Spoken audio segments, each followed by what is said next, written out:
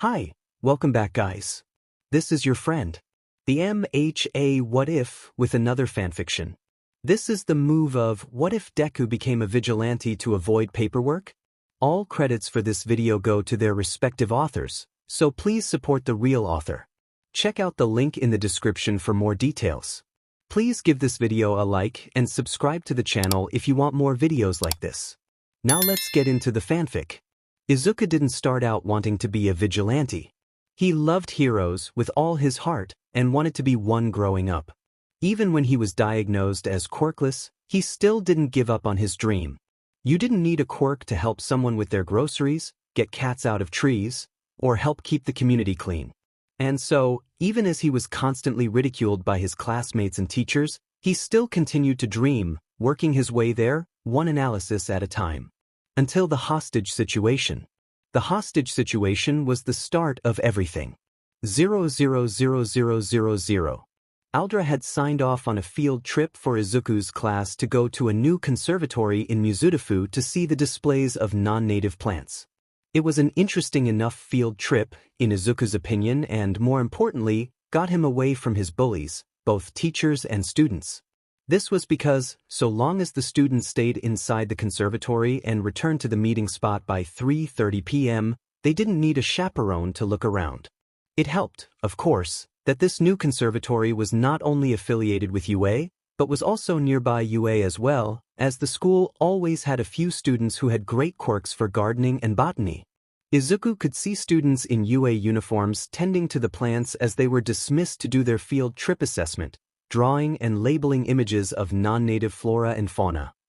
And so, Izuku spent most of the day hiding in the trees, appreciating the peaceful atmosphere of the conservatory as he drew, able to stay far away from his bullies. Izuku even had a few UA students come talk to him, and Izuku was more than thrilled to talk with them, and even more delighted when they allowed him to ask all of his questions, more amused than anything at his nerdy love of quirk analysis. It was, by far, one of the best days he'd had at school in years. When Yurue-sensei, their science teacher and head of the field trip, made the announcement for all Aldra students to return to the main entrance, Izuku sadly made his goodbyes to the kind UA students.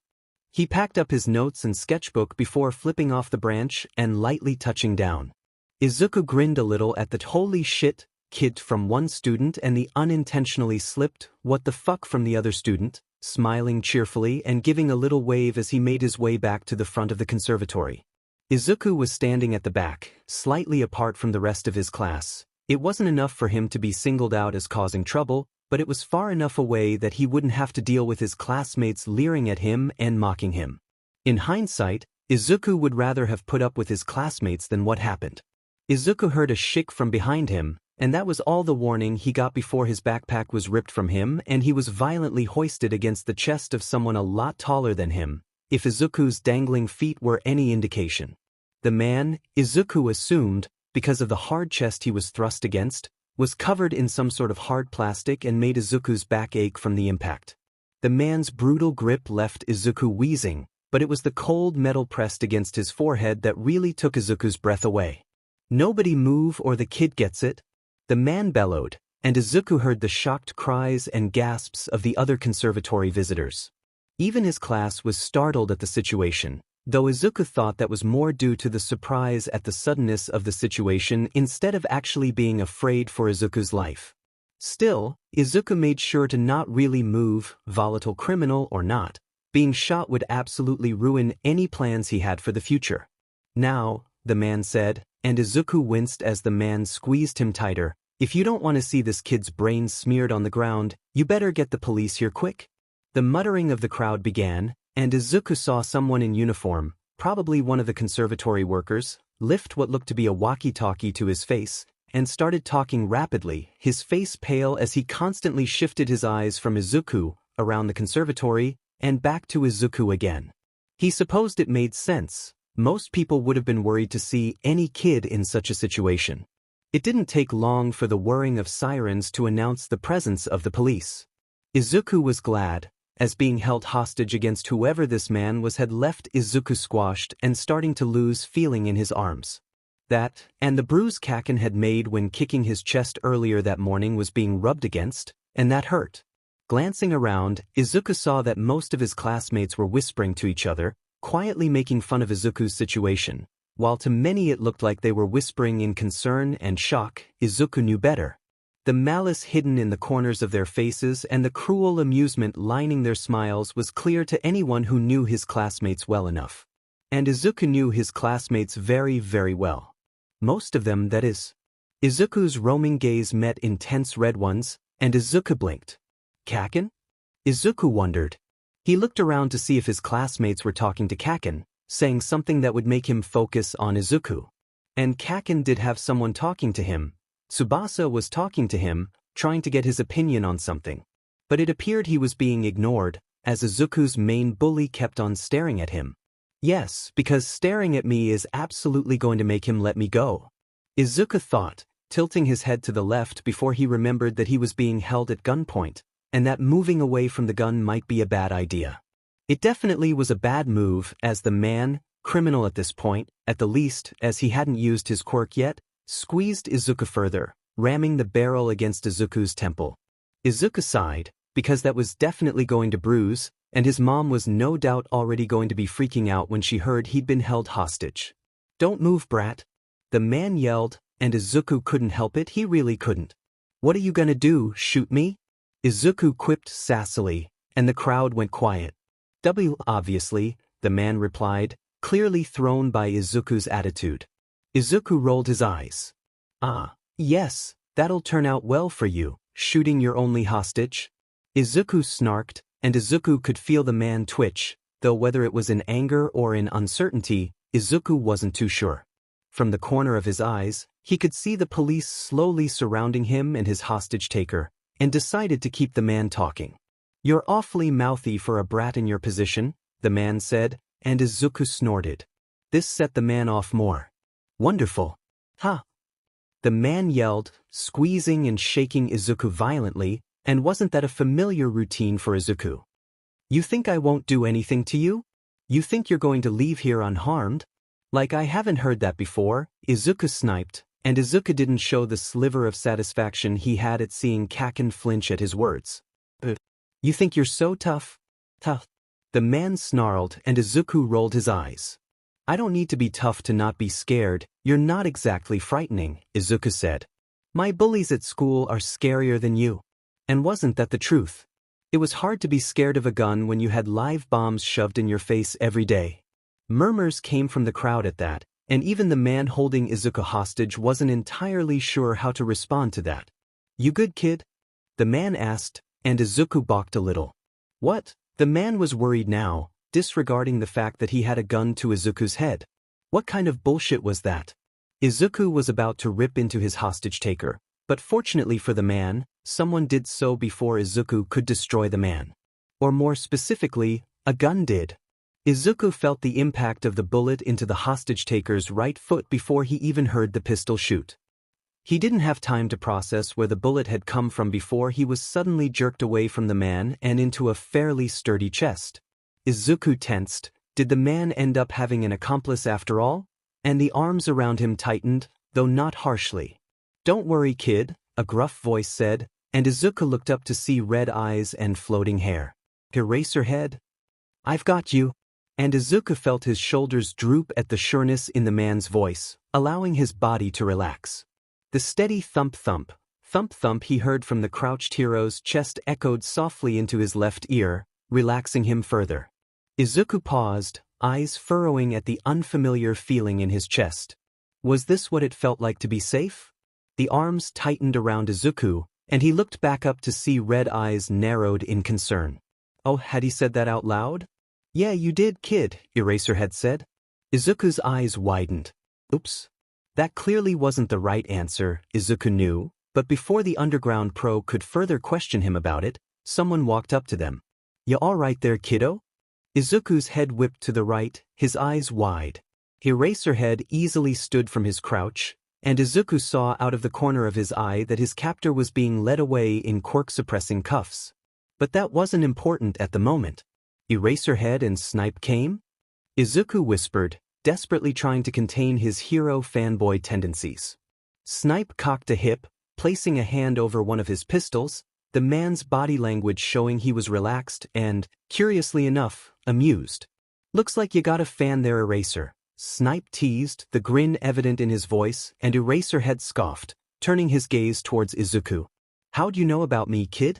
I don't exactly make myself identifiable," Eraserhead asked, and Izuku looked away.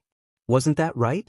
Izuku had done thorough research, having even hacked into restricted forums to get more information on one of his favorite heroes.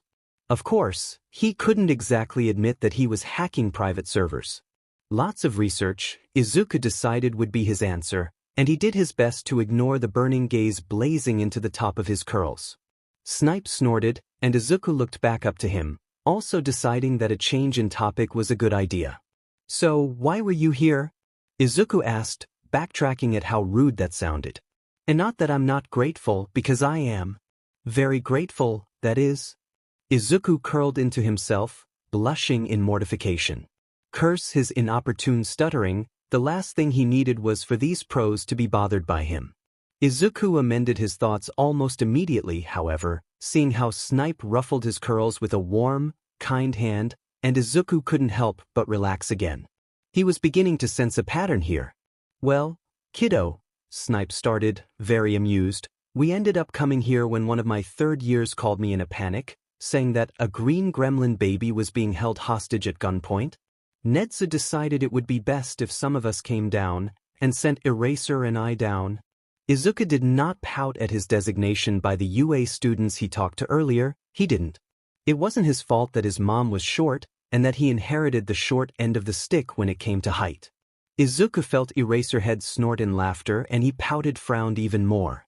"I'll say, though," Snipe continued, "you certainly earned the title of Gremlin, you got a right mouth on ya." "That was pretty dangerous, kid," Eraserhead said, and Izuku avoided eye contact with either pro. He crossed his arms over his chest, frowning at the pain he felt coming from his sternum. That bruise had seen some action today, and it throbbed in time with his heartbeat. "I might have to bandage that later," he thought, before deciding to answer the two pros. "Well, I wasn't feeling particularly kind at the moment," Izuku muttered, tightening his arms and wincing at the pain. "My chest was hurting a lot, and I was beginning to lose feeling in my arms." "You're hurt?" Eraserhead's voice was sharp, and Izuku flinched. The underground pro must have noticed it, because his body language calmed down, loosening to be less threatening. "Why didn't you tell us, kiddo?" Snipe asked, not unkindly, and Izuku shrugged. "It doesn't really matter," Izuku said, missing the shared look between the two pros. Eraserhead huffed before gently readjusting Izuku in his arms so that Izuku was more supported. This caused Izuku's head to slip into the junction between Eraserhead's head and shoulder, right against the man's neck. Izuku did not like how secure he felt in the underground pro's arms. "Why don't you take a nap, kiddo?" Snipe suggested, giving him a once-over, evident from the tilt of the hero's head. "We're gonna head down to the station where you can give your statement to the detective. We'll get Recovery Girl to swing by, heal any pains you still got." "Sound good?" Izuku, who had tensed and began trying to sit up, he always had to keep an eye out for his bullies. He never knew when they were going to try sneaking up on him, after all, paused at the mention of the youthful heroine. "Recovery Girl?" he asked, his mind whirring. Recovery Girl's quirk was heal, which sped up the healing process of any patient she kissed. However, by doing so, it took the patient's own energy to fuel the healing, causing fatigue that correlated to how much healing the patient needed. Izuku was, admittedly, feeling a little tired after this inconvenient hostage situation, and if Recovery Girl was gonna heal him, he'd need as much energy as possible so that he could be aware enough to give his statement to the police. A snort broke Izuku's thoughts and he blinked, looking up to see an amused tilt to Eraserhead's eyes. Snipe wasn't as quiet, chuckling openly, though not unkindly, at Izuku. "You sure got a good head on ya, kiddo," Snipe praised, and Izuku's face flushed as he ducked his head. It looks like both pros had heard his creepy muttering again. A hand on his head made Izuku look up, and he saw Snipe looking at him, or at least his mask was looking at him. "It ain't creepy, kid," Snipe said. "It's pretty damn impressive if you ask me." "Don't swear in front of the kid," Eraserhead snapped quietly, and Snipe responded with a yets that made Izuku giggle, before making him yawn. "Huh, Maybe he was more tired than he thought. Eraserhead must have noticed this as he began to slowly walk, and the gentle rocking motion made Izuku settle against the hero's neck again.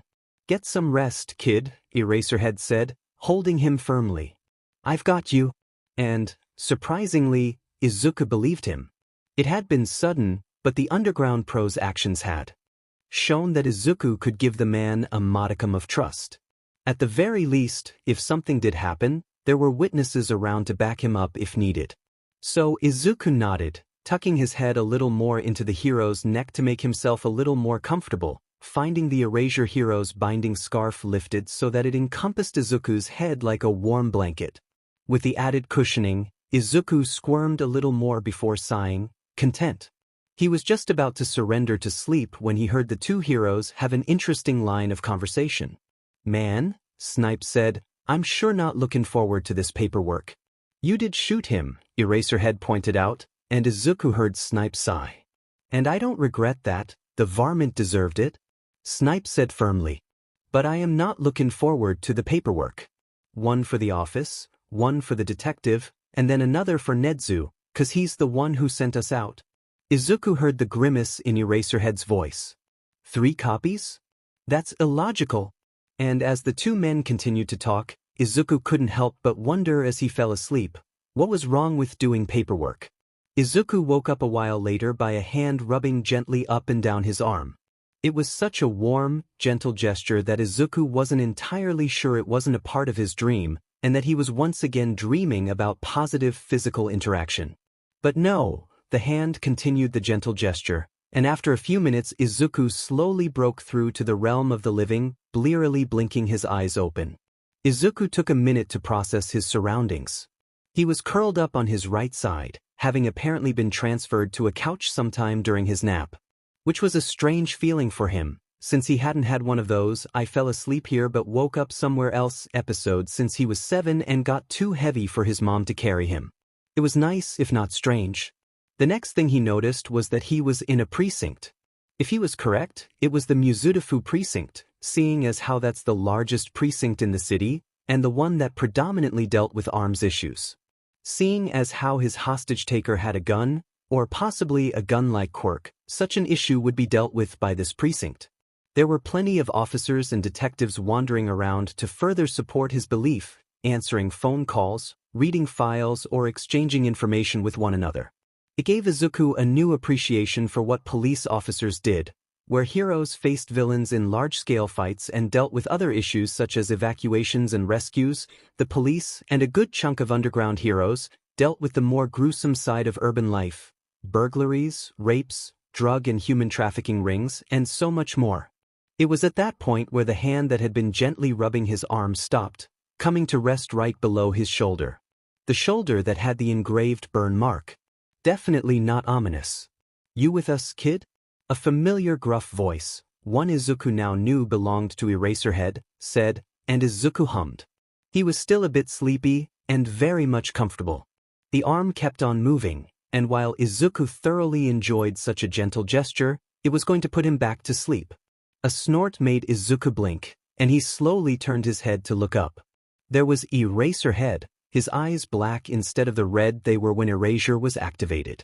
The man's eyes had that same amused tilt they had earlier, and Izuku wasn't sure what had caused it this time, only that he was probably the cause of it.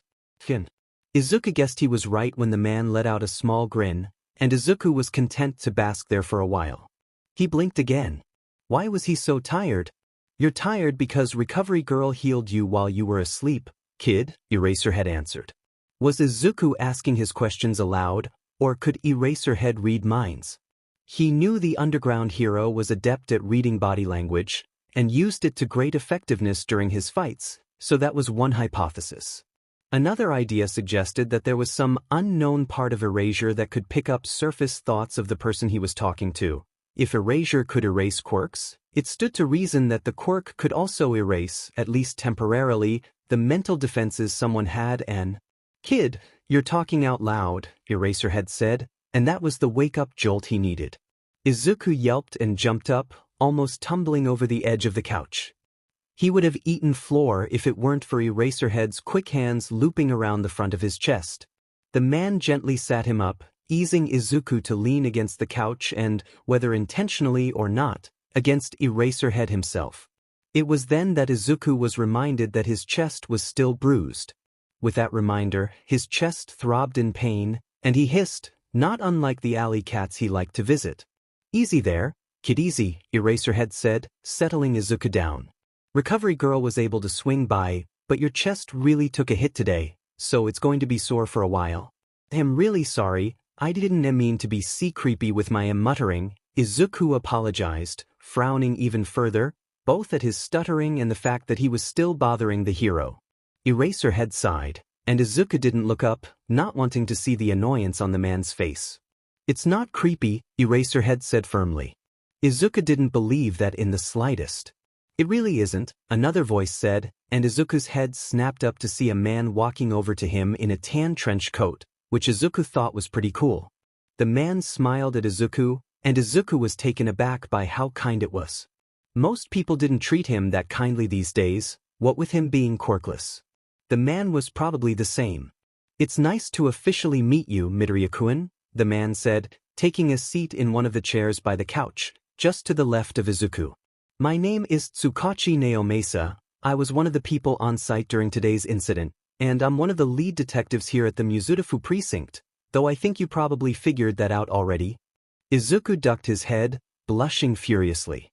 He'd probably been talking those first few minutes he woke up, too, and he shrunk in on himself, even more embarrassed. A strand of his hair was gently yugged, and Izuku looked up to see it was Eraserhead. "Don't get lost in your thoughts, kid," Eraserhead said. "I can tell you aren't always kind to yourself." That was fair, Izuku supposed. But then again, not many others were nice to him, so why couldn't he just stick with the status quo? "I must admit, Midoriya-kun," Tsukachi-san said, grabbing Izuku's attention. "It was actually quite impressive, the level of analysis you had while you were only partially awake. I can only imagine how well you'd succeed if you were a bit more trained." A gleam entered the man's eyes. "He's 12, Tsukachi, leave him be," Eraserhead said, and Tsukachi-san sighed dramatically, a small smile quipped on his face. "You're no fun, Eraser," the detective bemoaned, but Izuku could see that the man wasn't actually offended. Izuku wondered how long Eraserhead and Tsukachi-san had been working together to develop this level of easygoing camaraderie. Izuku guessed 10, at least. Yeah, Eraserhead replied, reminding Izuku of Snipe. Speaking of, he hadn't seen the hero yet. Chances are, he was probably gone. He was a hero, and had plenty of work to do. So did Eraserhead, for that matter. Izuku gazed up to the man. Why was he so tall even? Sitting down, wondering why he was still here. Izuku paused, and the underground pro nodded his assent for Izuku to ask his question. "Not that I'm not grateful, because I am, but why are you still here? You have to go on patrol soon, don't you?" Eraserhead grimaced at the reminder, and Izuku opened his mouth to apologize. "No, kid, you're right, I do need to leave," Eraserhead said, meeting Izuku's eyes. "But I wanted you to be awake before I did so that you didn't think I just abandoned you here." Izuku blinked. That was actually really kind of the underground hero. But why would he go out of his way to make sure Izuku felt safe? "It's a hero's job to help people, kid," Eraserhead said. "And that includes making sure that a kid doesn't wake up alone in an unfamiliar place." Had Izuku spoken out loud again? "No, you didn't speak out loud, kid. I could just read your face like an open book," Eraserhead said, the same amused tilt of his eyes appearing again, and Izuku flushed, scratching the back of his head. Eraserhead sighed, and Izuku looked back up at him. "Unfortunately, I do need to get going for my patrol, kid," Eraserhead said, gently sitting up from the couch, his back popping the whole way up. Izuku's eyes went wide. Was Eraserhead okay? "Eraser's fine, Midoriya-kun," Tsukachi-san said, and Izuku jumped, having forgotten that the detective was there. A grin was on the man's face as he looked at the underground pro. "Eraser's just old, that's all," Tsukachi-san said, and the deadpan look Eraserhead sent back was so dry that Izuku snorted in laughter, but quickly covered it up with both of his hands as Eraserhead gave him a look. The man sighed and looked up to the ceiling, as if trying to ask what he had done to deserve this. Izuku's couldn't help the giggle he let out at that. Well, kid, Eraserhead said after a few moments. It was good to meet you, even if it was under unfortunate circumstances. I'll see you around. The man went to leave, and Izuku impulsively reached out to grab the hero's sleeve. Izuku blushed profusely at the hero's raised eyebrow, but Izuku pushed through. This was his only chance. Eraserhead, sir, Izuku stuttered, nervous. The man nodded, and Izuku bit his lip. Do you, could I have your autograph? The underground hero stared at Izuku, and Izuku had to resist the strong urge to fidget with something, especially since the only thing to fidget with was Eraserhead's sleeve, which was just, no, absolutely not. Finally, after what was probably a mental pros versus con argument in his head, the man sighed before nodding. Yeah, sure kid, you can, Eraserhead said, and Izuku beamed brightly at the man, ignoring the rapid blinking of the Erasure hero's eyes. The man mostly likely suffered from dry eye due to his quirk. He couldn't believe it. Eraserhead's autograph? The fact that he was able to see him today was amazing enough, but to actually get the man's signature as well? Izuku could cry with how happy he was. He wouldn't, because he didn't want to bother Eraserhead or Tsukachi-san with his overactive tear ducts, but Izuku was very much tempted to. He looked around, wondering if someone had brought his backpack over with him. He hoped so. His current volume of Hero Analysis for the Future was in there, along with Eraserhead's entry. It seemed that Eraserhead knew what he was looking for, however, and pulled Izuku's yellow backpack up to the couch from where it had been resting on the floor. Thank you, Izuku said, quickly unzipping his backpack to quickly pull out his latest journal and flip to the entry for Eraserhead. He then hesitated. What would Eraserhead think, seeing Izuku's analysis of his quirk and fighting style? Would he think Izuku was creepy? Would he demand for Izuku to rip out the entry and tear it up? But Eraserhead took the option right out of his hands, literally by deftly grabbing the notebook. The hero read through the entry, and Izuku chewed his lip. Was he in trouble? Eraserhead met Izuku's eyes, and Izuku found that there wasn't anger or malice there, but instead, there was respect. This is good work, kid, really good. Eraserhead praised, signing right next to the picture Izuku had drawn of the man, the image of him leaping over the rooftops, an image from one of the few videos out on the internet that weren't taken down or behind encrypted walls. Anyone teach you? He said, returning Izuku's book back to him.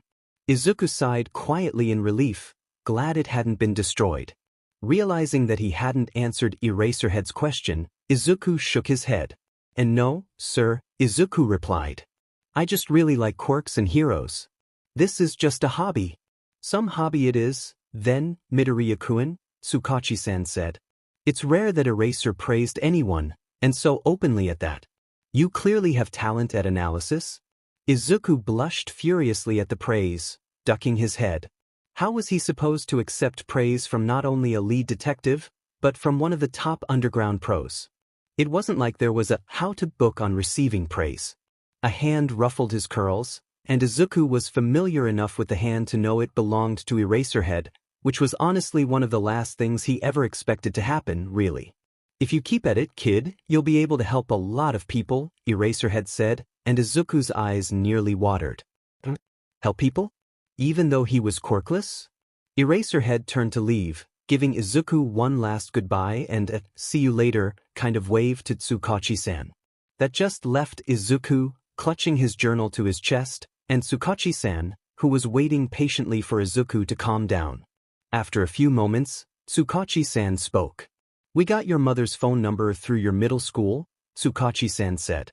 She should be here soon in order to see you, and if you're up to it, be there for when I take your statement. Relief and dread crashed through Izuku equally. Relief, because his mom would be there soon, and even though he had a good impression on Tsukachi-san so far, that didn't mean what Izuku saw was all there was to see, nor did it mean that the other officers and detectives in the precinct would treat Izuku anywhere near as kindly. He felt dread, though, because his mother was going to absolutely smother him. And cry, she was definitely going to cry. In the meantime, Tsukachi-san continued, you can sit here and relax on the couch, though you are more than welcome to come sit by me by my desk. Unfortunately, I still have plenty of work to do. Izuku bit his lip. He knew that the offer was mostly because Izuku looked like he was 10 years old, even though he was already 12, and that leaving a kid to sit by themselves in a police precinct, especially one as young-looking as Izuku, was going to look bad. Izuku would have taken the detective up his offer either way, though. He didn't want to sit by himself at the moment, not in a space full of unfamiliar people. "I'll sit with you," Izuku said, and the detective smiled. It was, again, a kind smile, and Izuku wasn't sure what he had done to deserve the man's kindness. Tsukachi-san grabbed his backpack, despite Izuku's protests, and carried it over to his office, a windowed room with blinds and an equally sturdy glass door. Izuku noticed that upon entering the office, the bustling sounds of the precinct bullpen had dulled by at least 60%. If Tsukachi-san closed the door, Izuku was certain that all but the most explosive of arguments would be muffled. "You're still injured?" "Midoriya-kun," Tsukachi-kun said. "Don't think that I forgot how much pain you were in just a little while ago." "I'm fine," Izuku lied deftly, knowing that he wasn't completely okay. Recovery Girl must have healed most of his bruises from the week in favor of his chest. It didn't matter, though. Once his mom went to bed, Izuku would bandage his chest and ice it. He'd be good to go by tomorrow morning. "I suppose now would be a good time to tell you what my quirk is," Tsukachi-san said, and Izuku looked up, eyebrows furrowed. "My quirk is human lie detector," Tsukachi-san said. "It's a passive quirk that tells me when someone is lying to me." Izuku had many questions about this quirk, but they were all second to the fact that, while politely, the detective was calling him out on his lie. Izuku grimaced. "My chest does hurt a little," Izuku hedged, ignoring the raised eyebrow of the detective in favor of looking at the man's desk. It was covered in papers, so much so that the only free space was a small square to the left of the keyboard. The dark brown rings led Izuku to believe that the little square was usually home to a coffee mug, if Tsukachi-san's eyebags indicated anything. Izuku turned to the detective, questions on his lips. "Why do you have so many papers on your desk?" Izuku asked curiously. The detective paused at that, as if Izuku's question was not what the man was expecting. The man looked at his desk, and Izuku watched as the detective's shoulders drooped ever so slightly. "It's paperwork, Midoriya-kun," Tsukachi-san said, sounding resigned, and Izuku's eyebrows furrowed. That was the second time someone had brought up paperwork in a negative way. "Paperwork?" Izuku asked as the man pulled up a chair to the side of the desk so Izuku was adjacent to the man instead of across from him. It was a small thing, but Izuku, after years of being on the negative end of micropettiness, was touched at the gesture the detective made. Izuku's opinion of the man went up as he sat down, making him one of the few adults that Izuku might actually learn to respect. "Paperwork?" The detective nodded. It didn't answer any of Izuku's questions. "What's so bad about it?" Izuku asked. The few times he had seen his mom fill out forms, she had done so quickly and efficiently, the actions of a woman who had much to do and not enough time to do it in. His mom certainly hadn't looked dejected at the sight of it. "Well, Midoriya-kun," Tsukachi-san said, sitting down with a very soft groan. "Paperwork isn't necessarily bad so much as there is an incredible amount of it to do." Izuku wasn't convinced, and it must have shown on his face because Tsukachi-san chuckled at him, waving towards his desk. "When you work in a profession like police work or heroics, paperwork is required in order to keep track of what someone does, when they do it, and holds people accountable for their actions," Tsukachi-san said, and Izuku nodded. That sounded reasonable, in his opinion. What goes unsaid is that there's paperwork for other things, too, things that you wouldn't necessarily think about on a civilian level, but in places such as our precinct, have to be taken into consideration. Tsukachi-san continued, and he waved his hand to refer to the bustle of the bullpen outside. "Take the bullpen, for example," Tsukachi-san said. "What do you think we might need to fill out forms for?" Izuku hummed, taking the time to observe the officers and detectives walking about. Some were in uniforms, others weren't. A lot of them were either on their phones, or tapping fingers against flesh-toned earpieces. "Well, you probably have to do paperwork so that everyone has a uniform," Izuku started, and continued at Tsukachi-san's nod. "And there's a lot of technology too, and most people would probably need to be assigned their own sets, right?" Tsukachi-san smiled, nodding his head. Those are all good points, Midoriya-kun, Tsukachi-san said, and Izuku froze, wanting to beam at the praise, but also he was being praised. How do people deal with this? Fortunately, Tsukachi-san continued on, ignoring Izuku's inner panic. What most people don't consider is the other, smaller things that we need to file paperwork for. For example, filling out requisition forms for pens, pencils, and notepads. Tsukachi-san said, and Izuku blinked. Office supplies? Surprising, right? Tsukachi-san asked, smiling a little at Izuku's surprise. He taps a finger on some papers right next to the coffee coaster. Here at the precinct, we have to account for how much of each item we order, and fill out different forms for each of what we order. It's important, of course, so that we know where the money is going, but it can be rather tedious, because you have to fill out forms for everything. Are those forms for all of the office supplies? Izuku asked, referring to the pile of papers Tsukachi-san had been tapping, and Tsukachi-san chuckled tiredly. No, Midoriya-kun, these are just the forms that I have to fill out for restocking our precinct's coffee supply. Tsukehen said, and Izuku eyed the pile of papers incredulously. But it's almost an inch thick? Izuku asked. The paperwork for replenishing our coffee stock is a bit more involved than, say, the paperwork for pens, pencils, and notepads, Tsukachi-san said. When we order coffee, we need to fill out the information of where we're ordering it from, how much, and the expected costs of it. The paperwork then goes through our accounting department, and if it's approved, it's sent back to me, where I then fill out another form with the information before sending out the order to the coffee suppliers. If the forms are incorrect, or there's something that doesn't line up, accounting will send it back to me to look over and resubmit. Izuku balked. That sounds like it would take ages to do. And the man had to fill out multiple copies? Why would you need to fill out another form? Izuku asked. Isn't the one correct form good enough? Unfortunately not, Midoriya-kun, Tsukachi-san replied. We need to have 2 copies of the paperwork, one for our records here at the Mizudafu precinct, and another copy which is sent to the Police Commission HQ in Tokyo. No wonder Snipe and Eraserhead were complaining about the paperwork earlier. If Tsukachi-san had to fill out an inch of paperwork just to get their coffee, how much paperwork did heroes have to fill out for their regular work? A fair amount, Midoriya-kun, Tsukachi-san said, amused. Izuku must have been muttering out loud again. With pro heroes such as Eraserhead and Snipe, a lot of our forms will be similar, though they have hero-specific forms to fill out. I suspect that Snipe was complaining earlier because he has to fill out a specific set of paperwork for when he uses his gun. He's licensed to use his guns in Japan, of course, but due to the gun regulation laws, he needs to fill out a separate set of forms every time he uses his gun in addition to the usual paperwork. Izuku was reeling. There was so much work that already had to go into being a hero, and on top of that they had to fill out all this paperwork? No wonder Tsukachi-san looked so perpetually tired. Eraserhead too, now that he thought of it. The man had eye bags bordering on designer handbags, and Izuku wondered just how often his favorite underground hero got sleep. He doesn't, Tsukachi-san said, very amused, and Izuku blushed red. Thank you for your sympathies, though, Midoriya-kun. Not many people, let alone kids your age, pick up on that, or think about how the paperwork can negatively impact our lives. Izuku ducked his head.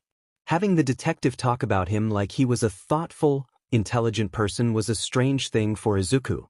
Izuku knew he was smart, that he was miles ahead of his peers in classwork, but he was also constantly belittled and told that he couldn't actually be smart, because quirkless people couldn't be smart. To be told that he was smart, though, and by an adult, no less, was absolutely wild. Izuku felt his respect for the detective grow even more. The man had to be a hero himself, filling out such a horrendous amount of paperwork himself. Izuku was sure of it. Tsukachi-san kept engaging Izuku, drawing Izuku out of his normally well-crafted shell for dealing with adults.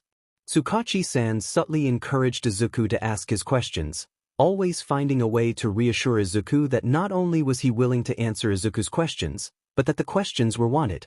Izuku was just beginning to question the detective on the man's quirk. He said that it was passive. How did that bleed into the man's life? Did his quirk make it easier for the man to pick up different body language? Did body language impact the accuracy of his quirk? Those were just Izuku's initial questions, but based off of the detective's answers, the complexity of human lie detector was so much more than Izuku first thought, and that only made Izuku even more curious. Tsukachi-san answered his questions one by one, taking the time to consider each of them, especially the questions that the man himself hadn't answered. Tsukachi-san was just answering Izuku's question about how sign language impacted his quirk's accuracy when there was a knock on the door. Izuku turned his head to see a detective with the head of a cat at the glass door. A mutant quirk? Izuku wondered, but held his question back. While Tsukachi-san had proven he was trustworthy, to an extent at least, the detective's trustworthiness did not automatically transfer to other adults.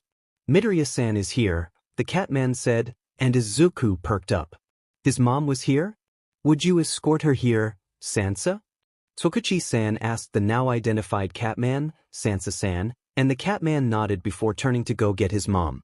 Soon enough, Izuku heard the quick footsteps that he automatically equated to safety and warmth, and soon enough, a harried Midoriya Inko walks through the office's glass door. Izuku sees his own green eyes sweep the room before landing on him, and the stuttering sigh of relief his mom lets out makes Izuku's heart clench. He hated worrying her. "Oh baby," Inko whispered, tears already falling. Izuku, having inherited both his mother's tear ducts and sympathetic crier tendencies, began to cry too. "Mom," Izuku replies, feeling his voice crack as his arms reach up for her, seeking her out. She's across the room in a flash, arms wrapped around Izuku, and for the first time since being taken hostage, Izuku feels truly and fully safe.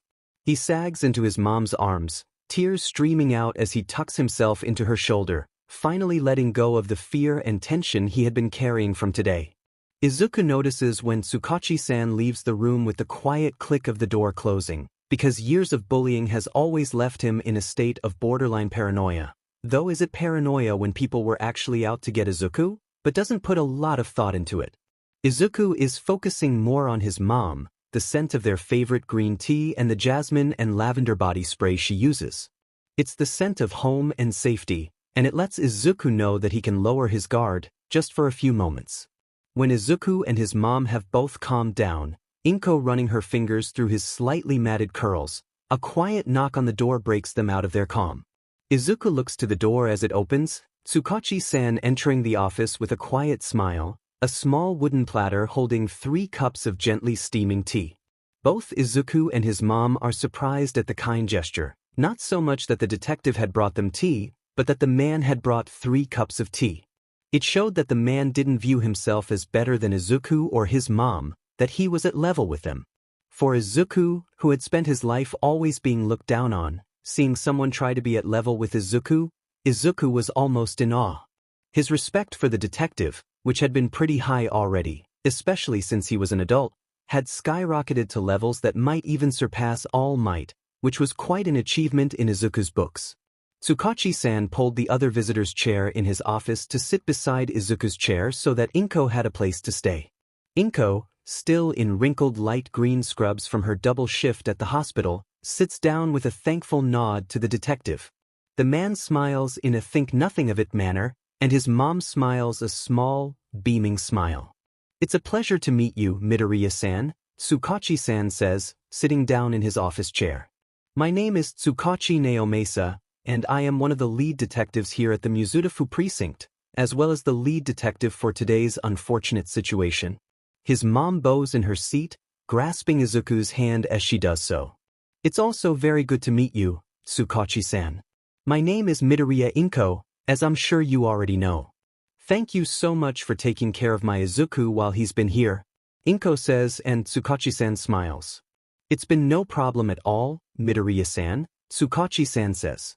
Midoriya-kun is a very bright young man, and it's been quite enjoyable talking to him. Izuku flushes, his mom squeezes his hand. "What happened today, Tsukachi-san?" His mom asks, straight to the point as always. While on his field trip today, Midoriya-kun was held hostage by Kawamoto Takashi, a man with a metal quirk. Tsukachi-san began, and Izuku perked up. "A metal quirk?" Tsukachi-san must have seen Izuku's curious expression, and gave him a brief description. Kawamoto-san's quirk allows for him to transform his hands into any metal object, so long as he has a clear visual of the object in mind.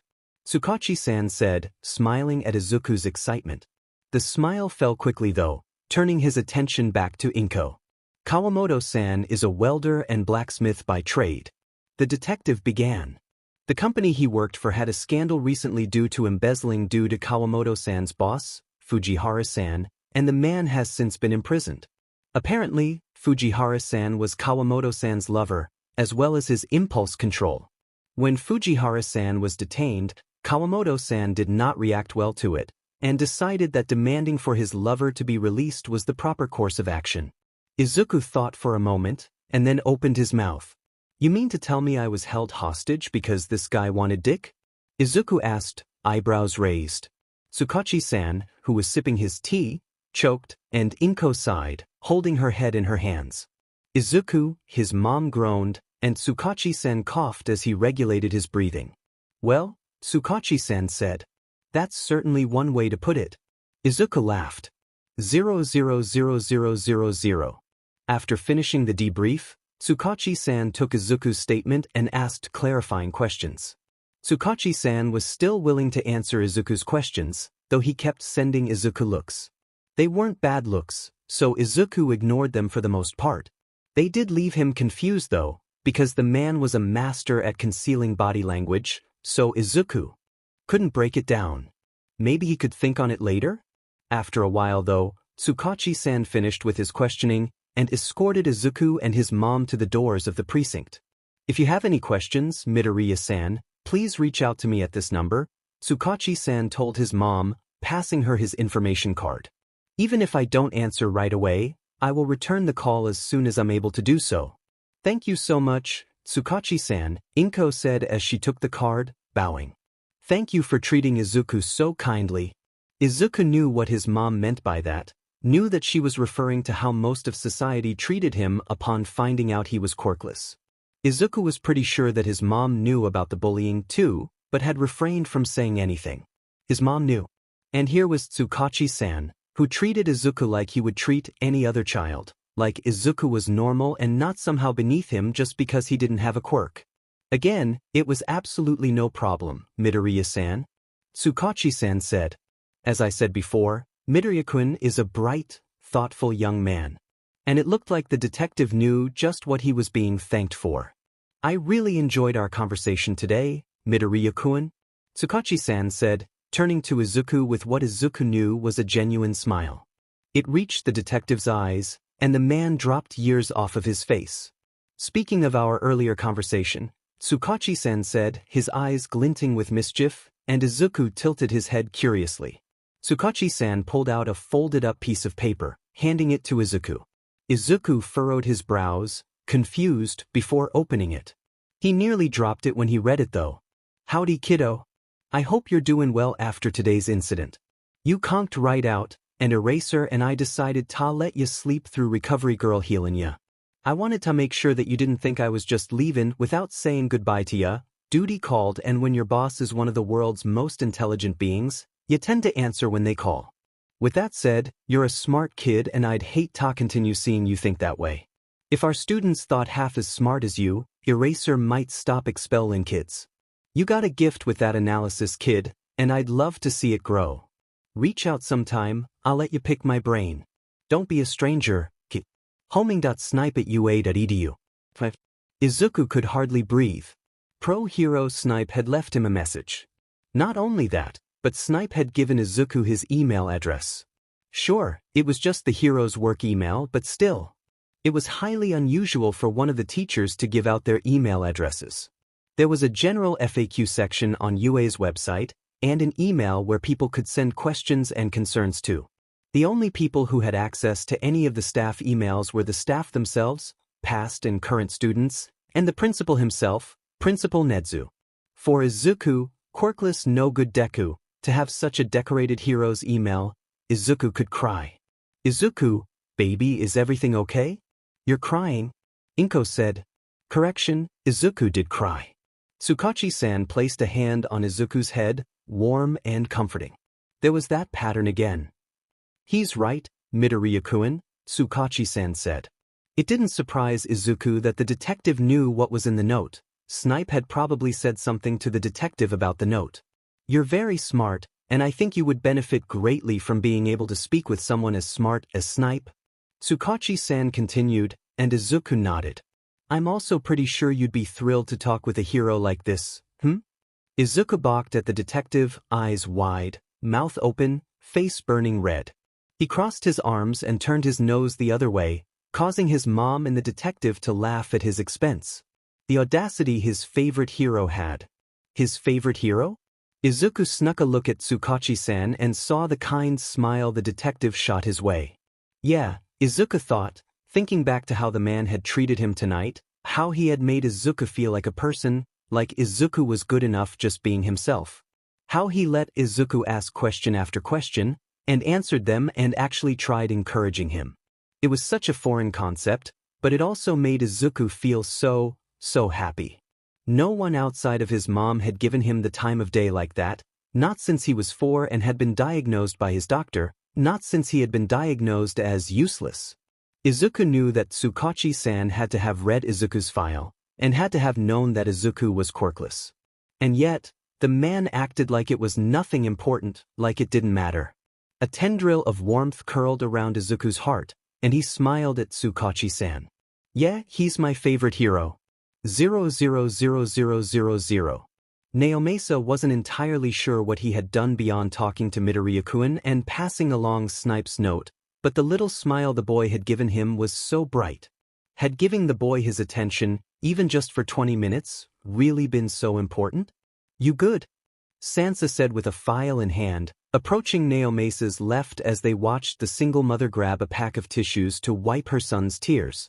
She must have said something good, because Midoriya-kun's eyes lit up and he bounced with a quiet, "Yada?" Yeah, Naomasa replied, waving back at the rather adorable kid who beamed back, before turning back to Sansa, his face losing its joviality as he shifted topics. Now tell me, what do you have about that new vigilante? 00000. Thank Kami-sama his mom had tissues on hand, Izuku thought as she dabbed his eyes with their preferred extra soft brand of tissues. He and his mom were talking about what they were going to do for dinner. Are you hungry, honey? Inko asked, and Izuku nodded. The last time he'd eaten was around 1 this afternoon, and it was now after 7. His stomach grumbled unhappily at the mention of food, making his mother laugh. Well, she said, eyes sparkling. Why don't we go to Hino-san's for dinner tonight? I think we could both use a treat after today. Yada! Izuku cheered, bouncing in place excitedly. Hino-san's family restaurant had some really good food, and the owners, Hino Mahiru-san and Makoto-san, had always been really kind to Izuku, some of the few business owners to do so. Every time Izuku and his mom went there, one of them would usually slip him something sweet to eat with their food. It drove his mom up the wall, seeing as how they never let her pay for it, but Izuku was always thrilled. He knew he had a raging sweet tooth, and Mahiru-san and Makoto-san had figured that out, hence all the sweet treats he would get. His mom smiled at him, knowing why he was so excited, though it looked like she was deciding to ignore that for the time being. Let's get going then, She started walking out, and Izuku was quick to follow. On impulse, Izuku turned around to wave at Tsukachi-san, knowing that he probably wouldn't see the man for a long time after this, if he were lucky enough. The man waved back, and Izuku beamed before turning to follow his mom out. As he was exiting the precinct doors, he heard Tsukachi-san say something that Izuku would very soon think a lot more about. Now tell me, what do you have on that new vigilante? Dinner at Hino-san's went well, as it always did. As luck would have it, both Makoto-san and Mahiru-san were in today, instead of on different shifts as they normally tended to do. And when seeing Izuku and his mom's slumped shoulders and red eyes, they had ushered the two into a booth. Towards the kitchen doors, one usually used for staff and Mahiru-san and Makoto-san themselves. It was a mostly unused booth, mostly because of how out of the way it was for most customers. But, as it was so rarely used by any customers, it was the perfect place for the two Midoriyas to unwind and eat a warm and filling meal. Over the course of the meal, Makoto-san or Mahiru-san would frequently come over to check on them, making sure their drinks were always filled and that they were happy and content with their meals. Of course, during the time that they spent eating and talking, the story of what had happened to Izuku that day had come out in slow, stilted conversations. The two restaurant owners were horrified, and Izuku, despite having gone through the ordeal himself, was probably feeling less dramatic about it. That, of course, very well may have been because he was so emotionally exhausted by what happened, but that was a problem for future Izuku. Present Izuku was eating a very tasty spread of desserts that Makoto-san had just brought out for him. There was a strawberry sundae milkshake with copious amounts of whipped cream and strawberry sauce, a lightly steaming slice of peach and apple cobbler, with whipped cream of course, and if Izuku's ears weren't failing him, there might be some brookie cake coming his way. His mom looked at the spread in front of them with a well-worn expression of grief, one that Izuku had seen on her face many times before. The expression had less effectiveness, of course, as his mom was currently consuming a coffee milkshake herself, though by the way her shoulders sagged ever so slightly after the first bite, Izuku thought there might be something else in the milkshake too. "How are you doing, dearies?"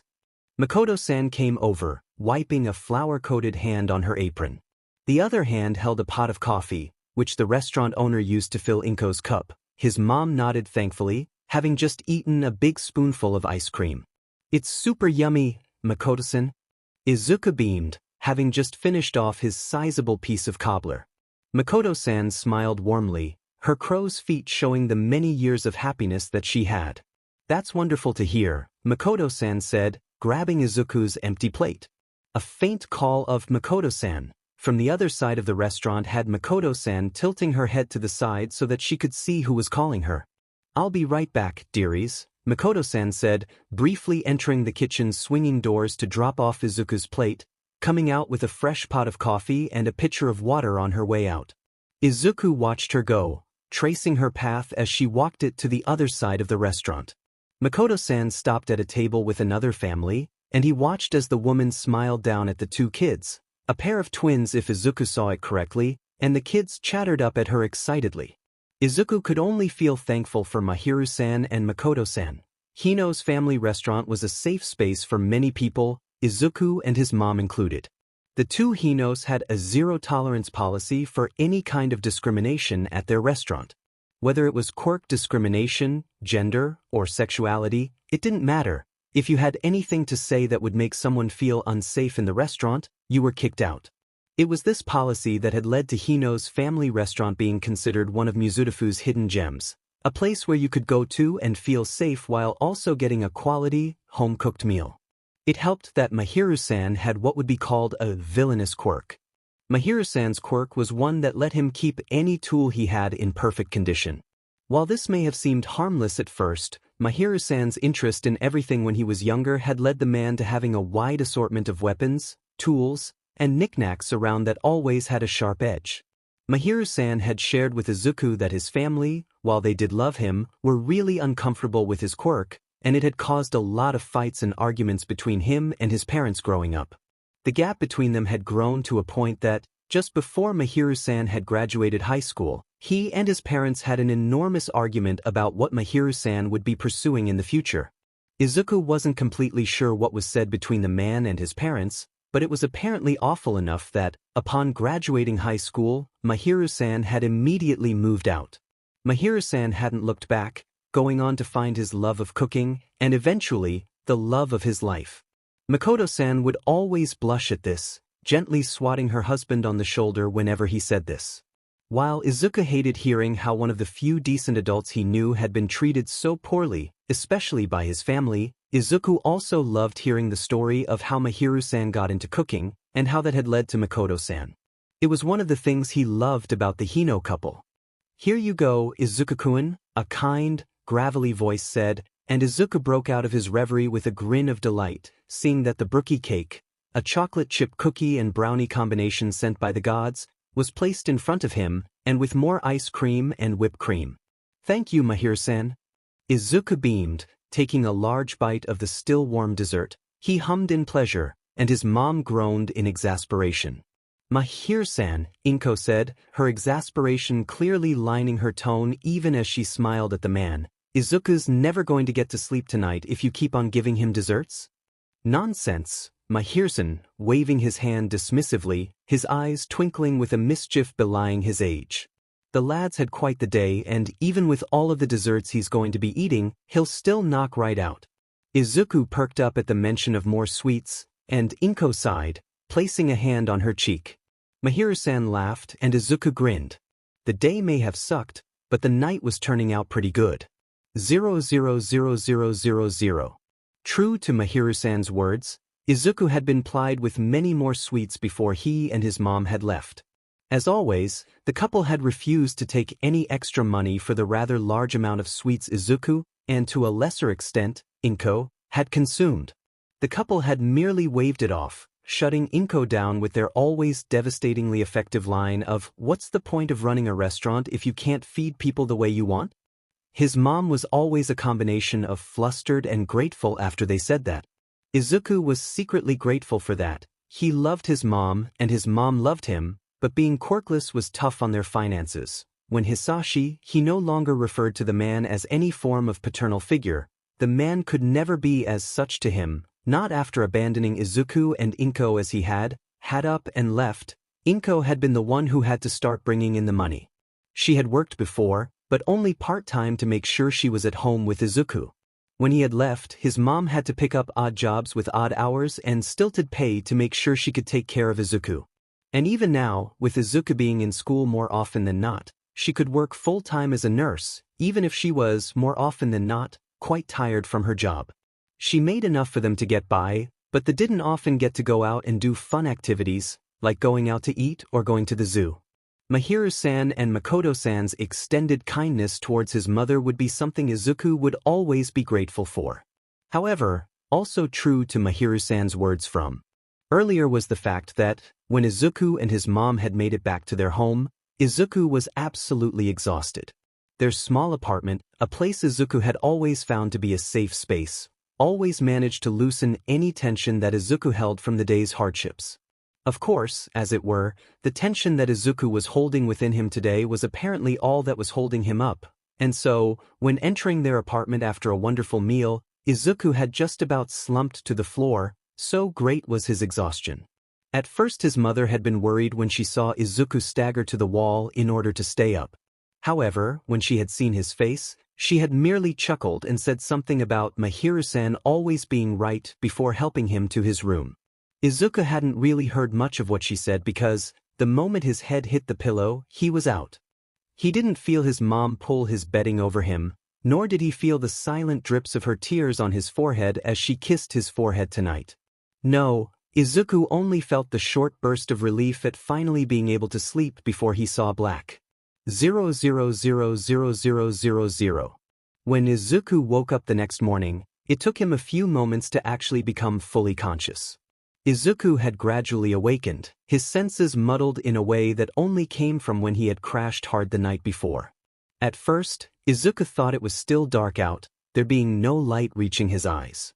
However, a wipe of his fingers over his eyes revealed that his eyelids were still closed, somewhat sealed shut from the eye crusties that he found lining the seal of his eyes. Going through the satisfying process of clearing his eyes, Izuku stared up at the ceiling, not really taking in the sight of All Might's beaming smile. The colors were still blurred a little, but Izuku didn't pay any mind to this. His mind, slowly waking up, began to process what had happened yesterday. Izuku had been held hostage. It was as simple as that. He had been grabbed easily so, and held at gunpoint, and he had been able to do nothing about it. That rankled him something fierce.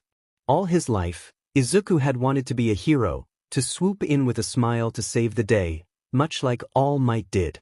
But reality had come sweeping in, brutally telling him that he wasn't good enough. Izuku could see it, could see what he had done right and wrong. And one of those things? One of those things was that he was weak and out of shape, pathetically so. Izuku had been lifted by Kawamoto so easily. Sure, the man was a blacksmith, and thus worked with heavy metals, but that wasn't an excuse. Izuku could have at least made an attempt to fight back, and yesterday had shown just how unrealistic Izuku had been, to think that he could be a hero without doing anything. Izuku sighed, dragging a hand through his hair, grimacing at how slimy and gross it had felt. With all that had happened yesterday, And then dinner at Hino's before crashing. Izuku had forgotten to shower. Izuku would have to go take a shower just as soon as he could force himself out of bed. As it turned out, that took another few minutes. But at this point, Izuku was fairly sure his mom had called him out for the day. The sun looked like it was fairly high in the sky, probably late morning, maybe even early afternoon. Dragging himself out of bed had Izuku look at his alarm clock, and had shown him that it was 12:30 p.m. already. Man, considering that Izuku and his mom had left the restaurant around 9:30 p.m. last night, Izuku had slept well over 12 hours. He must have been really tired. Stepping into the shower, Izuku let the hot water wash over him, taking away all the grime and schmuck that had stuck on him from yesterday's situation. He also let the water clear away the rest of his lingering tiredness, which in turn got his brain to thinking about last night. Tsukachi-san. Izuku was rather surprised that someone as kind and unprejudiced as him was on the force, much less such a high position as a lead detective. Izuku was thankful for it, though. If he'd had to deal with anyone else, Izuku's frame of mind may have been far less stable than it currently was. The detective had truly been kind to Izuku yesterday, but Izuku had been able to tell that, while the man was kind, he wasn't lying to Izuku to spare his feelings. No, just like Tsukachi-san's quirk, the man was honest and radiated it. No compliment that had left Tsukachi-san's voice had been insincere, and that, to Izuku, was more valuable than he could put to words. And that led Izuku to another thought. Words. Specifically, his analysis. Izuku was surprised that not just Tsukachi-san, but Eraserhead too, had thought his analysis hobby was actually worth something. Sure, Izuku was decent at breaking down the different aspects of a quirk, a solid understanding of human anatomy and a basic understanding of human genetics aside, and his ability to produce a sheer amount of questions was dubiously impressive. Having been called creepy too many times had made Izuku think of this particular talent as something possibly unhelpful. But how did that really relate to being talented at analysis? That wasn't to say that Izuku wasn't flattered. On the contrary, now that he was fully awake to process the events of yesterday, Izuku was over the moon. Not only had he met the Eraserhead, he had gotten the man's signature and praise, which, apparently, was a rather hard thing to do, if Tsukachi-san's words were to be believed. And after his interaction with the detective last night, Izuku was fairly certain the man could be trusted, at least to an extent. The man may have been his new hero, but that didn't mean he was going to trust an adult that easily. Izuku knew better than that. But that left Izuku at a standstill. Apparently, his analysis was pretty good. Tsukachi-san had said that, with a little bit of training, Izuku would be good enough to help the Mizutofu precinct out on a professional level, as in a hired consultant. Even Eraserhead had agreed, though he had jokingly chided Tsukachi-san about hiring child workers. The underground pro hadn't said Izuku couldn't do it, merely that he was still a little young to be doing so. And wasn't that a shock to his system? Should Izuku start practicing his analysis more seriously? He knew vaguely that analysts were in somewhat high demand, especially analysts with a good background in dissecting quirks. Izuku, though still unsure, may have found a valid way to help people. I can help people, Izuku thought, his heart pounding at the idea. At the crux of everything, when he sat down and thought about it, saving people, helping people, that's what Izuku really wanted. It's why he wanted to be a hero. He wanted to help people, and if he could do that by using his skill in analysis to help the police and other heroes identify patterns in cases and break down quirks, well, why not? Stepping out of the shower, Izuku toweled off gently, being careful of his chest.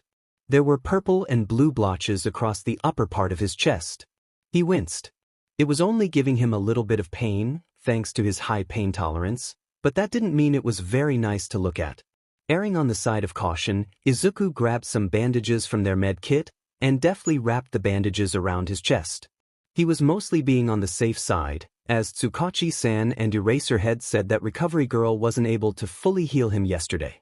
Izuku wasn't sure how to feel about that, but there hadn't been any sign that the hero and detective had told his mom about it, so he pushed it from his mind.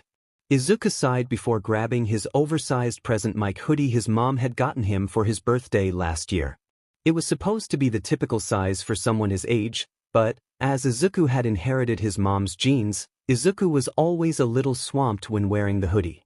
Not that Izuku minded, of course. The gently bright and comforting yellow color of the hoodie, along with the very soft lining, and the long sleeves always provided Izuku with a comfort that he rarely found elsewhere. It helped that it carried the faint scent of green tea and jasmine, the scent his mother carried, and that was a very comforting smell for Izuku. Placing his nose into the neck of the hoodie, Izuku sighed contently, merely standing there, before putting on the rest of his clothes, the hoodie quickly following. Izuku grabbed a towel on the way out of the bathroom to dry his hair. Blow-drying his hair was troublesome and way too much work for Izuku, and made his way out to the kitchen. It was quiet in the apartment, something that Izuku expected.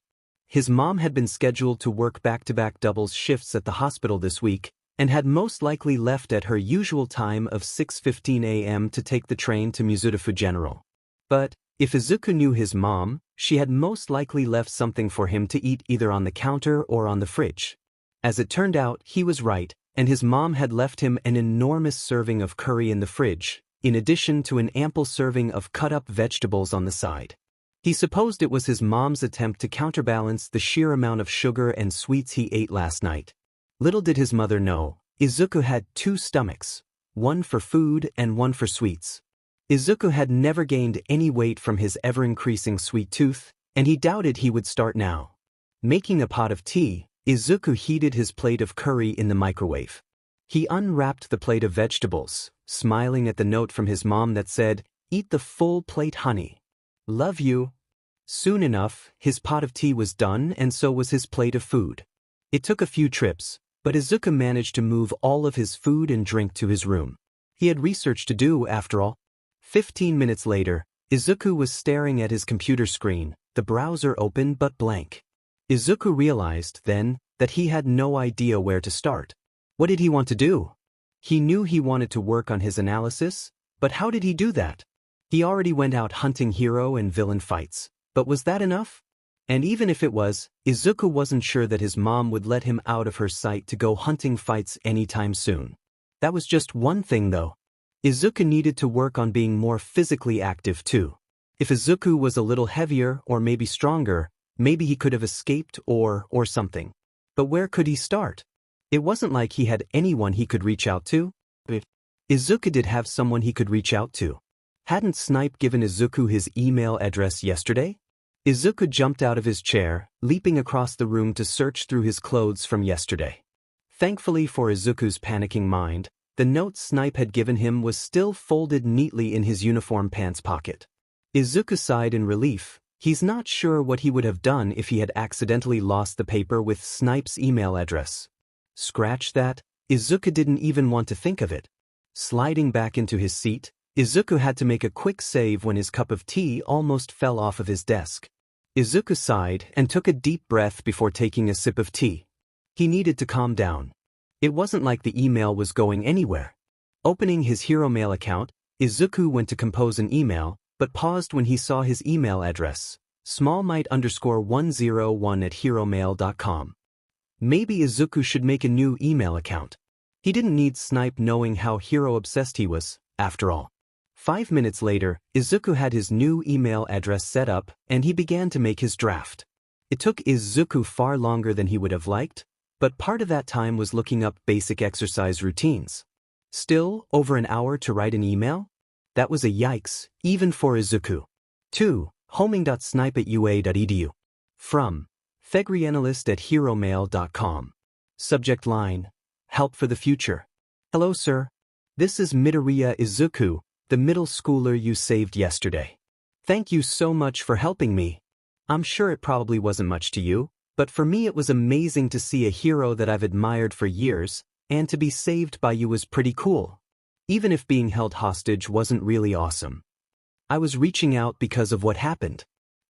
I found that if I was stronger or faster or something, I might not have been put in that situation in the first place. And after having been through that, I don't want it to happen again. So I'm reaching out. If it's no trouble, I was hoping that you could give me some advice. Do you have any ideas on how I could start? I tried looking it up myself, but I realized I don't really know how to get in shape or how to improve myself. I know that starting some sort of physical routine would probably be good, But what kind? Should I start running? Should I start biking or weightlifting? There's a lot I could do, but I'm not sure what would be best for me. Even if you don't have any suggestions, or are too busy, I still want to thank you again for saving me. Sincerely, Midoriya Izuku. Izuku read the email over. And then read it over again and again. To him, the email looked polite, but what if it wasn't? What if Snipe thought Izuku was ungrateful for the man's help? That was the last thing he wanted to happen, because Izuku did need help, and who better to help him than a pro hero who taught at not just a hero school but the hero school. Izuku couldn't afford to alienate the man. He really couldn't. What if it hurt his prospective chances in the future? A car horn blared outside the apartment, and Izuku jumped, clenching his hands in surprise. A click sounded through the empty room, and Izuku's eyes went wide. Email sent. Well then. 000000. Izuku had taken a break from his computer, finishing his food and tea, and washing his dirty dishes. At around 2:30 p.m. he decided to take a nap, still fairly wiped from yesterday's shitshow. When his head hit the pillow, he was out just like yesterday, though his dreams were more than a little odd. In his dream, Izuku imagined himself being held by Kawamoto, just like yesterday. Only, instead of hanging there helplessly, he had been able to twist his way out of the man's arms, landing deftly, awesomely, in a crouch. He swept the man's legs from underneath, spinning around to avoid Kawamoto falling on him. But as Izuku spun, he grabbed one of Kawamoto's pinwheeling arms, pinning it to the man's back, quickly followed by Izuku pinning the other one. Izuku had quickly handcuffed the man, grabbing zip wires off his belt to tie the man's fingers together. Pretty cool, Izuku thought, until his dream flashed forward to when he was at the precinct. Only, instead of Izuku chatting happily away with Tsukachi-sen, Izuku was sat at a desk with towering stacks of paperwork that threatened to fall on him at any time, and Izuku was handcuffed to the desk. If that hadn't been awful enough, Izuku watched Tsukachi-san walk in, a sadistic gleam in his eyes as he put another stack of paperwork on the desk. "Don't worry, Midoriya-kun," dreamed Tsukachi-san said with a rather ominous smile. "There's more paperwork for you to do after this." Izuku woke up with a strangled shout, sitting up, his heart pounding. He looked around and breathed a sigh of relief when he saw that he was in his bedroom instead of the Mizudafu precinct. What was that about? Izuku wondered, willing his heartbeat to slow. He sat there, wondering why he was dreaming about paperwork, of all things. More like a nightmare, Izuku thought with a grimace. It was bad enough that he'd had to watch Tsukachi-san look resigned over the amount of paperwork, but to have dreams about it? Izuku scrunched his nose. Ish. Looking at his alarm clock, Izuku sighed at seeing that only 40 minutes had passed by. He was hoping that he could waste a little more time asleep, but apparently sleep wasn't in the cards for the day. Izuku sighed, thinking of his dream. He knew that dreams, nightmares or not, stemmed from something that happened in real life. So what was the point of this very odd dream of his? Going back over it, the first part of his dream could be chalked up to his love of hero fights, so he pushed his fairly awesome fight scene to the side. The next part of the dream was where things really went weird. He had been handcuffed to Tsukachi-san's desk, doing paperwork. Paperwork? Izuku shuddered. While an unusual form of cruelty it may be, the grief in Eraserhead and Snipe's voice as they talked about doing the wrap-up paperwork for the incident and the sheer resignation Tsukachi-san had looking at his desk had started to cement the idea in Izuku's head that paperwork was, indeed, pretty awful. So many papers and boxes and files, Izuku was surprised that Tsukachi-san and the other precinct members got any actual work done. Speaking of co-workers, Catman was pretty cool. He wondered if the Catman, Sansa-san his mind reminded him, had the same senses and tastes as a cat. He thought back to seeing the officer as he and his mom were leaving the precinct. The man wore gloves to handle files and paperwork, so maybe he had claws? Unbidden, thinking about the cat officer man led Izuku to thinking about the leaving words he heard Tsukachi-san say. "Now tell me, what do you have on that new Vigilante?" Vigilante? What exactly was that? Izuku popped off of his bed and made his way to his computer. A quick search led him to this search result. People who voluntarily carry out duties usually done by pro heroes without paying attention to the law. Due to the hero regulations and quirk restriction laws, people are not allowed to perform heroic duties out on their own, and vigilantism is therefore illegal. Izuku was intrigued and decided to do some more research. Hours later, the sun had begun to set, but Izuku's eyes were shining brightly. This was it. This was Izuku's solution. Vigilantes were people who went out and did work for the community, regardless of the laws and regulations of the law. They went out and fought villains and criminals because they wanted to help people. There wasn't any money involved for them, they weren't paid. Vigilantes went out with the desire to save people, using the skills they had, disregarding laws and regulations. Using their quirks for the good of the people, not just for themselves. Izuku paused. Vigilantism was, in a very simplified definition, the illegal use of a quirk to perform heroic work. But Izuku didn't have a quirk. Could he be arrested for vigilantism if he didn't have one to start with? Izuku grinned. 000000. In his office at the Mizudafu precinct, a terrible shiver went down Naomesa's spine, making his hands shake and his coffee spill. He cursed. This wasn't a good sign. 000000. Izuku was happily looking up different martial arts when he heard the front door open. He perked up from his research crouch, as his mom had coined it, when he heard his mom call out, "Izuku? Are you up?" Izuku straightened up, his back popping in a few places, kind of like Eraserhead if he thought about it, and closed his open tabs. He would get back to them at another time. Making his way out of his room, he watched as his mom put down her purse and hang up her coat on their coat rack. She looked up as his door opened, and Izuku saw the flash of relief on her face. Izuku felt a twinge of guilt twist his heart. He should have texted her when he woke up the first time. "How are you feeling, honey?" his mom asked, coming over to give him a hug. Izuku easily melted into her arms, tucking his head into her shoulder. He always felt safe when in his mother's arms, and Izuku didn't think that would change. "I'm still tired," Izuku admitted. "But for the most part, I'm feeling okay." "That's good, honey," his mom said, and Izuku squeezed her before letting go. "What do you want for dinner tonight?" Inko asked, and Izuku hummed. "I don't know, I love all your cooking, Mom," Izuku said, and his mom smiled, pinching his nose. "Flattery will get you nowhere, Izuku," she joked, and Izuku laughed. Well, he laughed as best as he could with his mom pinching his nose. He tried to scrunch his nose out of her grip, making her laugh. "But I suppose it could get you katsudon," Inko said, moving towards the kitchen. Izuku grinned, following her into the kitchen. "Do you need help?" he asked, the dutiful son he was. It absolutely wasn't so that he could eat her katsudon earlier.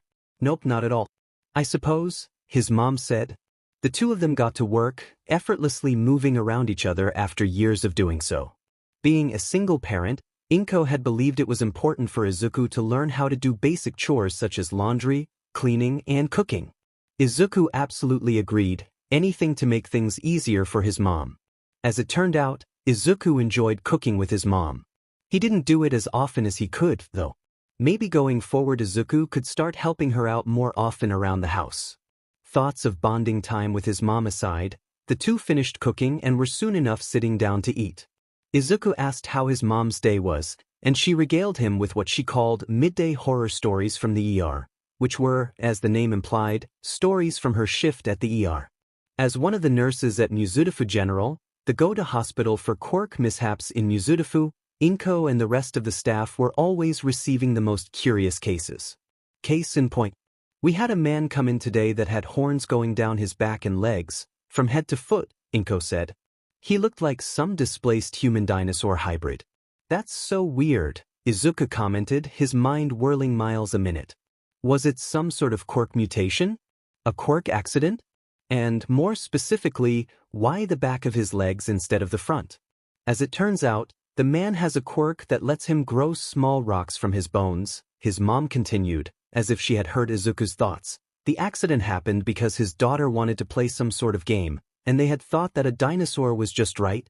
Izuku snorted, though he grinned at the thought of such a cool quirk. He looked to his mom, eyes wide. "That's such a cool quirk," Izuku said. "It would be a great quirk for heroics too." His mom flinched, ever so slightly, but Izuku caught it. his grin fell to a frown.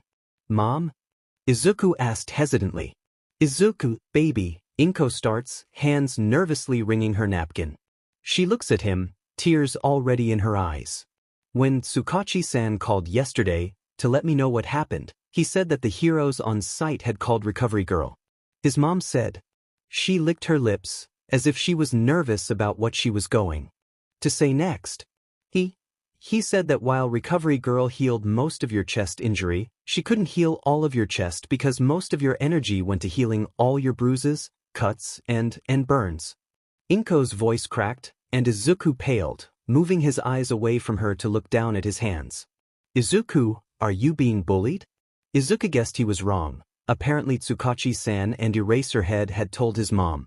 She had just decided to hold off on the conversation until the next day. It made sense now, his mom offering to cook katsudon. It was a somewhat labor-intensive effort, but Izuku had, stupidly, thought it was just his mom trying to make him feel better. A chair scraped against the floor, and Izuku heard his mom get up. He still didn't look up, though, and when Inko knelt down in front of him, grabbing his hands, he did his best not to look at her. Izuku knew that if he looked up at her, looked up and saw her face, saw her tears and her sad, sad eyes, he would break down and tell her everything. And to tell her everything would break her heart. Izuku knew this like he knew the sky was blue, knew the grass was green, knew that his mom loved him, and loved him deeply. "Izuku," his mom said, softly, gently. He sniffed quietly, trying to keep the tears from falling. "Izuku baby, look at me," she said, her tone still soft. Izuku shook his head, curls bouncing. A callous soft hand placed itself on his cheek, not to force his head up, but a gentle reminder to let Izuku know she was there. Izuku couldn't help but lean into the comfort she gave him, the comfort and safety only his mother could truly provide him. "Izuku," his mom called, even softer, gentler than she was before. And Izuku couldn't help it. He glanced up, emerald green eyes meeting their exact copy.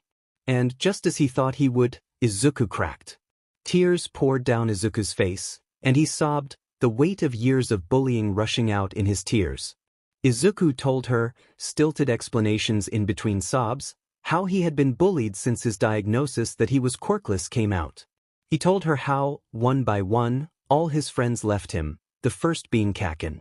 And he told her that the bullying had begun soon after that, with the kids in his class calling him cruel names, telling him he was useless and that he would never be anything. Once again, he told his mom that it started with Kaken, who called him Deku as an insult, and how the other kids followed suit. Of how the teachers not only ignored the bullying but encouraged it. Izuku explained how his teachers gave him really advanced work from early on in elementary school in the hopes of failing him, of how he had stayed up late trying to finish his normal workload and the extra assignments that he got. At some point, Inko had pulled into her lap and rested his head against her chest as she slowly rocked him. It was something so soft and so mom-like that it only made Izuku cry more. And as it all came out, Izuku unearthed years of bullying and abuse, years of the injustices that he had suffered for just being quirkless. Izuku cried and cried. He cried until there was nothing left for him to give. For a while they just sat there, Izuku wrapped in his mom's arms, Inko rocking back and forth. After a while, Izuku looked up at his mom, sniffling a little. She smiled sadly down at him, taking a tissue from her pocket and gently cleaning his face. He didn't bother fussing at her actions, too drained to put up a protest. And as she cleaned his face, she spoke softly. "What do you want to do, sweetheart?" she asked. "I would rather you not go back to school, Aldra, to such a cruel environment, but you still need to go to school even as advanced as you are." But, she paused, thinking for a moment. "But," his mom said, "there is a way for us to go forward." Izuku smiled a little. Even now, she was thinking about Izuku and putting his welfare first. "What do you think about online learning?" Inko asked, and Izuku blinked. He looked up to her curiously. "If you were to start doing online learning, you could do it from home," Inko said, working up the idea. "And if you're so far ahead of your classmates, then following the public school curriculum is harming you more than helping you, sweetie." Izuku hummed, rolling the idea around in his head. Truthfully, it was a good idea. Not only would Izuku be away from his classmates and teachers at Aldera, He would also be able to work at his own pace. What? Izuku coughed, his throat sore from his crying. What if I'm too far ahead? That's okay, sweetheart, Inko said. Once we find an online program that you like, we'll reach out to the administration to see if you can test to find your level. Izuku was somewhat dubious, but nodded anyway. Because, at this point, anything was better than going back to Aldera for another year. If the teachers at his online school were still biased, that would be mostly fine, as he wouldn't have to actually deal with it. Okay, Izuku said, and his mom gave him a gentle squeeze. We'll start looking at online schools tomorrow morning, okay? Inko said, and Izuku frowned. But Mom, don't you have work tomorrow? Izuku asked. Sweetheart, his mom said gently.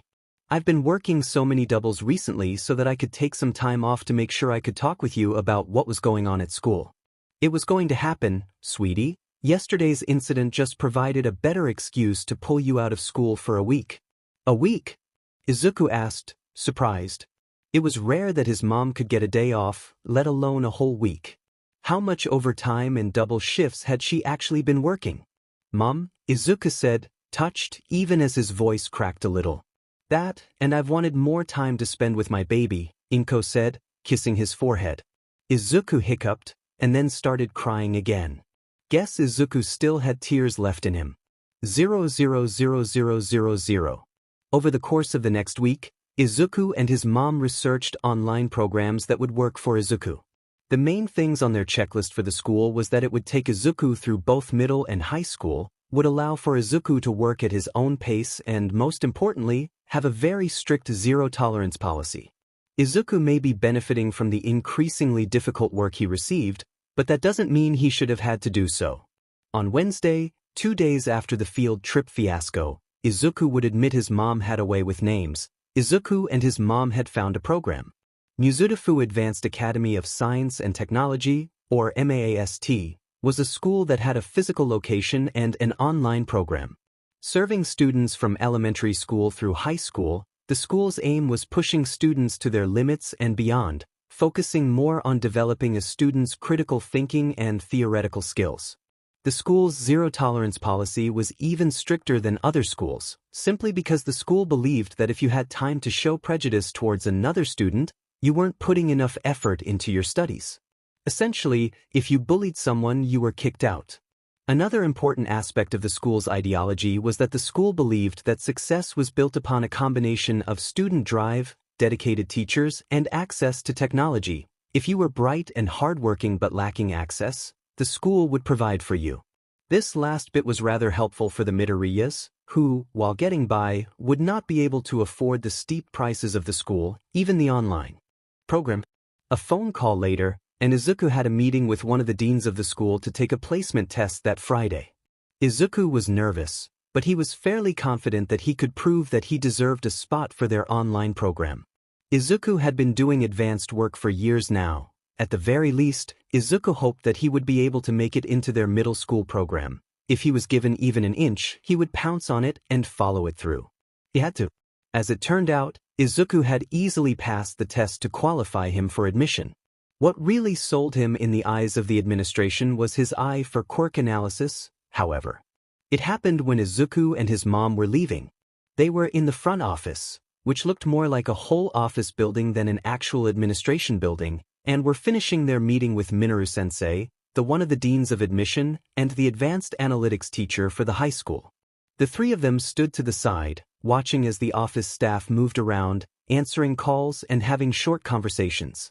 It wasn't dissimilar to the Muzutafu precinct office. Well, Midoriya-kun, Minoru-sensei said, fixing her gloves slightly. You clearly have a very keen intellect, and are able to work efficiently and quickly. Thank you, Minoru-sensei. Izuku said, looking down.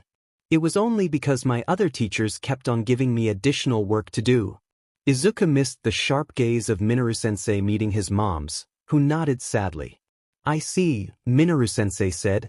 Rest assured, Midoriya-kun, that while we will push you here at the academy, we won't push you to extreme measures.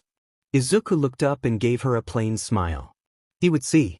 Now, if that's all, then we'll see you for our online program with the coming year. I will have one of our students guide you to the exit. Minoru-sensei said, which was kind, seeing as it was a veritable maze inside the school, so big it was. Izuku bit his lip. He wanted to ask about Minoru-sensei's quirk, but prior experience had not treated him well. Unfortunately for his anxiety, however, Minoru-sensei was also adept at reading body language. "Do you have something you'd like to ask about, Midoriya-kun?" she asked, and Izuku hesitated before nodding. "You are free to ask. We always encourage our students' desire to learn, and as such, we encourage questions." Izuku started. It's more like a C comment?" The advanced analytics teacher nodded, and Izuku decided to push through. If he could ask Snipe for advice, he could compliment Minoru-sensei on her quirk. I just wanted to say that I thought why your quirk was really cool," Izuku said shyly. Minoru-sensei blinked. "My quirk?" she asked, and Izuku nodded. "Why, you have a P-passive mental quirk, right? I saw that when you were looking through my test P papers, you took off your glove as you looked through it, suggesting that your quirk allows you to quickly absorb the information on a page when you make skin contact. Of course, it could specifically be through your hands because you wear gloves that cover your fingers to your wrist. Of course, there could also be a 5-point touch activation requirement, which would be another reason to wear gloves." Izuku tapered off as he remembered where he was. His eyes shot to Minoru-sensei, hoping that he hadn't lost his place in the program before he even started. Minoru-sensei, though, was far from displeased. On the contrary, she was actually smiling, and she had a gleam in her eye, the same one Izuku saw when Tsukachi-san had first heard his rambling about quirks. Maybe he wouldn't be in trouble? "Midoriya-kun," Minoru-sensei started, and Izuku tensed slightly. "Do you, by chance, enjoy quirk analysis?" "Yes." Izuku answered, grimacing slightly as his answer came out as a question. "Do you have any examples of your work?" she asked, and Izuku hesitated. He turned to his mom, who, up to this point, had remained silent, letting Izuku lead the interaction. However, he wanted her opinion on whether or not he should entrust the dean with his work. Both teachers and students at Aldra had often ridiculed Izuku's analysis notebooks, often throwing them on the floors and smashing them or just flat out dumping them in the trash. While this school seemed good so far, only time would truly be able to tell as to whether the academy maintained the standards it said it did. "Don't worry, Midoriya-kun," Minoru-sensei said. "I will treat your work with the utmost respect, and it will be returned in the condition that you initially gave it to me in." Izuku's mom nodded, giving her approval, and so Izuku swung his backpack to the front of his body to grab his notebook. He had brought his notebook with him so that he could continue writing about Snipe in his current notebook. He had done a previous entry about Snipe, but having seen the man in action, if only briefly, had given Izuku new material to work with. Additionally, he brought a new notebook along so that he could write about any new quirks he saw while on campus afterwards. For now, though, Izuku gently passed his notebook over to Minoru-sensei, who opened the book and began reading. After a few pages, she stopped, closing the book gently. "Midoriya-kun," Minoru-sensei said, looking at him seriously. "If no one has told you before, let me be the one to do so now. You have a gift for quirk analysis, and if you let me, I will help you develop it into a skill that will shake the world." Izuku looked at the dean with wide eyes, turning to look at his mom. She smiled at him, meaning that she would, once again, follow his lead. He turned back to the dean and looked at her. Minoru-sensei's body language was taut, though in restrained excitement rather than tension. Her eyes gleamed brightly, and after a few moments, Izuku determined that Minoru-sensei was sincere. He nodded. "Excellent," Minoru-sensei said, and it was the most cheerful Izuku had heard the woman that day. "Why don't we retire to my office so we can discuss your gift in more detail?" Izuku and Inko followed the woman back to her office, and Izuku couldn't help the bud of hope that began to bloom in his chest. As they sat down, Minoru-sensei placed his book on her desk. Stapling her fingers together, she looked at Izuku with a keen eye. "Tell me, Midoriya-kun, what do you know about analysis?" Izuku had returned to Aldra Middle School the following Monday. Izuku almost didn't want to go back to Aldra. Minoru-sensei was so knowledgeable on quirks and analytics that the brief time they had spent in her office was not nearly enough for him. Izuku and his mother had only spent a few short hours with the advanced analytics teacher. Unfortunately, because she had a class to teach that afternoon. She'd offered Izuku a spot for the day, and while Izuku would have loved to have gone, he wasn't quite ready to face a bunch of kids who were older than him. And so, Izuku and his mom had gone home, and Izuku had happily talked his mom's ears off with how excited he was about the classes he would be able to choose. Minoru-sensei had let Izuku and his mom know that Izuku's official results would come in a few days, and that Izuku would be able to formally choose classes before the new school year started. That left Izuku with about a week or two in Aldra, though if his mom had her way, it would only be a week. Izuku didn't know if he wanted to fight her on this or not. He really didn't. He would see how the week left him feeling. For the rest of the week, Izuku and his mom spent time together, watching movies and old reruns from the pre-quirk age, and Izuku opened up to his mom, explaining to her in small bits and pieces about his school life. His mom would grab his hand when he did, though she never said anything. Izuku was thankful for her quiet support. This last week had proven to him, more than anything in his life since he was 4, that his mom truly and wholly loved him. So when the following Monday came around, Izuku wasn't as nervous for the day ahead of him as he normally would be. Of course, his mom had told him that if any of the bullying became physical, he was to tell her immediately, and she would pull him out right away. There was a gleam in her eyes that Izuku wasn't sure what to make of. He did know, though, that the last time he had seen such a look in his mom's eyes, she had judo flipped a pervert for trying to cop a feel. Izuku both respected and feared this gleam. Of course, Izuku had every intention of keeping his head down. He would try to avoid any and all of his bullies, but again he would have to see. He'd been gone for a while this time, and Izuku had found that his classmates often stored their maliciousness for when he came back, so Izuku very well may be in for a bad day. Wonderful. Leaving for school, Izuku made his way there, earbuds in as he made the journey there. It was a little cold, but the wind was blowing and the cloud front was moving fast. Maybe the skies would clear up for his walk home today. It'd be nice to spend some time outside, and maybe he could work on his analysis? There'd been so much to go over back at Mizutofu Advanced Academy of Science and Technology, and Izuku had only just begun breaking everything down. Izuku shook his head. That could wait. For now, Izuku had to make his way to school. And so, Izuku continued his walk, sighing as Aldra came into view. Time to start the day. Izuku quickly made his way to the classroom, and was the first one there. That suited Izuku just fine, because that way he could take the time to settle his thoughts before starting school. The only downside was that other kids in his class could very well bother him, and they often did. Luckily for Izuku, though, it was Monday, and none of them felt the need to bother him beyond the usual sneers and one-liner taunts they thought were so smart-sounding. Working on his analysis, Izuku kept only one bud in as he listened to an English podcast from America. The other ear remained open to listen for the sound of his classmates and bullies, especially Kaken. Eventually, the bell rang, bringing Izuku out of his analysis, and Nakamura-sensei took attendance. He ignored Izuku as he always did, though this time Izuku was glad to be ignored. Classes proceeded as normal, and Izuku dutifully took notes even though he already knew the information already.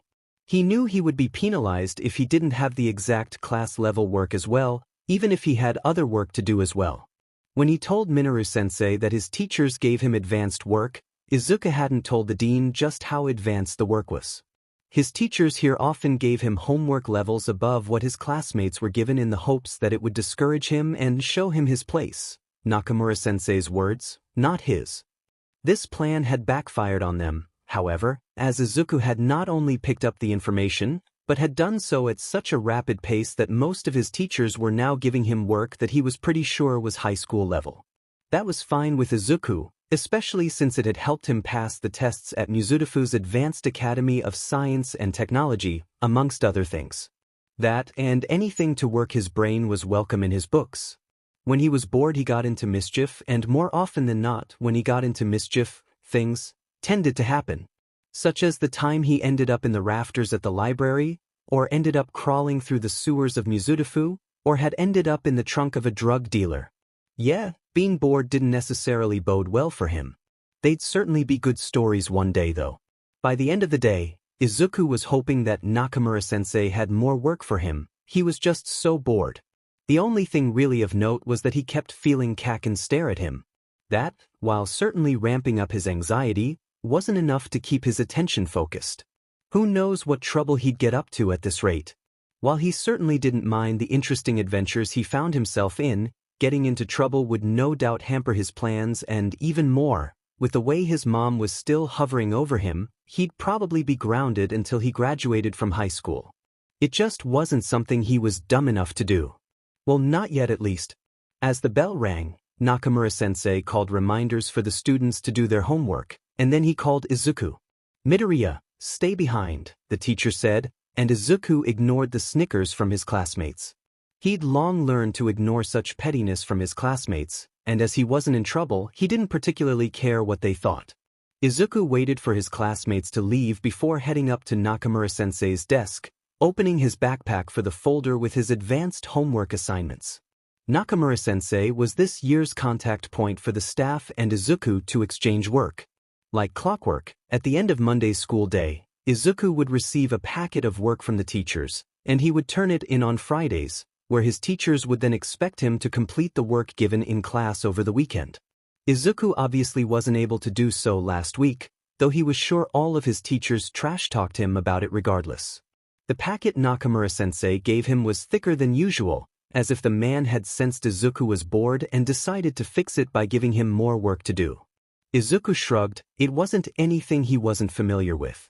The teachers would rather drown him in work than see him relax. Izuku didn't say anything, and simply put the packet in another folder. "Turn it in by Friday," Nakamura-sensei said, and Izuku bowed, hearing the words for the dismissal it was.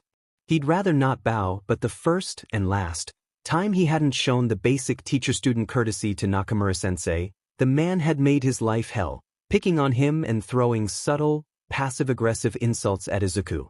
The other teachers had followed his lead, and had made an already uncomfortable time nearly unbearable.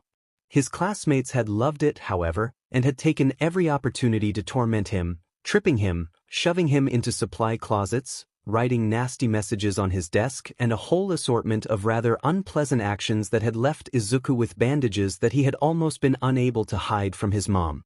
Fortunately, she had been working longer shifts that week, and so Izuku had been able to treat himself. Still, it had been too much of a close call for Izuku's liking.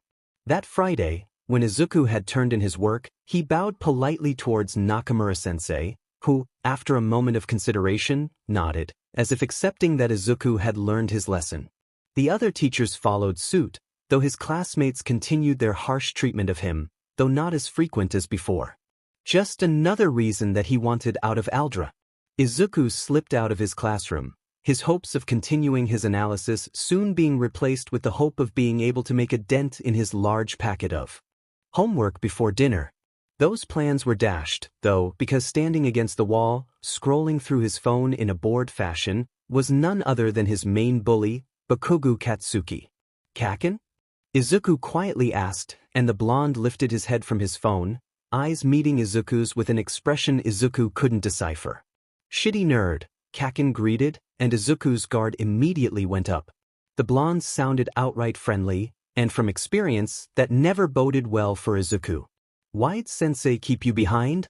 Kaken asked, and Izuku looked at him warily. "He was giving me homework I missed from last week," Izuku said. "Why was he interested?" Kaken grunted, and then began walking down the hall to the staircase at the far end, the one that would lead to the side entrance.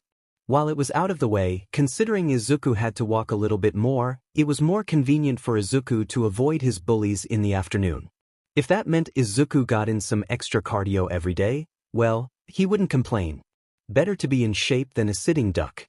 "Oi, Deku," Kaken said, and Izuku snapped his head to where the blonde was standing halfway down the hall. Kaken's eyes were narrowed, annoyed, and Izuku stiffened. "You coming or what?" Kaken wanted to walk out of school together? Was this some kind of power play, to show Izuku that the blonde knew of his favored escape route? Izuku didn't like this, not one bit. The blonde's eyes narrowed further, his face twisting into a scowl. "Well, hurry the fuck up already, I don't have all day." Izuku tentatively started walking, clutching the straps of his backpack. Izuku's chest was healed enough to run away from the boy, but he wasn't sure for how long he'd be able to do so. Kaken was in really good shape, after all. The two of them walked in a tense quiet, Izuku a few steps behind. Kaken had decided that they would take the scenic route through the park, ironically enough. Izuku's eyes fluttered around, taking in their pathway and the birds fluttering around before flicking back over to Kaken, who was walking sedately. Izuku's hopes from earlier this morning had been answered. The weather had become a touch warmer with the sky clearing up, though the wind was still blowing. If Izuku had walked this path by himself, he'd be quite happy.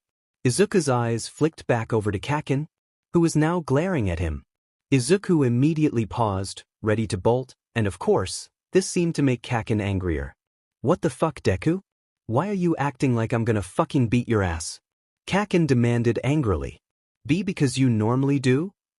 Izuku replied, subtly taking a step back. Izuku wished they were in a more public part of the park, where the two of them would be under more scrutiny, especially if Kaken decided to get physical again. "That's bullshit," Kaken said, crossing his arms over his chest. "I don't go after you that much." Izuku was thrown by that, to be honest. Didn't go after him that much? Kaken was his primary bully. He was always the one leading the pack of vultures to either taunt Izuku or beat the shit out of him. The boy really thought that? "Are you serious?" Izuku asked incredulously. Kaken furrowed his brows as if he was confused. Izuku balked. Kaken actually believed that he wasn't that bad, like he wasn't the cause for the multiple burn scars all over his shoulders and back? Bullshit. "Just 'cause I rough you up a little?" "You don't just rough me up a little, Kaken," Izuku interrupted, his normal well of terror being overshadowed by his growing anger at the blonde. "You're constantly beating me up, Kaken. I always go home with bruises and cuts that you give me. I have burn scars that I won't ever be able to get rid of, and they're all from you." Kaken's eyes were wide in surprise, as if he hadn't expected Izuku to say that. The blonde opened his mouth to defend himself, but Izuku didn't give him the time. "I had to lie to pro heroes about why my chest hurt during the field trip last week," Izuku ranted, glaring at his main bully. "Yeah, it hurt when I was taken hostage and was squashed against the guy, but the pain only got so bad because the guy was crushing me in the spot where you had stomped on my chest after kicking my knees out." By then, Izuku was yelling, and his voice echoed throughout the park. Kaken was quiet, eyes wide as Izuku blew up at him. Izuku took deep breaths, clenching and unclenching his hands from their right grip. He would have closed his eyes, but he didn't trust that Kaken wouldn't take advantage of that moment of vulnerability to attack him again. Izuku had learned that lesson the hard way. "Why are you even doing this?" Izuku asked. "Why did you bother to wait for me after school today?" Kaken paused, as if what he wanted to say was hard for him. "It was to make sure you were safe," Katsuki said quietly, not meeting Izuku's eyes as he crossed his arms over his chest, almost defensively. Izuku's mouth dropped open, he was so surprised. To make sure Izuku was safe? Where on earth had Kaken come up with this? What? Why now, when he'd spent over half their lives making sure Izuku knew he was a pathetic, worthless, no-good Deku? Are you serious?" Izuku asked, and Kaken turned to face him, red eyes glaring with a cocktail of emotions that Izuku hadn't seen in the blonde before. "You were going to make sure I was safe? How are you going to do that when it's illegal to use your quirk on anyone without a license?" Izuku asked, and saw the blonde's hands clench from where they were crossed against his chest.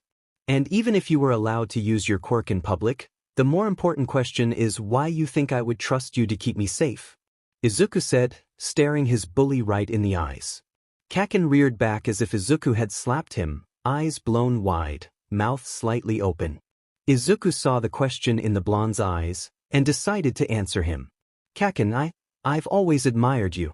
You're strong and smart, and your quirk is great for heroics. But," Izuku swallowed. "I don't trust you. I wouldn't trust you to save me. I don't trust that you won't mock me or make fun of me when I'm down. I don't trust you enough to close my eyes when you're around, and I don't trust you enough to turn my back on you. I don't trust you to not hurt me." The silence rang loudly in the park, and Izuku's eyes watered. He was glad to finally be able to tell Kaken how he really felt about him and his god-awful attitude and the beatings he forced on Izuku. But he told Kaken, who Izuku had fully believed was going to be the greatest, that he didn't trust Kaken to save Izuku when he was down, and Izuku had meant it. Kaken was supposed to grow up and become an amazing hero, one who outshined everyone and never gave up.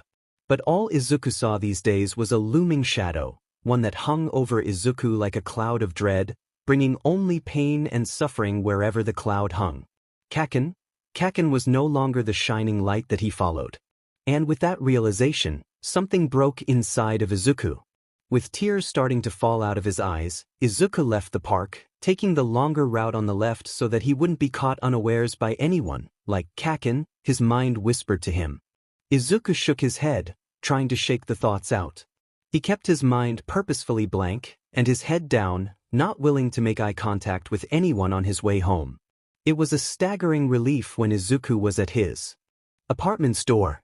His mom was already home when Izuku got back, and when she came out to greet him, he didn't say anything, knowing that his mom was growing concerned. Izuku took off his shoes, put his backpack down and walked over to her, his feet making little thuds as he let them drag. His mom just opened her arms and Izuku walked over to her, placing his head in the crook of her neck. And then he cried. 00000. Katsuki watched as the Deku walked away, leaving Katsuki in a semi-frozen state. He wanted to stop the nerd, to tell him he was wrong, to tell him that Katsuki was a person that could be trusted. But the nerd's words rang through his head. The more important question is why you think I would trust you to keep me safe. I don't trust you enough to close my eyes when you're around. And I don't trust you enough to turn my back to you. I don't trust you to not hurt me. Every word that shitty Deku said held him in place, freezing him to his core in a way that he hadn't felt since he'd found out that Deku was coreless. That was an uncomfortable thought. Katsuki wasn't one to look deep into his emotions. He knew what he wanted. He wanted to be the best, to be the #1 hero, to surpass his idol, All Might. And because Katsuki knew what he wanted, he was able to easily follow through with finding a way to get what he wanted. He worked out, trained his quirk, studied hard, though with how smart he was, he didn't really need to work that hard, and kept a healthy diet and sleep schedule. These weren't things that required him to think about how he felt beyond the base level, I'm going to be better than anyone else. So really, thinking about how Deku's quirk status wasn't a thing he did. So why would that bother Katsuki? It's not like he cared about Deku. The shitty nerd was always there, muttering nonstop about whatever stupid shit he was studying about, going on and on about heroes. How would the idiot even be a hero? He was a fucking shrimp and his arms were practically noodled. What would the shit nerd do if he ran into a villain, talk their ears off? But isn't that what he did? A sly voice in his head told him. He sassed that villain at the conservatory, didn't he? Talked his ears off until he was distracted and the heroes came in. Katsuki scared. Even if it was true that Deku somehow managed to get out of the situation by yakking the whole time, he still had to be saved by the heroes. Deku was lucky that Katsuki was even willing to take the time to walk him home. Katsuki wouldn't admit it to anyone, but watching Deku be held against his will, a gun to his head and unable to move without the possibility of dying, it had aggravated Katsuki, twisting his gut uncomfortably. But you weren't the one to save him, were you? The voice said. All you did was stare at him, twiddling your fingers. You didn't do anything. Katsuki flinched, remembering Deku's green eyes. The loser's face might have been uncaring and his mouth sassy, but his eyes were full of fear, a fear that Katsuki hadn't been able to do anything about, a fear Katsuki couldn't do anything about. Katsuki clenched his fists in anger, shaking his head violently to erase Deku's scared visage from his mind. Katsuki was plenty strong. He had a strong, powerful quirk. He was in shape, and could have easily carried the nerd to safety like that hobo-looking hero. Katsuki could have kept that shitty Deku safe. The more important question is why you think I would trust you to keep me safe. Katsuki stilled. Deku didn't trust Katsuki to save him. What did it matter if Katsuki had a powerful quirk? What did it matter if he was strong enough, if he was fast enough, if his quirk was heroic enough? What did it matter if he wasn't trusted enough to keep someone safe? Katsuki was lucky that there was a bench behind him, because that realization was a punch to his gut, And Katsuki wheezed as the air left his lungs at the thought. If a shitty, quirkless Deku didn't trust Katsuki to keep him safe, could Katsuki keep anyone else safe? Would anybody want him to keep them safe? I have burn scars that I won't ever be able to get rid of, and they're all from you. How much had he actually hurt the nerd? Katsuki knew he wasn't nice to Deku. Katsuki knew himself well enough to know he could be an ass, and that was fine with him. He wasn't training to be number one to get the opinion of useless extras. It had been important to make sure Deku knew his place so that he didn't go off and get his dumbass hurt or killed. Though it's not like the damn nerd ever listened to him. Why would he listen to someone who hurt him?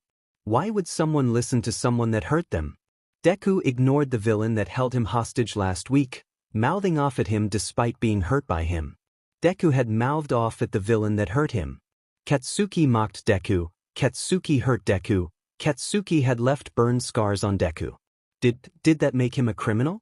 Was Katsuki a villain too? Katsuki was haunted by that thought. It rang in his head louder than any of his explosions, echoing over and over in his head. But instead of burning him, searing him to his core, I have burn scars that I won't ever be able to get rid of, and they're all from you. Katsuki was frozen.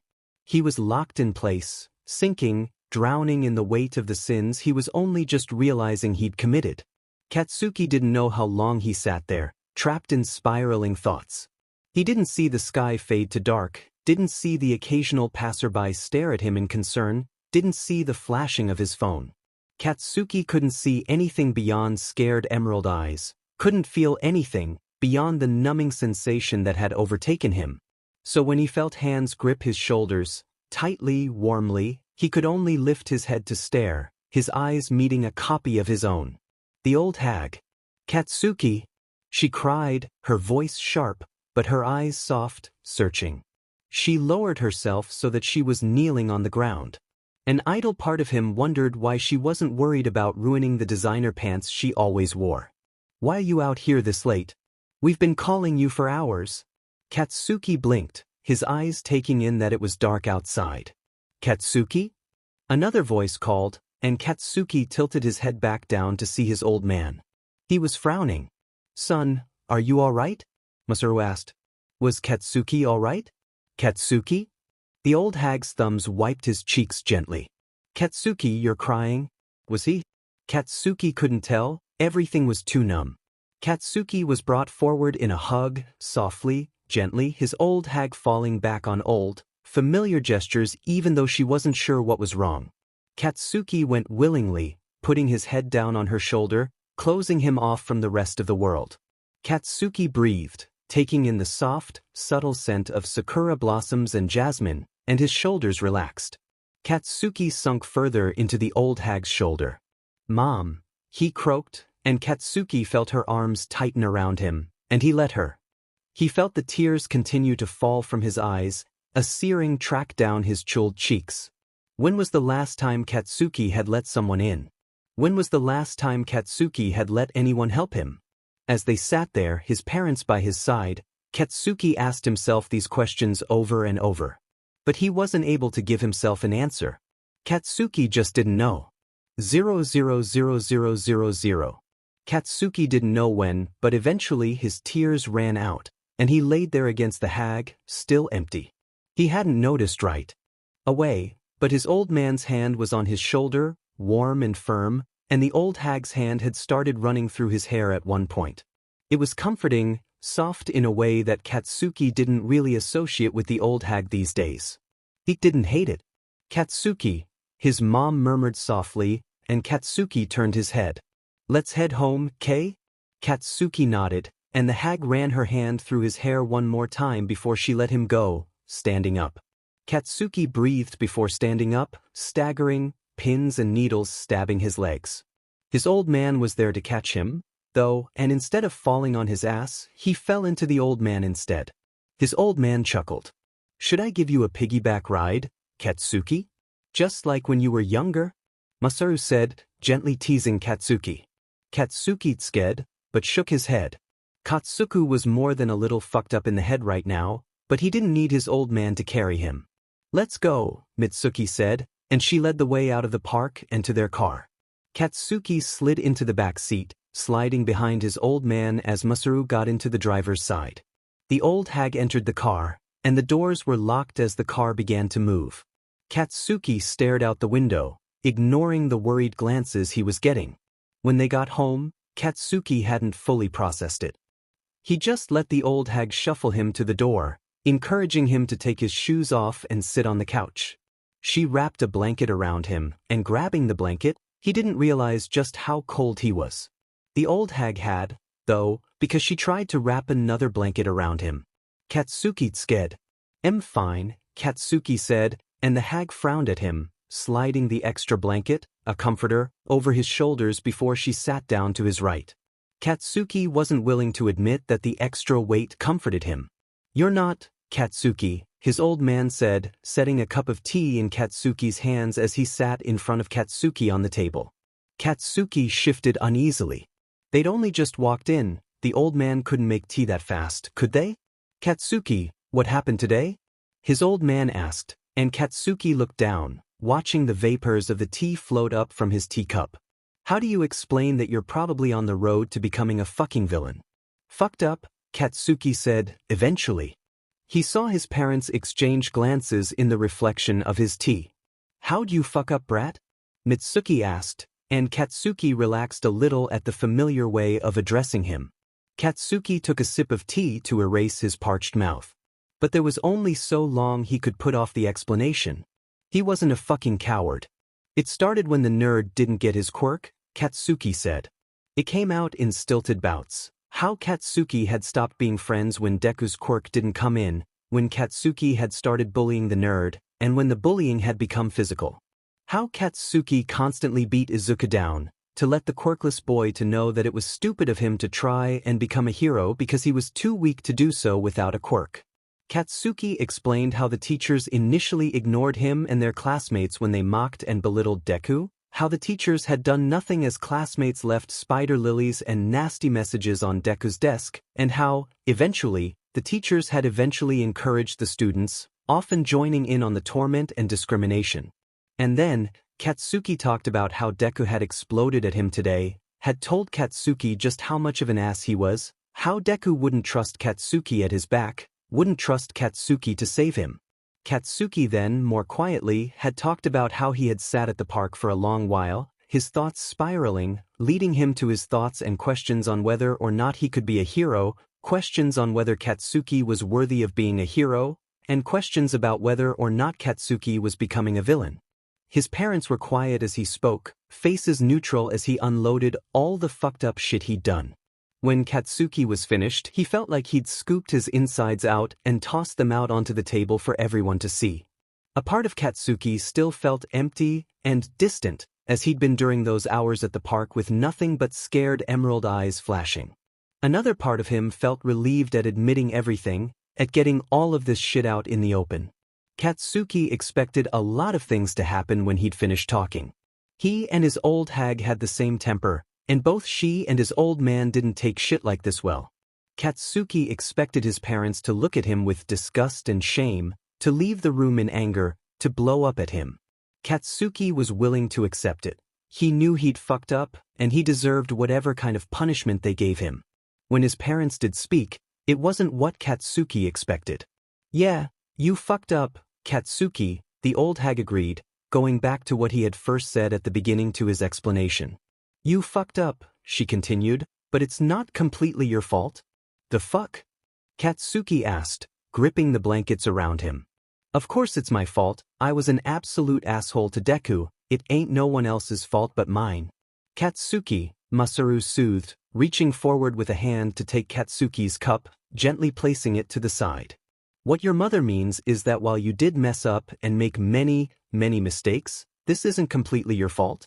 Tell me," Masaru continued, "when you called Izuku names, did anyone tell you to stop?" Katsuki shook his head. "When you started to hurt Izuku-kun, did an adult tell you that it was wrong?" Katsuki shook his head again. "And when your classmates and other teachers started to treat Izuku poorly, did another adult say it was wrong to do so?" Masaru asked again, and Katsuki shook his head. "But that's not an excuse," Katsuki argued, his hands popping as he lost control. I shouldn't have treated Deku like that in the first place. And you're right, Katsuki, his old man reassured him. But you also didn't know better. Neither your mother nor I, nor the staff or older teachers or other adults in your life told you that treating another human as less than just because they don't have a quirk is wrong, that it's discrimination. And while you should know that treating someone as if they're less than you isn't right, it's not your fault that no one corrected you. It's ours for not sitting you down and having this conversation sooner. Katsuki was quiet. He heard what his parents were saying, but he didn't. He couldn't see how this was anyone else's fault. Only god-awful people like criminals and villains treated other people like shit, and Katsuki was on that list of god-awful people. You're not a villain, brat, his old hag said, as if she knew what he was thinking. Yeah, we're pretty disappointed in you, because we didn't raise you to be a piece of shit. Katsuki flinched, but didn't bow his head. And yeah, you made a mess of things, and it's going to take a lot of work to undo all the shit you have up in your head, and the shit that's happened with Izuku-kun. But here's the thing, the old hag said, slinging an arm around Katsuki's shoulders, pulling him into her side. The fact that you're miserable right now? That you're acknowledging that you fucked up? That's showing us that you feel bad about what you did. You're showing us that you know what you did is messed up, and that you want to do something to make up for it. You do, right? His old hag asked, and Katsuki snarled. Of course I fucking do. Katsuki yelled, glaring at the woman, his quirk going off again. His old man patted his knee, and Katsuki settled down with its TSK. The fact that you want to make up for your past actions, Katsuki, his old man said, is how we know that you're not a villain. Most villains, not all of them, mind you, but many, turn to villainy for many reasons. Some are pushed that way by society's expectations and double standards, some turn because they don't like being restricted by the laws that are set for the safety of everyone, and some turn to villainy simply because they want to.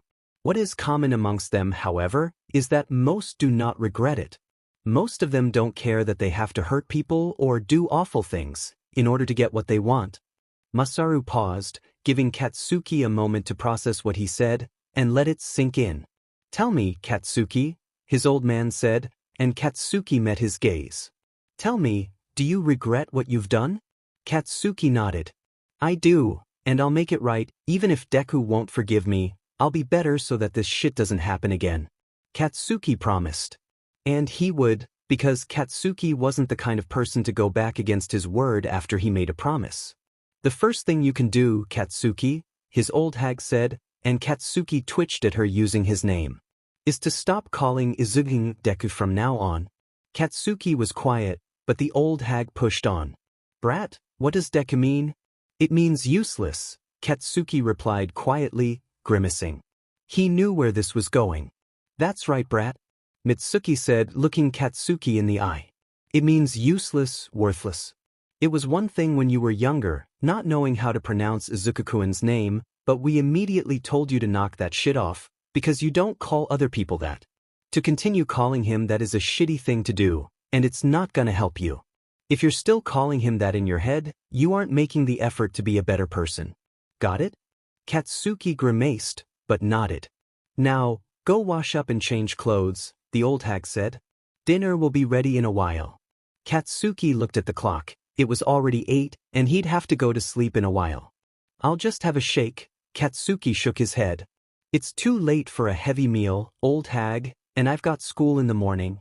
The hag twitched at being called an old hag, but it wasn't her that responded to him.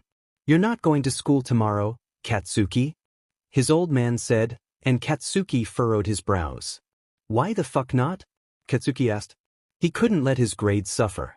My attendance at a school like Aldra Middle is subjective to our prerogative as parents. And our prerogative is that Aldra is a toxic environment to you right now. You won't be returning. Katsuki's eyes grew wide, but he didn't say anything. It wasn't often that his old man was so firm in his decisions. His old hag was the pants of the relationship, and his old man was fine with that. But every once in a while, Katsuki's old man got firm about something, normally about something at the office getting happening, and when that happened, not even his old hag got in his way. This was one of those times, and so Katsuki nodded begrudgingly, settling back against the couch. Go up and shower, Katsuki, and come back for dinner. His old man said, patting his knee as he got up from the table. "We'll talk more when you come down." Katsuki nodded, putting up with his old hag running a hand through his hair a few more times before letting him up. Katsuki walked off to the stairs to hit his shower, but paused at the bottom. He turned towards his parents, who looked at him, waiting for his question. "How'd you find me?" Katsuki asked quietly, and the old hag's eyes softened even as she smirked at him. "When you didn't pick up your phone, we tracked it through the app we installed," Mitsuki said, and Katsuki sneered in disgust. He'd forgotten about the tracking app. After Izuku had been held hostage last week, his parents hadn't wanted Katsuki to go out anywhere without them. Katsuki had thought it was fucking dumb, and had let them know that. A shouting match or two later, and Katsuki had reluctantly agreed to having the tracking app installed on his phone, and that he wouldn't turn it off.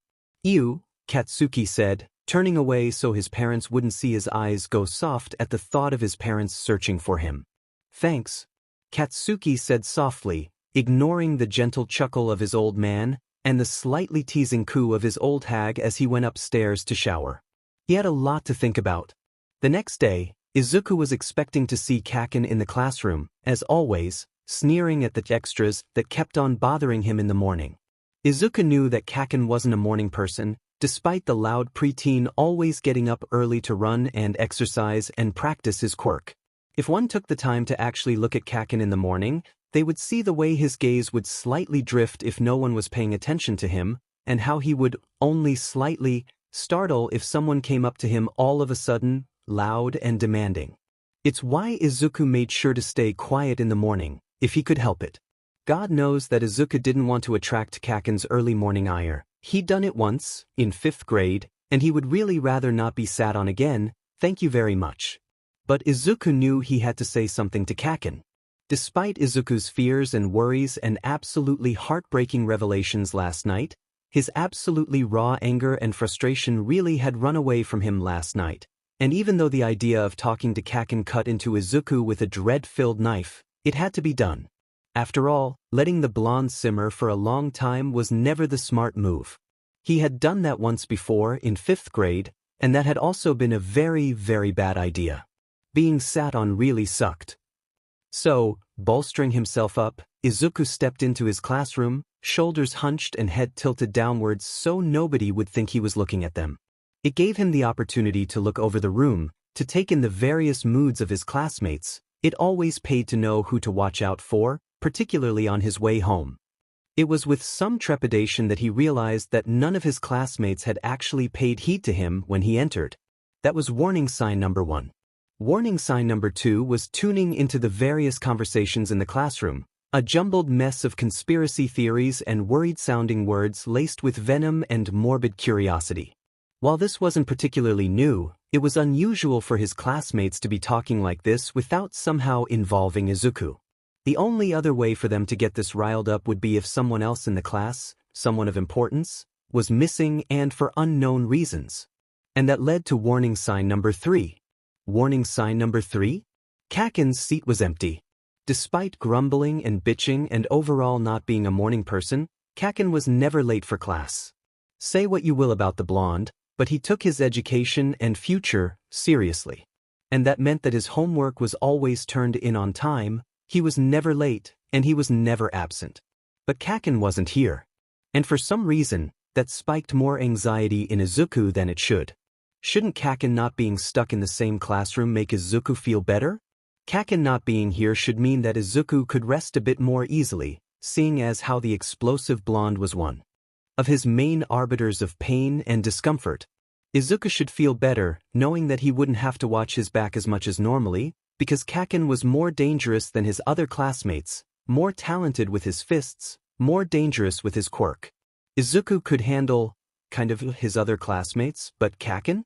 That was another story. So Izuku should be safer today. And yet, here Izuku was, sitting in his seat, listening to the quietly vicious murmurs of his classmates throughout the day, wondering whether or not Kaken was going to appear all of a sudden, hounding Izuku for his accusations. Izuku was fidgety and jumpy, and if it weren't for the fact that his classmates were too distracted by Kaken's absence, they'd probably be hounding him for his nervousness. Silver linings, he supposed. But when Wednesday rolled around, Kaken still wasn't at school. He wasn't there on Thursday either, and that had only ramped up Izuku's anxiety. Had something happened to Kaken? Izuku had left the blonde alone in the park, and while they were in a somewhat isolated part of the park, it wasn't isolated to the point where no one wouldn't pass Kaken. Had he stayed? Had the blonde stayed in the park? Or had he wandered off? Or had something happened to the blonde? Was he maybe kidnapped by someone? But that wouldn't make sense. Kaken was strong, and he was loud. If anything were to have happened to him, Kaken would have used his quirk, and with as explosive and, well, loud as it was, someone was sure to have noticed something. Right? Izuku didn't want to be, but now he was worried and anxious for his childhood friend turned tormentor, and Izuku did not like it one bit. When was Kaken going to stop having such a hold on Izuku? Things came to a head on Friday, when Kaken still hadn't come in. Very unexpectedly. Izuku's class was about halfway through their homeroom period, Nakamura-sensei talking about another field trip coming up in a month, after the start of the new school year. Izuku ignored the bright, venomous gazes of his classmates, knowing fully well what they were hoping to see, what they were wishing to happen. It didn't matter. Izuku wasn't going to be there to see their wishes come true. Izuku was glad that he'd be missing this field trip.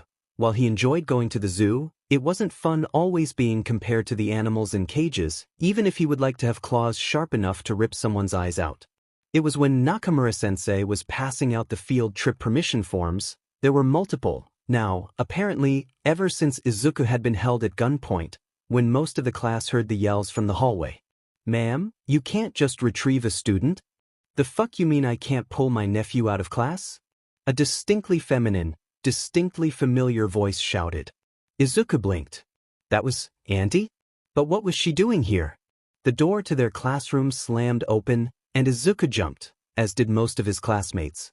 Izuku reared back, slightly, as he saw an older, sharper version of Kaken's face peering around the classroom, lips turned down in a similar fashion to her son's. In particular, this was their shared look of, someone tried to stop me from doing something, and I don't fucking like it. If Izuku weren't so wary of that expression, he'd enjoy the mutually surprised and fearful expressions the rest of his classmates were wearing. As it were, Izuku was too busy trying to contain his growing panic. Izuku was not ashamed to admit that he eeped when his auntie's eyes met his. "Aizu-chan." Auntie greeted, her expression morphing into a sharp, happy grin. She came to his desk, her stride powerful as the click-clack of her heels was the prevalent sound in the now-silent classroom. Behind her, Izuku could see one of the school secretaries, Hashimi-san, frantically trying to get Auntie Mitsuki to leave the classroom without touching her, her gaze wary. Kaken did take after his mother, in more ways than one. "Auntie?" Izuku greeted, though it came out more as a question. He didn't take pleasure in seeing the snapping heads face his way at his greeting. Really, he didn't. What are you doing here?" Izuku asked, his voice quiet and curious, though still echoing in the classroom. What a time for the room's acoustics to be against Izuku. "I've come to pick you up, kiddo," Auntie said, stopping at his desk. "Inko's got an emergency shift at work, and what the fuck is that on your desk?" The sharp drop of her voice startled everyone in the class, even Nakamura-sensei. Izuku looked down at his desk to see what she was looking at. He paled, seeing the regular vandalism on his desk. He'd been so wrapped up in where Kaken had been this week that Izuku hadn't kept up with cleaning off his desk. His classmates hadn't slacked, though, and there were many hate-filled messages written on his desk. Izuku hoped the message about suicide baiting, half covered by his left hand, remained unseen. A quick glance up showed him that his auntie was, unfortunately, as observant as Kaken. "Damn. Aizu-chan," Auntie's voice was soft and low, though where Kaken's call would fill Izuku with a cold dread, Auntie's always somehow gave Izuku a warped sense of security, a weighted blanket with sharpened thorns. "Aizu-chan, who wrote this?" she asked, ruby red eyes furrowing in a growing fury, hand gesturing to his graffiti desk. Izuku shrugged. By this point in the school year, most of his classmates had already written dehumanizing messages on his desk, and Izuku really hadn't been paying attention to whatever was being written on his desk this week. Maybe he should have. Izuku's lack of answer was apparently as much of an answer as it wasn't, and the way Auntie's eyes lightened from their familiar ruby red to a burning, furious crimson.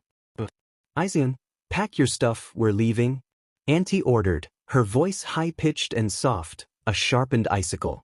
Izuku complied, because Izuku had heard her use that voice on other executives one time, when she and Uncle Masaru were babysitting him and Kakin at their offices. The executives were fighting Auntie on one of her decisions, and Auntie had used the same tone with them as she did now. Izuku remembered watching each man leave the building later that day, boxes in hand, eyes wide and twitching in anger-pressed fear. "Ma'am, you can't just take a student out of class," Hashimi-san said, more firmly than last time. Izuku looked up, and the blue-haired woman glared at him, as if it was Izuku's fault that his force of nature auntie was pulling him out so early in the day. "Midoriya, no one gave you permission to leave," Hashimi-san said. Izuku opened his mouth, wincing slightly as Hashimi-san took a step forward, a hand slightly raised. "Shut up, Midoriya, you weren't given permission to speak either," Hashimi-san snapped, only for Auntie to body-check her, snarling in Hashimi-san's face. The woman stepped back, paling rapidly. "Who the fuck said you could speak to him like that, you washed-out-looking doormat?" Auntie sneered, her presence screaming, her voice violent and booming even though she hadn't raised her volume. Someone in the back of the class snickered, setting off the rest of the class. Auntie's body turned around so fast Izuku thought she was going to get whiplash. She sent the class a withering look, spearing the rest of his classmates with an equally devastating look. "You think that's funny?" she asked, and the class quieted, though they were still amused. Auntie's eyes narrowed, assessing, and Izuku just knew that this wasn't going to end well. "You think it's funny that a 12-year-old is being dehumanized? You think it's amusing that your classmate, someone your age, is being told off when he hasn't even opened his mouth to speak? You think it's hilarious that he's being threatened with violence by an adult that is supposed to guide and nurture him?" The classroom was quiet, and some of his classmates were fidgeting, uncomfortable with what Auntie was suggesting. But they deserved the call-out. Of course, there were others who brushed her aside, like Shigeru-kun, who rolled his eyes. "It's just Deku, who cares? He's quirkless anyways, so it doesn't matter." "It fucking matters because he's human," Auntie roared, and the whole class, Izuku included, jumped. "He is a 12-year-old boy. It doesn't matter whether or not he has a quirk. If you think he deserves to be treated like shit just because he doesn't have one, then you're the waste of space here." "That is quite enough, Bakugu-san," Nakamura-sensei spoke up, a frown lining his face. It figured that he would only speak up when the rest of the class was getting reamed out. This was something that Auntie also noticed, and she turned her sneer onto their teacher. "I don't listen to Jack's hit from child abusers," Auntie snapped, and Nakamura-sensei reared back, sputtering, eyes wide at Auntie's words. Izuku was also fairly certain his eyes were wide too. He hadn't expected Auntie to say that, but the voice in his head whispered that she wasn't wrong. "How dare," Nakamura-sensei yelled, but Auntie steamrolled right over him. "How dare I? How dare I?" Auntie roared, her eyes burning, fists clenched. "How dare you let a member of your staff raise a hand against a child? How dare you sit there as she yells at him? How dare you condone your students constantly verbally and physically hitting him? How dare you think that you can treat him like a second-class citizen because he doesn't have a quirk? How dare you?" The room was still, stunned into silence at his auntie's fury. Even Nakamura-sensei, who always had a quiet, disdainful comment for Izuku, could say nothing at the furious truths his aunt spat. With a start, Izuku's eyes widened, an undeniable tendril of warmth curling around him like a weighted blanket. His auntie was mad, furious, even, and it was because of Izuku. Not only that, but it was on behalf of Izuku, quirkless, useless Deku. Izuku could cry.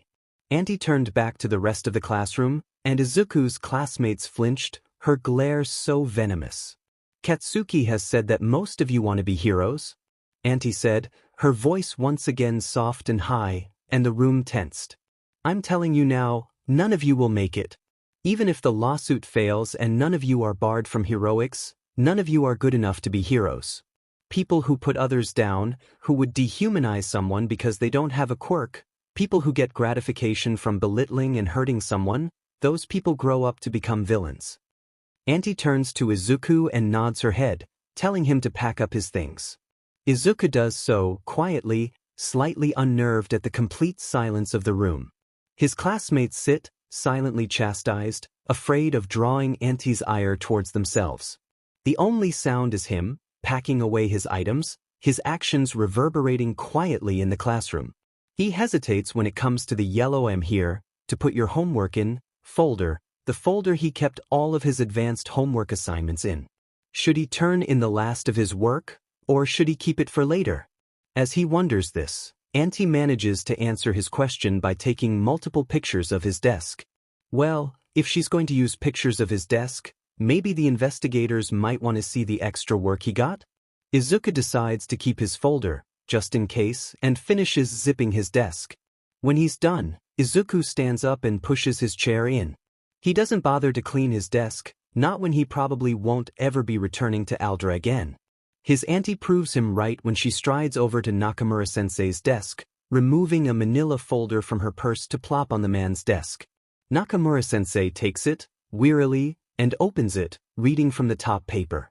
"Consider this his last day, Nakamura-san," Auntie says coolly, and Izuku watches as the man's face darkens, his eyes snapping to Izuku. Izuku sidles closer to his aunt, choosing her as the lesser of two evils in this case scenario. Izuku stills, carefully watching his homeroom teacher with narrowed, cautious eyes. The man hasn't hit Izuku in the past, but that doesn't mean he wouldn't start today, not after what Auntie said to him today. "And before you say anything, he didn't cheat, and he didn't fake his intelligence," Auntie said pointedly, and Izuku ducked his head, blushing slightly. "His test scores must be in that folder." His auntie ruffled his hair, thankfully ignoring Izuku's flinch at the sudden touch. "Aizu-chan here tested into the 11th grade at Mizutofu Advanced Academy of Science and Technology," Auntie says, her voice a saccharine sweet blade. "And from what Inko tells me, it's all thanks to you that Aizu-chan was able to reach this level, Nakamura-san." Nakamura-sensei's face grows red in anger, and Izuku is in awe. He'd kill to be able to bitch slap someone in the face with words alone like Auntie just did. He sneaks a look at her. "Would you teach him how, maybe?"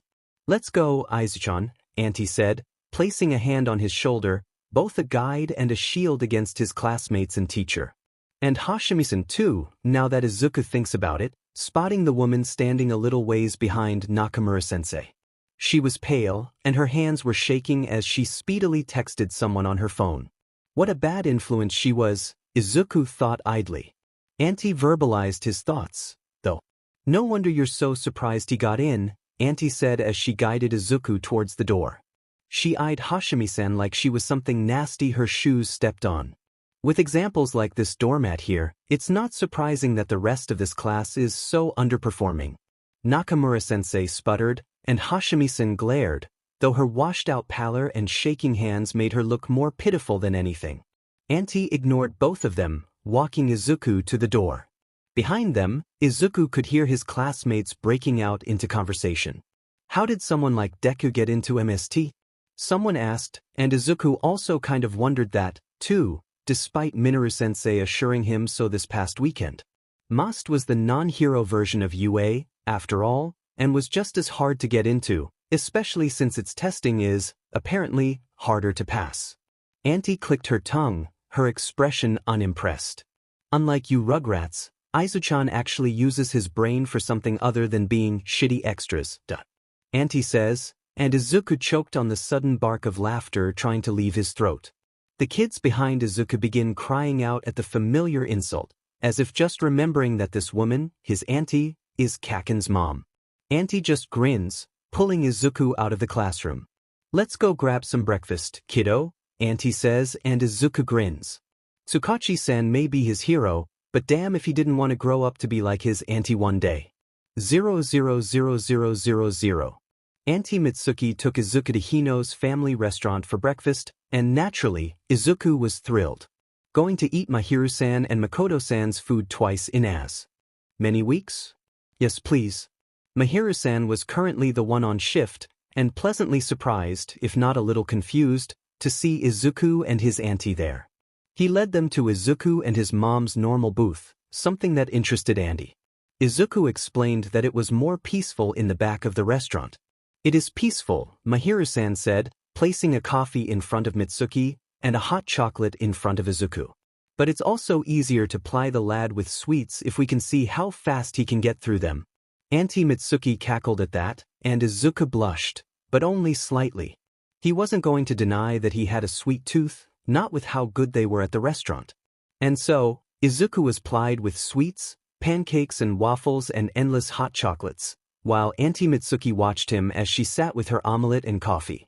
At first, Izuku was a little uncertain at getting his normal amount of sweets. Mahiru-san and Makoto-san knew that Izuku and his mom weren't well off, and decided to spoil the two Midoriyas anyway. However, that wasn't the same for his Auntie Mitsuki, who was a well-known fashion designer along with Uncle Masaru, and while Izuku knew the two of them had large incomes, he also wasn't one to just needlessly spend someone else's money. Auntie took one look at Izuku and his hesitancy before rolling her eyes and clicking her tongue. "I can afford to feed your sweet tooth, kiddo," Auntie said. "Go wild." Who was Izuku to look such a gift horse in the mouth? Mahiru-san seemed to take that as a challenge, having been listening from the swinging doors of his kitchen. The next time he swung by their table, he plopped a platter of syrups in front of Izuku, along with a steaming stack of chocolate chip pancakes, styled with freshly made whipped cream. His auntie got her omelette, piled high with vegetables and meat. "There's more where that came from, kiddo," he told Izuku, topping off Auntie Mitsuki's coffee before leaving. Izuku dug in, and his auntie snorted as Izuku efficiently devoured the pancakes, systematically working through them in square, chipmunk-sized pieces. And that's how it went, with Izuku destroying plate after plate of sweets, only stopping to thank Mahiru-san or one of the other servers as they brought Izuku his refills and plates of confections and hot chocolates. Nearly 2 hours later, Izuku sat back, stretching his arms as he cracked his back. The last 2 hours had been kind of pleasant, actually, Izuku and his auntie slowly working past the awkward gap that had presented itself not long after they started eating. After all, it had been years since they had really talked to one another.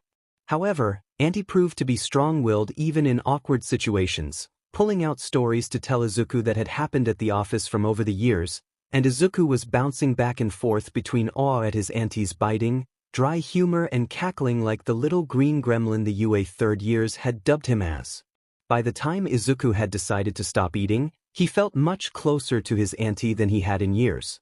It wasn't a completely solid reaffirmation of their bond as aunt and nephew, but it was a solid start. Sighing, Izuku rested his hands on his stomach. Truthfully, Izuku could still eat some more, but he stopped, feeling a little bad at how huge the bill was going to be. Although, a glance at the approaching Mahiru-san had shown Izuku that the chef and owner had a gleam in his eye, one that Izuku often observed in fear and inspiration. It was a look that usually drove his mom up the wall and created plenty of amusement for Izuku. He looked down as he heard a thump on the table, seeing a large to-go pastry box on the table, a smaller one on top. Both were quick to be placed in a brown bag with handles for easy carry. "That top one's for your ma, all right, lad?" Mahiru-san said, ruffling Izuku's hair. Izuku tensed slightly, but quickly melted, appreciative of the head pats and affection. Auntie eyed the boxes dubiously, and then sent Izuku a drier look. "Just how much can you pack away, Izu-chan?" Auntie asked, a little suspicious but still fairly amused. "A lot," Izuku replied, patting his stomach. "I have a second stomach, just for sweets." "He does," Mahiru-san said, chuckling. He passed Auntie the bill, and Izuku saw that special gleam in his eye and snapped his eyes to his auntie, just in time to see her confusion. "Mahiru-san," Auntie began, pursing her lips, and Izuku nearly vibrated in his seat. "I distinctly remember Izuku eating a lot more than a plate of pancakes and a hot chocolate. I think the check was misprinted." She gives it to Mahiru-san, who glances at it briefly, before handing it back to her. "It looks right to me," Mahiru-san replied lightly. Izuku started vibrating in his seat. Auntie furrowed her brows. "But Izu-chan ate far more than what we're being charged for?" Auntie said, and Mahiru-san nodded. "He did. The lad's a black hole when it comes to sweets and confectionery treats." Mahiru-san replied. "Then this bill is wrong, you should be adding at least another 10,000 yen to this," Auntie said, and Izuku paused. Man, he could really pack it away, couldn't he? No, the bill's right, Mahiru-san said. But Mahiru-san, this isn't enough to cover what Aizu-chan and I ate today, Auntie began, but Mahiru-san waved a hand, as if dispelling her argument. What's the point of owning a restaurant if I can't feed people the way I want to? Mahiru-san, Auntie cried in exasperation, her expression more than a little gobsmacked. Izuku broke down in giggles. 0,000,000. After Auntie paid, and left a tip that would cover the cost of Izuku's sweets binge, a tip Izuku wouldn't be telling his mom, they made their way back to Izuku's apartment, a quiet, but not completely uncomfortable silence between them. Even after a few hours chatting with her, Izuku was still somewhat surprised at how comfortable he was with Auntie, given how much she resembled Kaken, and how close Izuku was to her. Then again, Auntie was calm and collected in a way that Kaken hadn't grown into yet, and that calmness was something Izuku had taken shelter in years ago. Coming back to it now, while strange, was also like wrapping himself in an old baby blanket. It wasn't something he had done for a long time, but the comfort was still the same, and it brought a security long left behind, but still remembered. It was nice. Soon enough, Izuku and his auntie arrived at his apartment. The blonde had parked, and Izuku was soon leading the woman up the stairs. Despite having such a long breakfast, it was only 11 in the morning. Most of Izuku's neighbors were gone for the day, but a few were still there, watching as Izuku walked up the stairs with his auntie. Izuku kept his head down. Not all of their neighbors were friendly, after all, and Izuku and his mom couldn't afford to move to a new apartment if the neighbors wanted to pick a fight and Izuku somehow got into trouble with them. He could feel his auntie's ire, though, similar as it was to her son's, and he moved towards his apartment quicker, hoping to prevent her from exploding at his neighbors. Izuku quickly unlocked his door when he arrived, opening it wide enough for his auntie to go in, and quickly following her in when she entered. Izuku locked the door behind him, pausing at the sound of another set of footsteps in the apartment. Who else was here? Cautiously, Izuku lowered himself to the ground, looking as if he were going to take his shoes off, his head tilted down slightly, allowing him to look through his bangs without being seen. It was one of his go-to measures when he was forced into areas where unknown factors were in place. Untying his shoes, he glanced at the shoes lining their genkin, and saw an unfamiliar pair of black office shoes next to Auntie's black and blue heeled pumps. Izuku frowned before looking up to see just who else was in his apartment, and found his uncle and auntie looking at him with openly concerned and pained expressions. Shit. Hi Uncle Masu, Izuku greeted neutrally, taking off his shoes fully and quickly, knowing that he was relatively safe for the moment. Izuku, Uncle greets, his tone not showing the concern etched on his face. Instead, his tenor voice is soft and warm, just as Izuku remembered it. Man, it had been years since he had last seen, let alone heard from his uncle. It just goes to show how heavy the strain Kaken and Izuku's situation had put on their families. A flash of guilt seized Izuku. Had his mom been able to talk to her best friends at all, this last decade? Had he, somehow, prevented her from her own support group? That wasn't a nice thought. An awkward silence settles around the three of them, and Izuku shifts slightly, his eyes glancing from his auntie to his uncle, not sure where to go from here. Shifting his gaze downwards, a spark of sweets-filled inspiration hits. I'll go, make us some tea, Izuku offers, and uncle and auntie both nod, and Izuku can see the well-hidden awkwardness they're hiding fade as a tentative plan of action is made. That's a good plan, Aizu-chan, Mitsuki says. But if you're going to bring out snacks, don't bring out the sweets. God knows you just ate 15,000 calories worth of them not too long ago. Izuku clucked his tongue in a similar way to Mitsuki, and she cackled. Izuku turned around, not too upset that his plans of devouring more sweets were foiled. He did take a quiet glee in hearing Uncle Masaru's horrified whisper of 15,000 calories to Auntie, though. Izuku slips into his room quickly, changing out of his for once not burned uniform, once again slipping into his overly large present Mike hoodie and a soft pair of black sweats before making his way to the kitchen, sweets from Hino's in hand, silenced cell phone in his hoodie pocket. In the kitchen, Izuku puts the confections out of the way on the counter and starts the tea prep. To his surprise, Izuku found that making tea was a great way to calm his hiking anxiety. The repetition of familiarity allowed him the time to settle down a little bit. It was one thing for Auntie to pick him up from school. She had been Izuku's first emergency contact for years, with Uncle Masaru following right after. To see her pick him up, even after years of inactivity between them, wasn't too odd. But seeing Auntie and Uncle Masaru, especially in Izuku's apartment, without Kaken, there was definitely something wrong. His mind flashed back to the resounding question that had besieged his thoughts all week. Was something wrong with Kaken? Izuku breathed in and out deeply, doing his best to make sure he didn't spiral into a panic attack before finding out any information. He pulled out their faded tea-serving set and placed 3 mugs on it, transferring the boiling water into the ceramic pot where the waiting tea leaves, his preferred green tea and jasmine blend, allowing the tea to steep while he procured the cream, sugar and, Izuku sighed, the rice crackers, placing them neatly on the tray. His mom had trained him to be able to host anyone who would come to visit, regardless if it were important officials or visiting family. Izuku wondered if his mom knew it would be an effective way to keep his anxiety in check. Thinking for a moment, Izuku figures that it might be his mom's preferred way of keeping her anxiety in check. A tendril of warmth curled around Izuku, and he hummed happily. Did this happiness at being so similar to his mom make him a mama's boy? Maybe, but it wasn't as if Izuku wasn't already. His mother had been his backbone and strength since he was 4, and Izuku highly doubted that was going to change anytime soon. Feeling steadier than he was expecting to, Izuku lifted the service set, bringing it out to the living room, making sure that the sleeves covered his arms up to his wrists. There was no need to give his auntie and uncle any more grief than they might already be experiencing.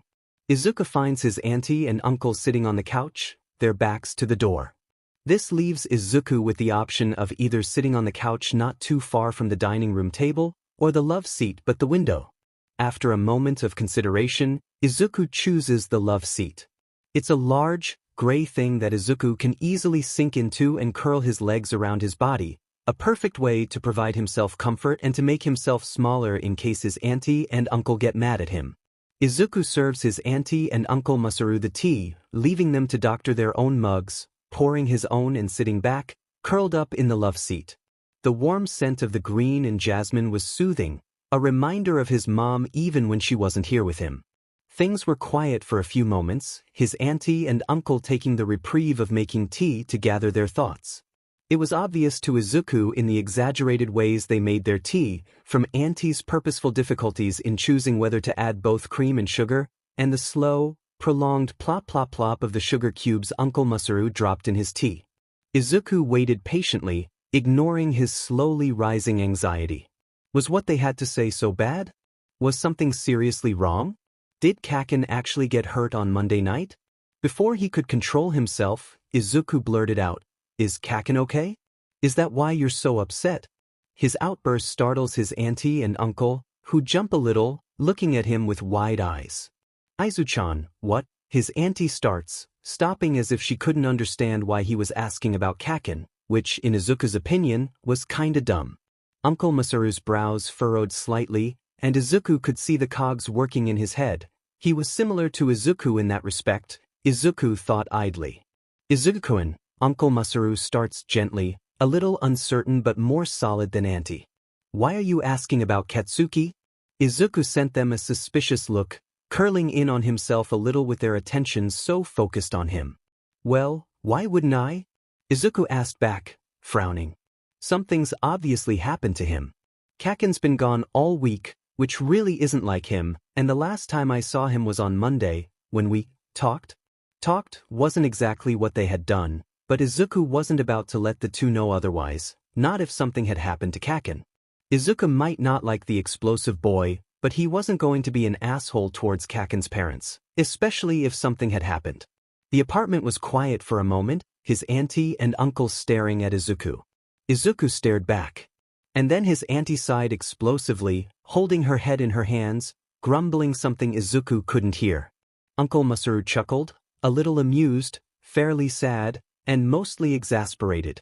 Izuku was fairly confused at that point, and stared at the two Bakugas with an expression showing his suspicious, bemused state. Uncle Masaru looked at him, sighing slightly, and Auntie raised her head from her hands to lean against the couch, looking at Izuku with an exasperated smile, though she looked like she was going to cry. This, naturally, alarmed Izuku, who began to rise from his seat. "Auntie?" Izuku asked, his eyes widening in alarm, but she waved him off with a huff. "Sit back down, Izuchan," Auntie said. "The brat's fine." She grimaced. "Mostly." Izuku sat back down reluctantly, his mind whirling. It was good to know that Kaken was okay, it sounded like, but it didn't explain why, exactly. Auntie looked like she was about to cry. Bakugas cut out of the cloth Auntie Mitsuki and Katsuki were cut out of didn't cry for anything. What could possibly make her so upset? "You, Izuchan," Auntie said, softly, and Izuku's gaze snapped to her, his eyes widening as he watched a tear fall down her cheek. "We would cry for you." Izuku's eyes widened, hearing her words but not fully processing. Auntie had said we, which would imply that Kaken had also cried. But this was Kaken they were talking about. Kaken, who would stand strong in the middle of thunderstorms and yell angrily at them until he was dragged inside. Kaken, who worked hard day and night, training his body, mind and quirk to be the best hero, surpassing even All Might. Kaken, who had beaten and bullied and belittled Izuku for years. No, Kaken would never cry over Izuku. A forlorn sigh had Izuku refocus on the conversation, and he met the heartbroken gazes of this auntie and Uncle Masaru. Had they? Did Izuku mutter and ramble again? His auntie, tears streaming down her face, nodded quietly, and Izuku paled. How much did they know? What did Kaken tell them? "Katsuki told us everything." Izuku-an, Uncle Masaru sighed, running a hand through his hair. His other arm, his right arm, curled quietly, supportively, against Auntie Mitsuki. "After your conversation on Monday, Katsuki didn't return home." Uncle Masaru began, and Izuku furrowed his brow. "He didn't?" Katsuki normally returned home from school around 4:30 to 5 p.m. in the afternoon. When his usual arrival time came and went, we called his phone, leaving him voicemails and text messages, asking where he was and when he was going to be home. An hour passed by, and night was already beginning to darken rapidly. So we tracked him. A bitterly amused expression painted Uncle Masaru's face as he held his phone, staring down at the black screen. "After the incident at your last field trip, your aunt and I sat Katsuki down and had a conversation about his safety. We didn't want him out by himself, but he refused to be held down because some shitty loser had fucked up a hostage situation. He was rather vocal about it, you see." Izuku snorted at that, shaking his head in wry amusement at the thought of Kaken not wanting to be held back from his regular routine. We then came to a compromise. We would have Katsuki download a tracking app that he was not allowed to turn off for any reason, and in return we would let him keep up his normal routine with regular check-ins. Uncle Masaru said, taking a deep sip of his tea as he sighed. "So, when Katsuki hadn't answered any of our calls or returned our texts, we went out looking for him. We found him not too far away, sitting on a bench in a park." Izuku's eyes widened. Kaken hadn't left the park at all? But that means he was there for hours in the cold. That couldn't have possibly been good for Kaken, whose body needed heat for his quirk to be regulated properly. Kaken was smart, he should have known. So why did he stay out so late? When we approached Katsuki, he didn't respond to our calls. It was only when your aunt grabbed him that Katsuki became aware. He was slow, sluggish, and his eyes were vacant, as if he weren't truly with us. Uncle Masaru continued, and Izuku watched as the normally calm man let his emotions break through his restraint, his distress and pain at seeing his son in such a state leaking through. And then, Katsuki started crying. He looked confused about it, but he didn't stop. He sat there as your aunt hugged him, crying as he laid in her arms, not making a single sound. Uncle Masaru said, and Izuku felt as if his breath were taken away. When Katsuki stopped crying, we took him home. He wasn't completely with us, not for a while, and it took a while for him to warm up and properly process the world the way we do. Uncle Masaru took a moment to give Izuku a small smile. While it wasn't responsible for the whole event, we do think that Katsuki's quirk was at least part of the reason his body began to shut down. That was an interesting part about Kaken's quirk that Izuku hadn't considered before. Of course, it's not like Izuku or Kaken were in any position to test that, but it was still unexpected. It said a lot about Kaken's reaction to the nitroglycerin chemicals he produced in his sweat, and Izuku wondered. A watery chuckle interrupted Izuku, and he blushed, realizing that he had once again mumbled his quirk theories again. He looked up to see Auntie and Uncle Masaru looking at him with more cheerful expressions than they had before. At least they were happier now, right?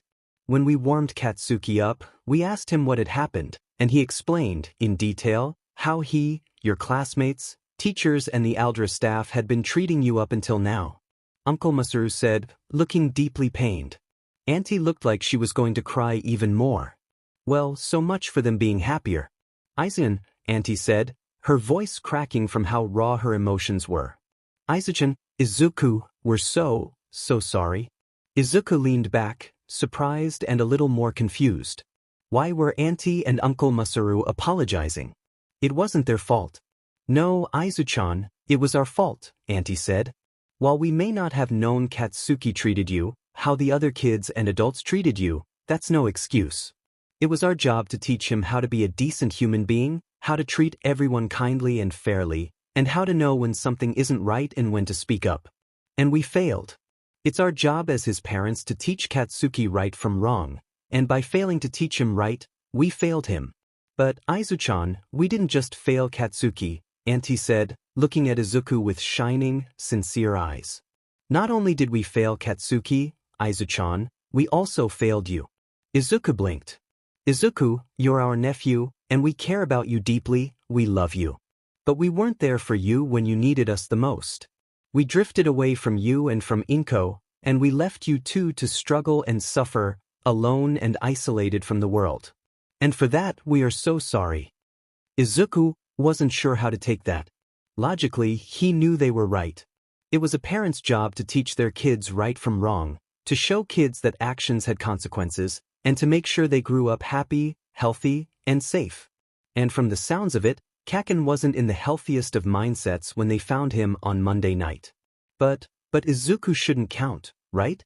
Izuku's just their pseudo-nephew, the only child of their best friend, Inko, the product of a failed relationship and a messed-up society. Yeah, they treated Izuku and his mom well, and Izuku was grateful for that. He really was, because he loved his mom desperately just as she loved him, and Izuku wanted nothing more than for her to be happy, which was always going to be hard on her when her child was quirkless. Having Auntie and Uncle Masaru as her friends made his mom so very happy, and Izuku couldn't really ask for anything more than that. So Izuku didn't understand, why were they so upset? Why were they saying that they had failed? Izuku? Auntie stood up then, walking a few steps over to kneel down in front of Izuku. Izuku watched her, curling into himself ever so slightly. What did she want to do? Auntie, on her knees, lifted her right hand to Izuku. Izuku stared, a little confused, looking at the blonde, but she merely smiled a patient, sad little smile, waiting for Izuku to— Auntie was waiting for Izuku to grab her hand. That was kind of her.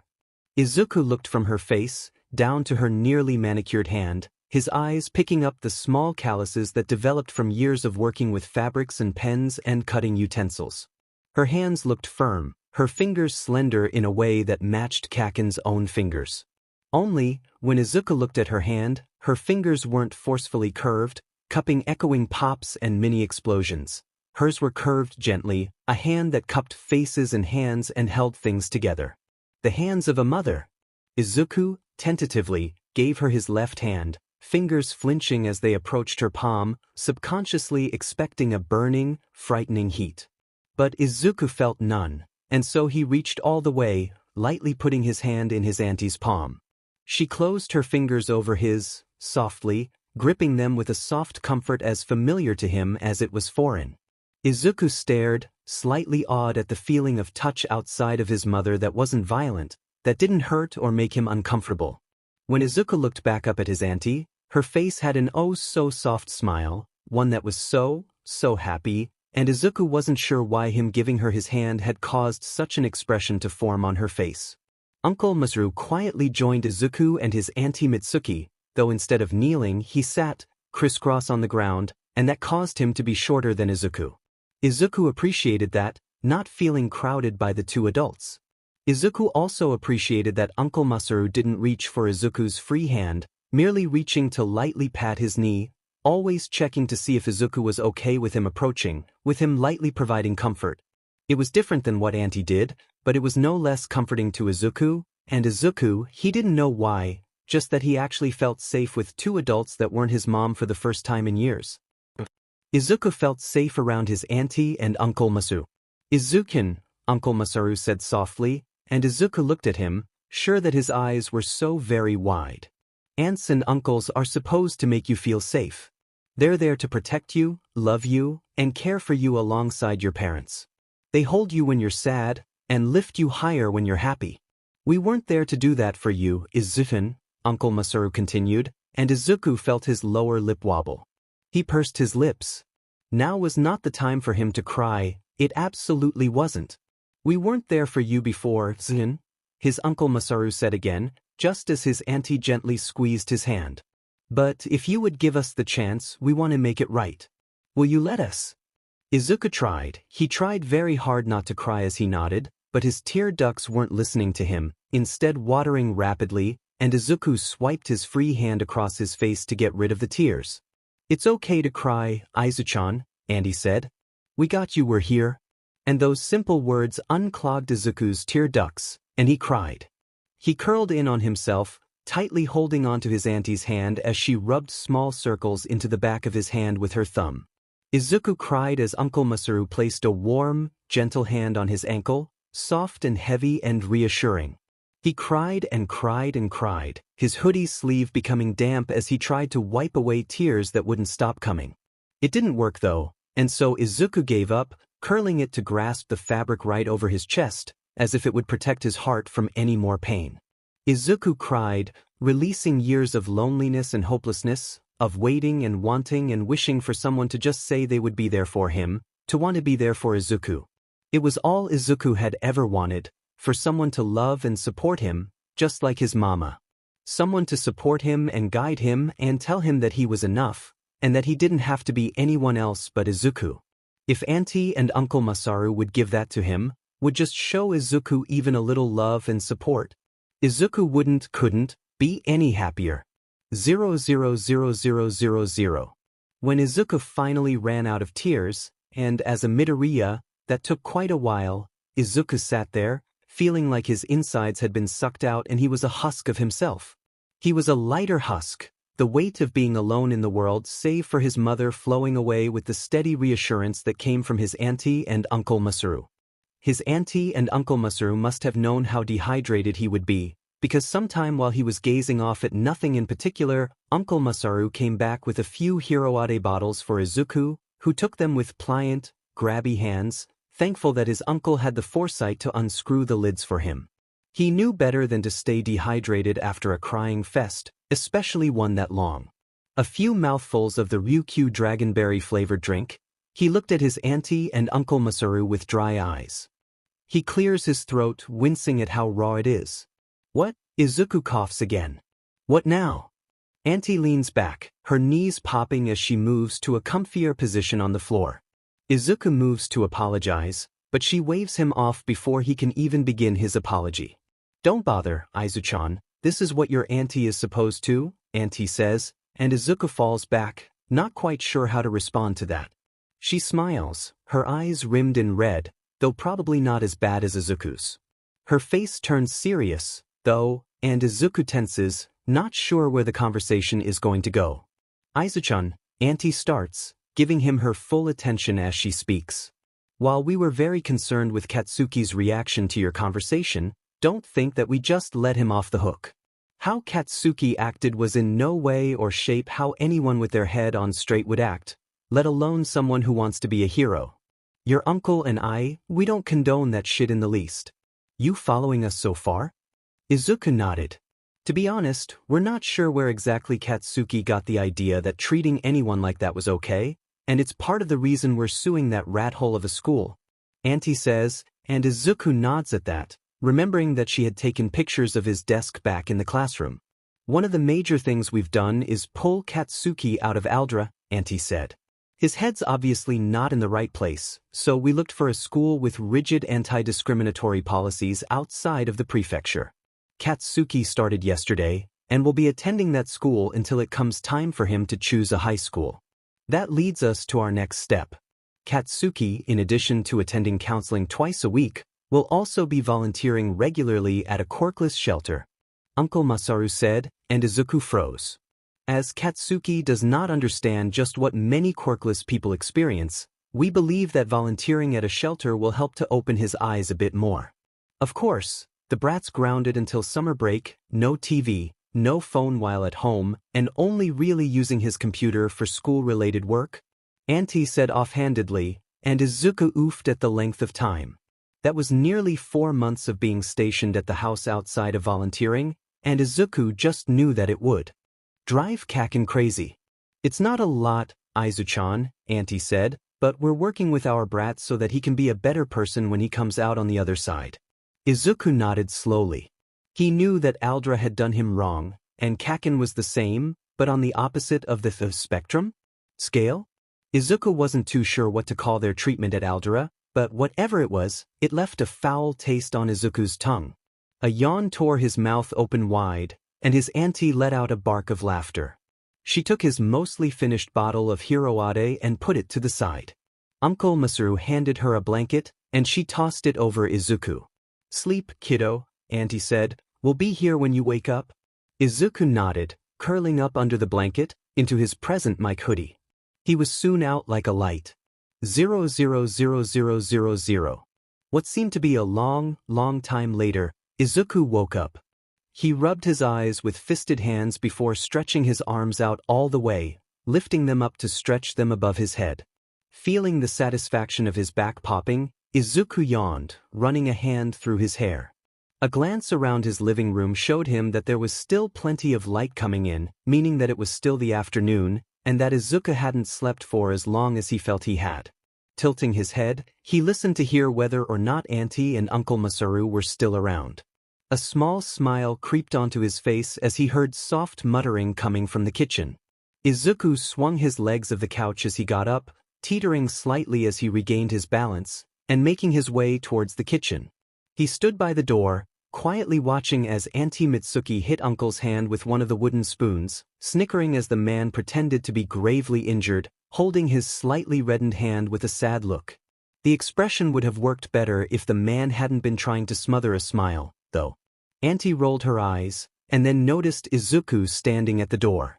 Her eyes lit up, and it made Izuku's heart hum happily to know that he could inspire such an expression on his auntie's face.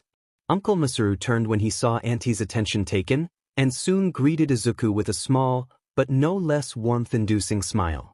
"Did you sleep well, Izuku-kun?" Uncle Masaru asked, and Izuku nodded, patting over to see what his auntie was making. It looked like a curry, which was what Izuku knew his mom had planned on making for dinner that night. Auntie lifted the spoon, and Izuku blinked sleepily before blowing, taking a bite. He hummed, appreciating that it was a bit spicier than normal. Auntie chuckled. "Still got a tongue for spicy food, huh?" Auntie asked, and Izuku nodded, licking his lips happily. She grinned, putting the spoon down. She turned the heat down on the pot before removing the apron she was wearing. "The curry will be done in another 10 minutes, and there's a pot on the back with curry that isn't as spicy. Try to save that for Inko." Izuku nodded at his auntie's request. "The rice is already done, so you don't need to worry about making a pot. We made a large batch with plenty to last you and Masaru this meal, and you and Inko later, 'kay?" Izuku nodded again. "Good. I need to go pick up Katsuki. Today's his first appointment and he'll be a right grouch if he's not on time." Auntie Mitsuki turned to face Izuku, and she gave him a gentle smile, lifting a hand in the air to pat his hair, though it didn't move until Izuku nodded slightly. Izuku smiled, enjoying the soft head pats. Auntie gave him another pat before moving her hand away, moving to hug Uncle Masaru goodbye, pecking him on the cheek as she hung up the borrowed apron. "Make sure to pick your uncle's brain when selecting your classes, Aizu-chan," Auntie said, throwing a smirk over her shoulder at her husband. "He's a must alum." "Really?" Izuku asked, bouncing excitedly over to his uncle. The man chuckled, nodding as he playfully glared at his wife's back as she left. I am, Izuku-kun, so I'm glad that I can help you pick your classes while you're there, Uncle Masaru said, a wry smile on his face. Though it doesn't sound like you're going to be there for long, Izuku ducked his head, blushing. Praise, he couldn't get used to it. And Izuku knew his Uncle Masaru was praising him. He could see it in the way the man's body was relaxed, the way his smile reached his eyes. It brought a pulse of warmth to his chest, not unlike when Eraserhead and Tsukachi-san complimented his analysis skills, but somehow more. Maybe it was because Izuku considered Uncle Masaru family? Either way, it was a nice feeling, one Izuku wanted to start feeling more and more often. He wondered what it was. 000000. 2 hours and a couple of servings of curry and rice later, and Izuku had his classes for the Mizudafu Academy of Advanced Science and Technology, or MST, selected. With how Izuku had tested, he had been placed as a junior, though with his level he'd awkwardly placed in the middle of the year, credits-wise. That had presented an interesting challenge for Izuku and his Uncle Masaru, but it had been dealt with by starting to add classes that would give him college credits. Izuku was uncertain about this, not having heard about this process before, but Uncle Masaru explained that this idea was based on American schooling, back before the first quirk had been discovered. Uncle Masaru explained that, with students who studied at a faster, higher level of thinking, would often take college-level courses in high school to make sure that the students were still being challenged while they attended school. The idea had merit for Izuku, who was always looking for a challenge to keep him preoccupied and out of trouble. Izuku agreed, and they looked through the numerous courses offered at MST. As a school teaching about the sciences and technologies of the age, a whole range of topics was open to the students, so wide and diverse that Izuku was more than a little overwhelmed reading the list of tracks available. However, what Izuku did know was that he was interested in quirk analysis, and that he was interested in genetics and anatomy. Uncle Masaru had been a little surprised at Izuku's choices, but Izuku explained that the 3 topics tied together. Understanding quirks meant that you needed to understand how the body worked inside and out, on large and microscopic scales. To himself, Izuku also reasoned how it would help him in his quest to become a somewhat illegal crime fighter. That was something Uncle Masaru didn't need to know, though, and was something that Izuku was still miles and miles away from reaching. Uncle Masaru couldn't say anything to Izuku's reasoning there, though Izuku was pretty sure that Uncle Masaru was glad that Izuku was choosing what he wanted for himself instead of merely listening to what the man himself was suggesting for Izuku to do. It was nice, having someone who knew the MAS systems so well willing to listen to what Izuku actually wanted. Also, it was just a lot of fun talking with Uncle Masaru. The man may be easygoing most of the time, but he had a sharp, witty sense of humor, making subtle little quips that would have Izuku in stitches. It was absolutely an experience, and Izuku couldn't wait to tell Uncle Masaru all about his classes and teachers so that he could listen, learn, and practice using it. Izuku never got the chance to ask Auntie about how she could so effortlessly tear someone down without breaking a sweat.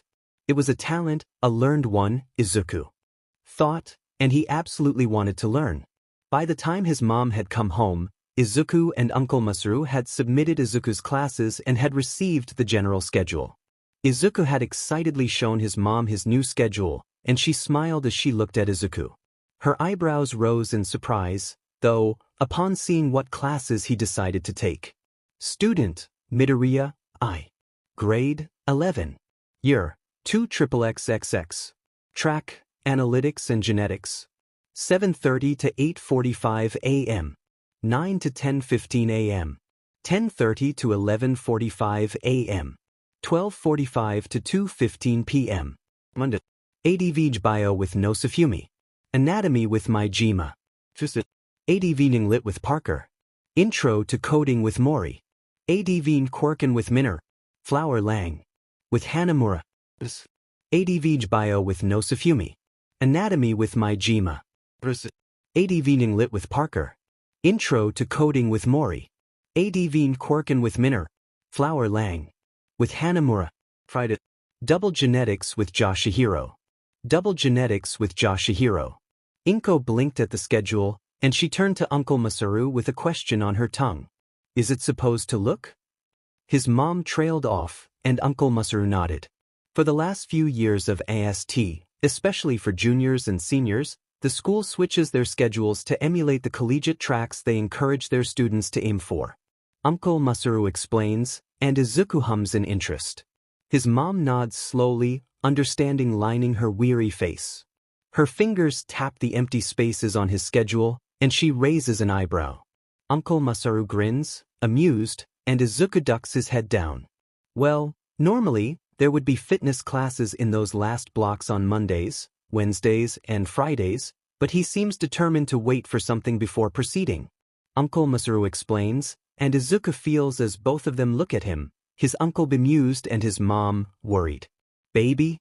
His mom asks softly, her hands softly tracing a path down his scalp, and he leans into it, sighing at the comfort his mom brings him. She runs her hand down his head and back a few times before she lets her hand cup the back of his head, gently tilting it up. Izuku lets her, his eyes meeting a replica of his in her eyes. She gently, softly, rubs a finger against the bottom of his eyes, feeling the puffiness of his eyes, and knows that he's cried today. But she doesn't say anything, she just waits for Izuku to come to her, like always. His mom knows him best, after all. And Izuku does, sighing softly. A few weeks ago, the day after the incident on the field trip, Izuku starts, licking his lips nervously. I emailed Pro Hero Snipe. He'd asked for Tsukachi-san to pass his email address on to me, and I reached out to Snipe-san for advice on being more fit and active, because I was useless, held there, trapped, with no way out. Izuku's eyes, which had subconsciously dropped as he told his tale, rose back up to meet his mom's gaze again. Faintly, Izuku knew that his uncle was still there, the warm hand on his shoulder a steadying presence for him. But Izuku didn't pay too much mind to his uncle, more focused on his mom, on what she was feeling. Izuku could see how she was scared for Izuku, scared that she would lose him. Izuku sighs, and leans heavily on her hand. I still haven't heard back from him, yet, Izuku whispers, the self-doubt starting to creep in on him. Izuku knows from Snipe's note that the man thought he had talent, but thinking it and actually saying it are two different things. What if Izuku was wrong about Snipe too? It wouldn't be the first time he'd been wrong about an adult. If you haven't heard back from him by the end of the week, I'm sure Masaru can come back and help you pick out some classes, right? His mom suggests, and Uncle Masaru squeezes Izuku's shoulder gently. Of course I will, Izuku-kun, Uncle Masaru reassures him, and Izuku nods. That's the best he can hope for, Izuku supposes. His mom nods, letting go of his head as she tucks one of Izuku's curls behind his ear. He smiles at the small comfort. A ding-ding-a-ling catches Izuku's attention. He was sure that he turned his notifications off today for class. He wasn't sure why it was going off now. He pulls it out from his pocket and taps the screen.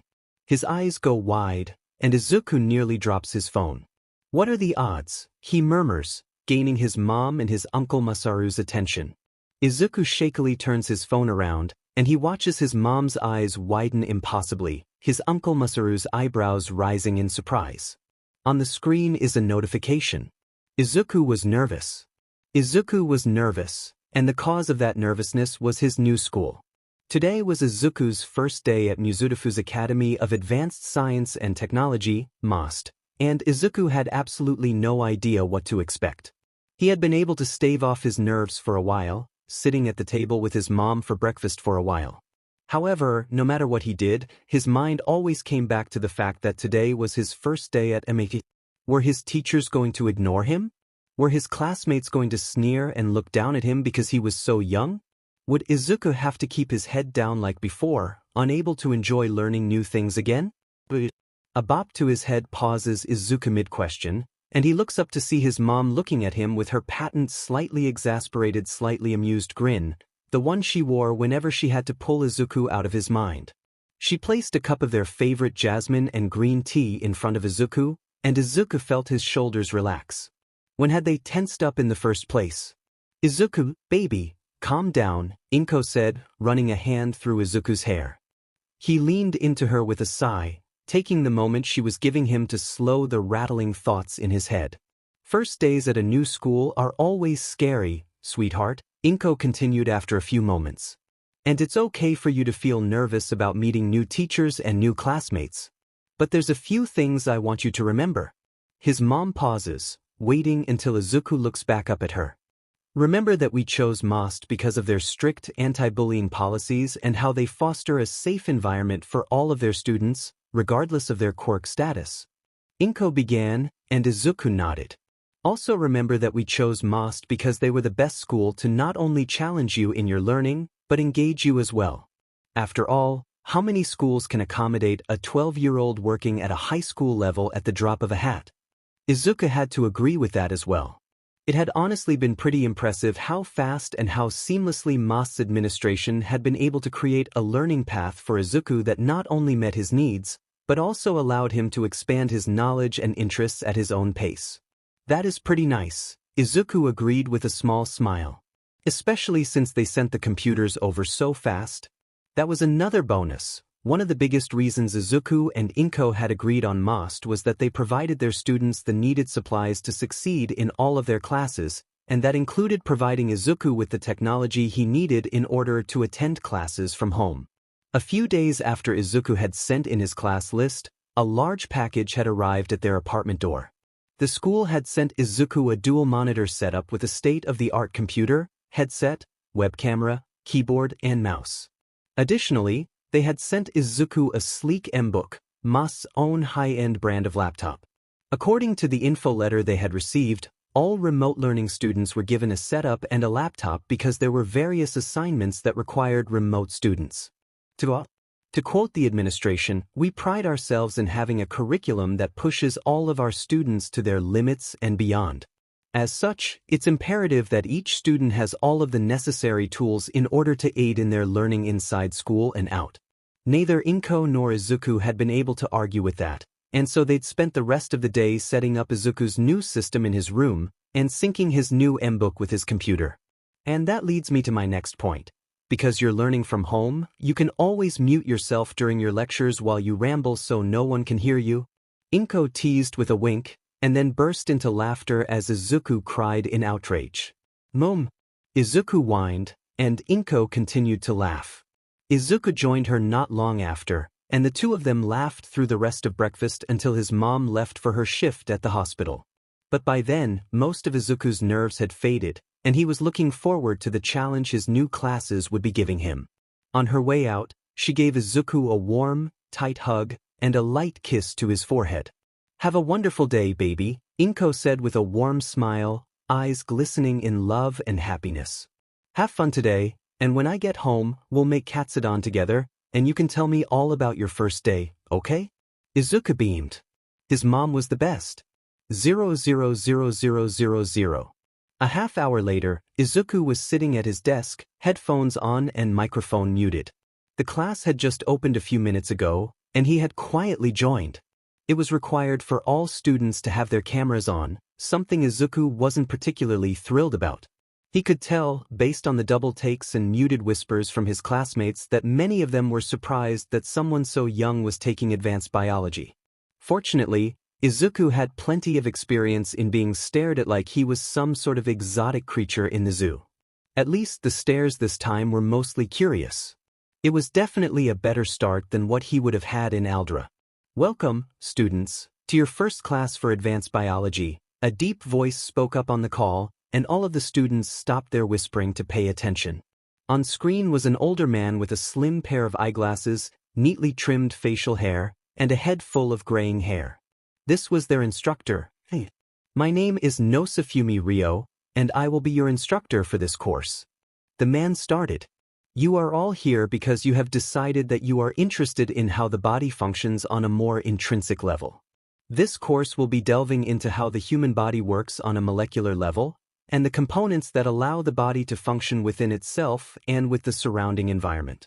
If, after this class, you decide to drop the class due to a lack of interest or capability, be aware that you will have to formally drop the class and select another one within the next 48 hours per the Academy's charter. Nosafumi-sensei paused after that, allowing a moment for his words to sink in. Izuku had to admit he was a little impressed. From his initial introduction, Izuku knew the man was a strict, no-nonsense kind of man, and this would translate into his teaching as well. However, Izuku was able to infer that though the man was strict in his teachings, he would also be an incredibly knowledgeable man, one who, if Izuku was right, would actually be competent at teaching. Not everyone who taught knew how to teach, after all. Aldra's staff were certainly a testament to that. Now, Nosafumi-sensei continued, if no one has any initial questions, we shall begin. And that's how class began on his first day.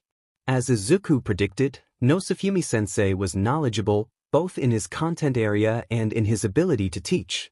Izuku could see it in the way Nosafumi-sensei would pause after introducing a concept, waiting for students both online and in person to take notes and process the information enough to ask their questions.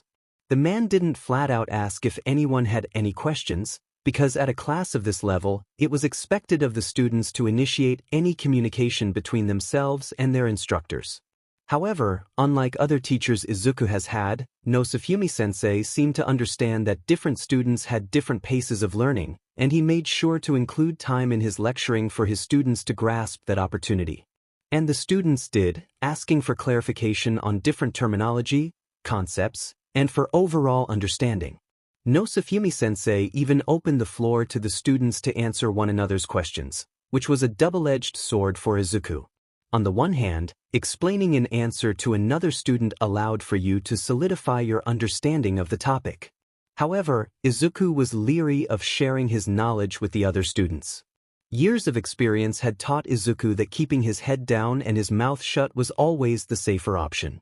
Due to this very well-learned lesson, Izuku made the choice to stay silent, merely taking notes and mumbling the answers and questions he had to himself under the safety of his muted microphone. And for the most part, that was okay. Izuku was able to learn a lot from his classmates' questions, gradually becoming more relaxed as he listened to his classmates and found that the other students were similar to him in their desire to learn and grow. It was interesting to see how his classmates formed their opinions and questions, often phrasing them in ways that Izuku didn't consider.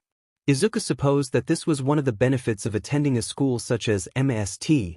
Everyone held the desire to learn, regardless of background, history, or interests.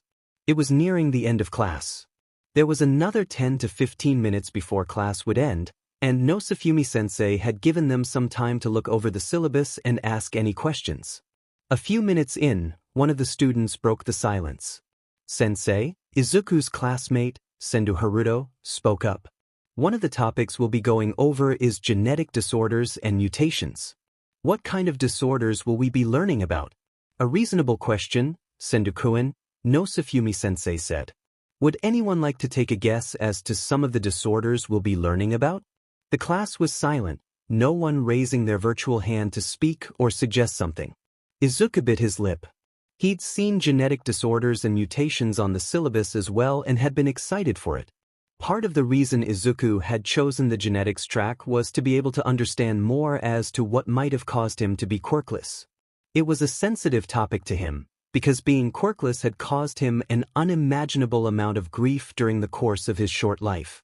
However, just as Izuku's quirklessness had caused him grief, it also inspired a great amount of curiosity in him. How did someone become quirkless? Was there a genetic factor behind it, such a rare recessive gene that both parents had to have in order for their child to inherit it? And if it was a potential genome in the human body, was there a way to manipulate it? These were just some of the questions that Izuku had, and he was more than eager to delve further into the subject of genetics. After a few moments, no one had raised their virtual hand to answer Sendu's question. Biting his lip, Izuku considered if he should speak up or not. He did know of a few disorders from his initial work back in Aldra and from some additional research in his free time. But was it worth being ostracized by his classmates for being so young and knowing so much? Another moment, and Izuku took a deep breath. It was time to see if Minoru-sensei's words about their anti-bullying policies were true or not. He clicked his hand and waited for Nosafumi-sensei to acknowledge him. Ah, Midoriya, Nosafumi-sensei acknowledged Izuku. Do you have any ideas to share on genetic disorders and mutations we might be covering? Izuku took another deep breath and released it before unmuting himself. Well, there are different kinds of genetic disorders and M mutations that we know about, Izuku began, flipping through his notebook to his notes on disorders and mutations. There are chromosomal disorders such as Down syndrome, multifactorial disorders such as Alzheimer's and spina bifida, and monogenic disorders such as cystic fibrosis and sickle cell anemia. If you're looking for an example of a disorder that would have examples on a basic, discernible level, that would be something similar to Down syndrome, or the rarer syndrome Sanfilippo syndrome. But if you're looking for an example of a genetic disorder with mutations on the molecular level, sickle cell anemia would probably be a solid example for reference because of the actual mutation of the red blood cells and how they're shaped like sickles. Of course, those are just a few of them, as scientists and researchers believe that there could be more than 7,000 genetic disorders, and that number's bound to increase as quirks continue to mutate and be introduced to the collective genomes humans have. So of course there are probably hundreds if not thousands of undiscovered or non-active disorders waiting for the right combination of genes to activate and introduce a new disorder into the gene pool. Holy shit, Sendokuin said, and Izuku immediately shut his mouth. He'd ended up rambling again, and let loose a lot of unwanted, useless information again, hadn't he? It's certainly not useless information, Midoriya, Nosafumi-sensei said, and Izuku paled, realizing that, once again, he had spoken aloud without realizing it. While certainly not the choice of words I would have used, Nosafumi-sensei said, eyes sharply staring at a sheepish Sendokuin, the sentiment that he shared just now is not an inaccurate one. All of the information you shared is indeed information that we'll be covering further on in the semester. It's clear that you've done research prior to this class, research which will no doubt aid you further on in this course. Yeah man, Sendokuin said, you gave a lot of information there. I just wasn't expecting a little guy like you to be so smart. Well, it's not particularly hard to be smarter than you, Haruto, Sendokuin's sister, Sendohana, replied idly. If someone so young knows that much already, you're a sad sight to the rest of us. Izuku couldn't repress his snort at Sendu-san's casual decimation of her brother, causing Sendu-san to grin and Sendokuin to cry out in outrage. Unfortunately for Sendokuin, his cry of outrage was overwhelmed by the laughter of the rest of their class. Even Nosafumi-sensei was smiling wryly, having clearly dealt with the antics of these siblings before. Izuku relaxed, quietly muting himself, the fear gripping his heart loosening. He hadn't been chastised or yelled at for spouting off a bunch of information in his usual rambling ways. Instead, not only had he been praised by Nosafumi-sensei, he had also been accepted by the rest of his class. Even Sendokuin, who had been insulted by his sister just now, was laughing along with the rest of his class. Izuku hadn't felt any form of acceptance like this before. Sure, he had the small party of his mother, his auntie and uncle, and Mahiru-san and Makoto-san, but those were all adults. Other kids and teens didn't accept Izuku that easily, not when they knew he was quirkless. But for some reason, Izuku had this small, tentative feeling that his time would be different. Izuku didn't want to get his hopes up. But with how accepting Minoru-sensei had been initially, and with how Nosafumi-sensei had been just now along with the rest of his classmates, time could only tell, but Izuku had a good feeling about this. Most was going to be different. 00000. The rest of his first week of school at Most had flown right by. After classes on Monday, Izuku and his mom talked about his classes, how he liked his teachers, his classmates, and what he was learning, all the while twirling around one another as they made katsudon together.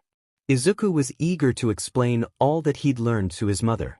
And he continued the following day, explaining his thoughts and opinions more as he spent longer with his instructors and his classmates. He told his mother how he enjoyed his Monday/Wednesday classes with Nosafumi Ryo-sensei and Maijima Jun-sensei. Nosafumi-sensei taught advanced biology classes, and while he was stern, the man was also very knowledgeable. Izuku also thought that Nosafumi-sensei had a wicked sense of humor under his dignified and reserved appearance, and Izuku loved seeing the brief moments the man unleashed it onto the class. Izuku explained that Maijima Jun-sensei's anatomy classes were interesting because the man himself was laid back and fun, often introducing concepts through silly little ditties or songs he had either seen or created himself. His Tuesday/Thursday classes were busy and packed, Izuku having 4 classes. 4 advanced literature, Parker Hitomi-sensei was an absolute blast, introducing Izuku and his classmates to not just classic Japanese literature, but other famous stories from writers such as Victor Hugo and Ernest Hemingway. When they had a bit of free time, Parker-sensei said she would share her favorite classics, which were creepier stories written by American authors such as Edgar Allan Poe and Mary Shelley. His professor for coding, Mori Hikaru-sensei, was a very hands-on person, explaining things thoroughly with a variety of examples, and instructing them with different programs such as Replit in order to learn more. Of course, Izuku had advanced quirk analysis with Minoru-sensei, a class he thoroughly enjoyed as Minoru-sensei went further into different kinds of analysis, quirks, and how they work together and independently of one another. At the end of his Thursday schedule came his flower language classes with Hanamura-sensei, who exceeded all of Izuku's expectations. A small woman, Hanamura-sensei's words were always well-placed, and she could deliver some absolutely brutal meanings with just a handful of flowers. Izuku had taken flower languages with the hope that he would be able to create a code of his own to communicate when he eventually made his way out as a vigilante, and having class with Hanamura-sensei further cemented this idea. That, and the fact that Hanamura-sensei reminded Izuku of his Auntie Mitsuki with her "I take no bullshit" behavior. It was awesome. Last but definitely not least was his double genetics class on Fridays with Yoshihiro Masumi-sensei. A class that worked in tandem with Nosafumi-sensei's class. Yoshihiro-sensei's class went further in-depth in the human genome and its evolution with quirks, whereas Nosafumi-sensei's class focused on all of the molecular interactions of the human body with the world. Izuku had only just had classes with Yoshihiro-sensei twice, but the woman had instilled a sense of respect into him and his classmates. Yoshihiro-sensei had a wry, sharp sense of humor that subtly showed in how she taught and interacted with the class. She was fairly easygoing, her lessons flowing from one topic to the next much like the woman did as she walked about the lecture hall at Moss campus. However, Yoshihiro-sensei did not put up with any disrespect, whether towards her from a student or from one student to another. Izuku had heard from some of his classmates that Yoshihiro-sensei had been one of the leading factions for Most's anti-discrimination policies when they were first implemented, and Izuku couldn't help but feel grateful towards the woman who had ensured that he could find a place of his own where he could learn and feel accepted. Of course, for all that was beginning to grow more and more comfortable with Moss teachers, his 2 weeks with them couldn't prepare him for what he was about to face. 00000. Izuku was nervous. That is to say, he was more nervous than usual. He was always in a state of anxiety or stress. It came with being quirkless in an unforgiving society.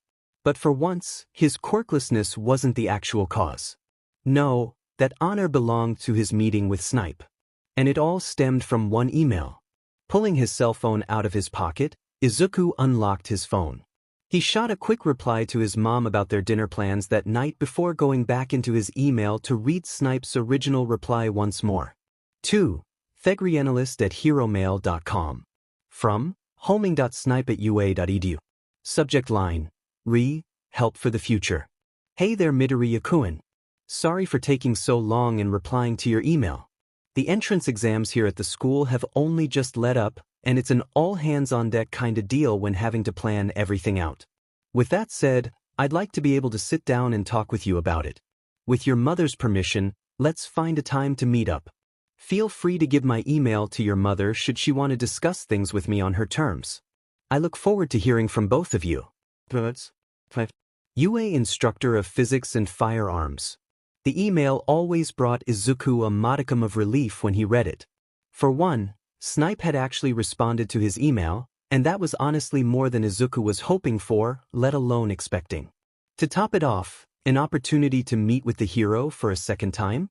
Izuku had so many questions, and if the man would even give Izuku a fraction of his time. Of course, Izuku had all but sprinted to his mother to beg for permission to meet with the hero. His mom had been hesitant at first, seeing as Snipe, while being a hero, was still essentially a stranger. Through a series of back-and-forth emails between Inko and Snipe, she had eventually relented, Snipe having proposed having the meeting at a place of Inko's choosing where she would feel safe having Izuku at. Of course, both Inko and Izuku felt safe at Hino's family restaurant, where Mahiru-san and Makoto-san kept a safe, neutral space for all of their customers and would be able to keep an eye on Izuku should something happen. So here Izuku was, waiting in the back booth of Hino's family restaurant, anxiously curling his fingers around his glass of water. Right now, Izuku was too wound up to be drinking anything heavier, his stomach a knotted ball of nerves. Snipe had seemed kind when Izuku first met him, but that had been in a public situation where there were many eyes on him. Of course, that didn't mean the man wasn't genuine, as Izuku didn't think the principal of UA would hire someone who wasn't inherently a good person, but that didn't mean he was safe to be around. Izuku had learned the hard way that people always had a self they hid from the rest of the world, one that hid their true thoughts and intentions. Kids didn't know how to hide their intentions, but adults were different. Adults had the time and experience to develop that mask, and for heroes, that mask was expected, because society wanted to see what they wanted, and many heroes these days fell in line with those expectations, hoping to make it big. Izuku wondered what kind of hero Snipe was, what kind of person the man was. The restaurant's bell rang, and Izuku turned his head to watch familiar blue locks covered by a cowboy hat enter the restaurant. Izuku tensed slightly as the hero's eyes swept over the restaurant, looking for Izuku. Izuku raised a small, tentative hand, and he watched as Snipe's eyes immediately snap over to him. Izuku watched as the man's shoulders loosened slightly, as if he had been nervous about this meeting as well. Interesting. Snipe began to make his way to the back of the restaurant, long strides covering the distance easily. Izuku sighed to himself, realistically knowing that he probably wouldn't be that tall when he grew older. But still, was it so wrong to want to be a little taller? To not have to use the stepladder to grab things on the top shelf? Izuku certainly didn't think it was a bad dream to have. "Hey there, kiddo," Snipe greeted, lifting a hand to ruffle Izuku's curls. Izuku, of course, allowed it, once again grumbling about the pattern. He couldn't help it, though. It was such a nice feeling. The warmth coming through the man's gloved hand gave Izuku a comfort he was unfamiliar with, but one he desperately wanted. Eraserhead also gave him the same feeling. "Come to think of it, how you been, kiddo?" Snipe asked, sliding into the booth across from Izuku. He placed his hat on the table, running his hand through blue locks as Mahiru-san came over with a cup and a pot of coffee. Snipe nodded his thanks, taking a sip of coffee. It was then that Izuku realized he had been so wound up with his own thoughts that he hadn't even realized that Snipe had come in wearing only half a mask. Snipe snorted at Izuku, the corner of his mouth rising in an amused grin. "Can't let the masses know I'm out and about," Snipe said, and Izuku nodded. It made sense. Snipe wouldn't wear his full hero costume when he was going out to meet with someone, let alone a student. However, the hero wasn't about to release his identity to Izuku, and had compromised by wearing a different kind of mask. It was smart, and just enough that the majority of people would either not recognize that Snipe was actually Snipe, or that Snipe was just imitating himself. Very simple but very clever. "Kind of you to say, Midoriya-kun," Snipe said, and Izuku flushed. One of these days, he really needed to find a way to stop his mumbling. Sorry, Snipe-san," Izuku mumbled, looking down. "Hey now, kiddo, ain't no need for an apology," Snipe said gently but sternly. Izuku peeked through his bangs to see the hero staring at him. From the set of his lips and how the man grasped his coffee mug, Izuku knew the man wasn't mad. But his ramblings always got Izuku in trouble. "You didn't offend me, kiddo. I woulda told you had you done so," Snipe said. "And I've said it before and I'll say it again, you got a good head on ya. You're right on the money 'bout my disguise though. No one's recognized me yet with this mask on, especially when I cover up my hair. Course, I made sure to wear something easy for you to recognize today, though I've got a feelin' you woulda recognized me without my hat." Izuku nodded, and Snipe gave him a large grin.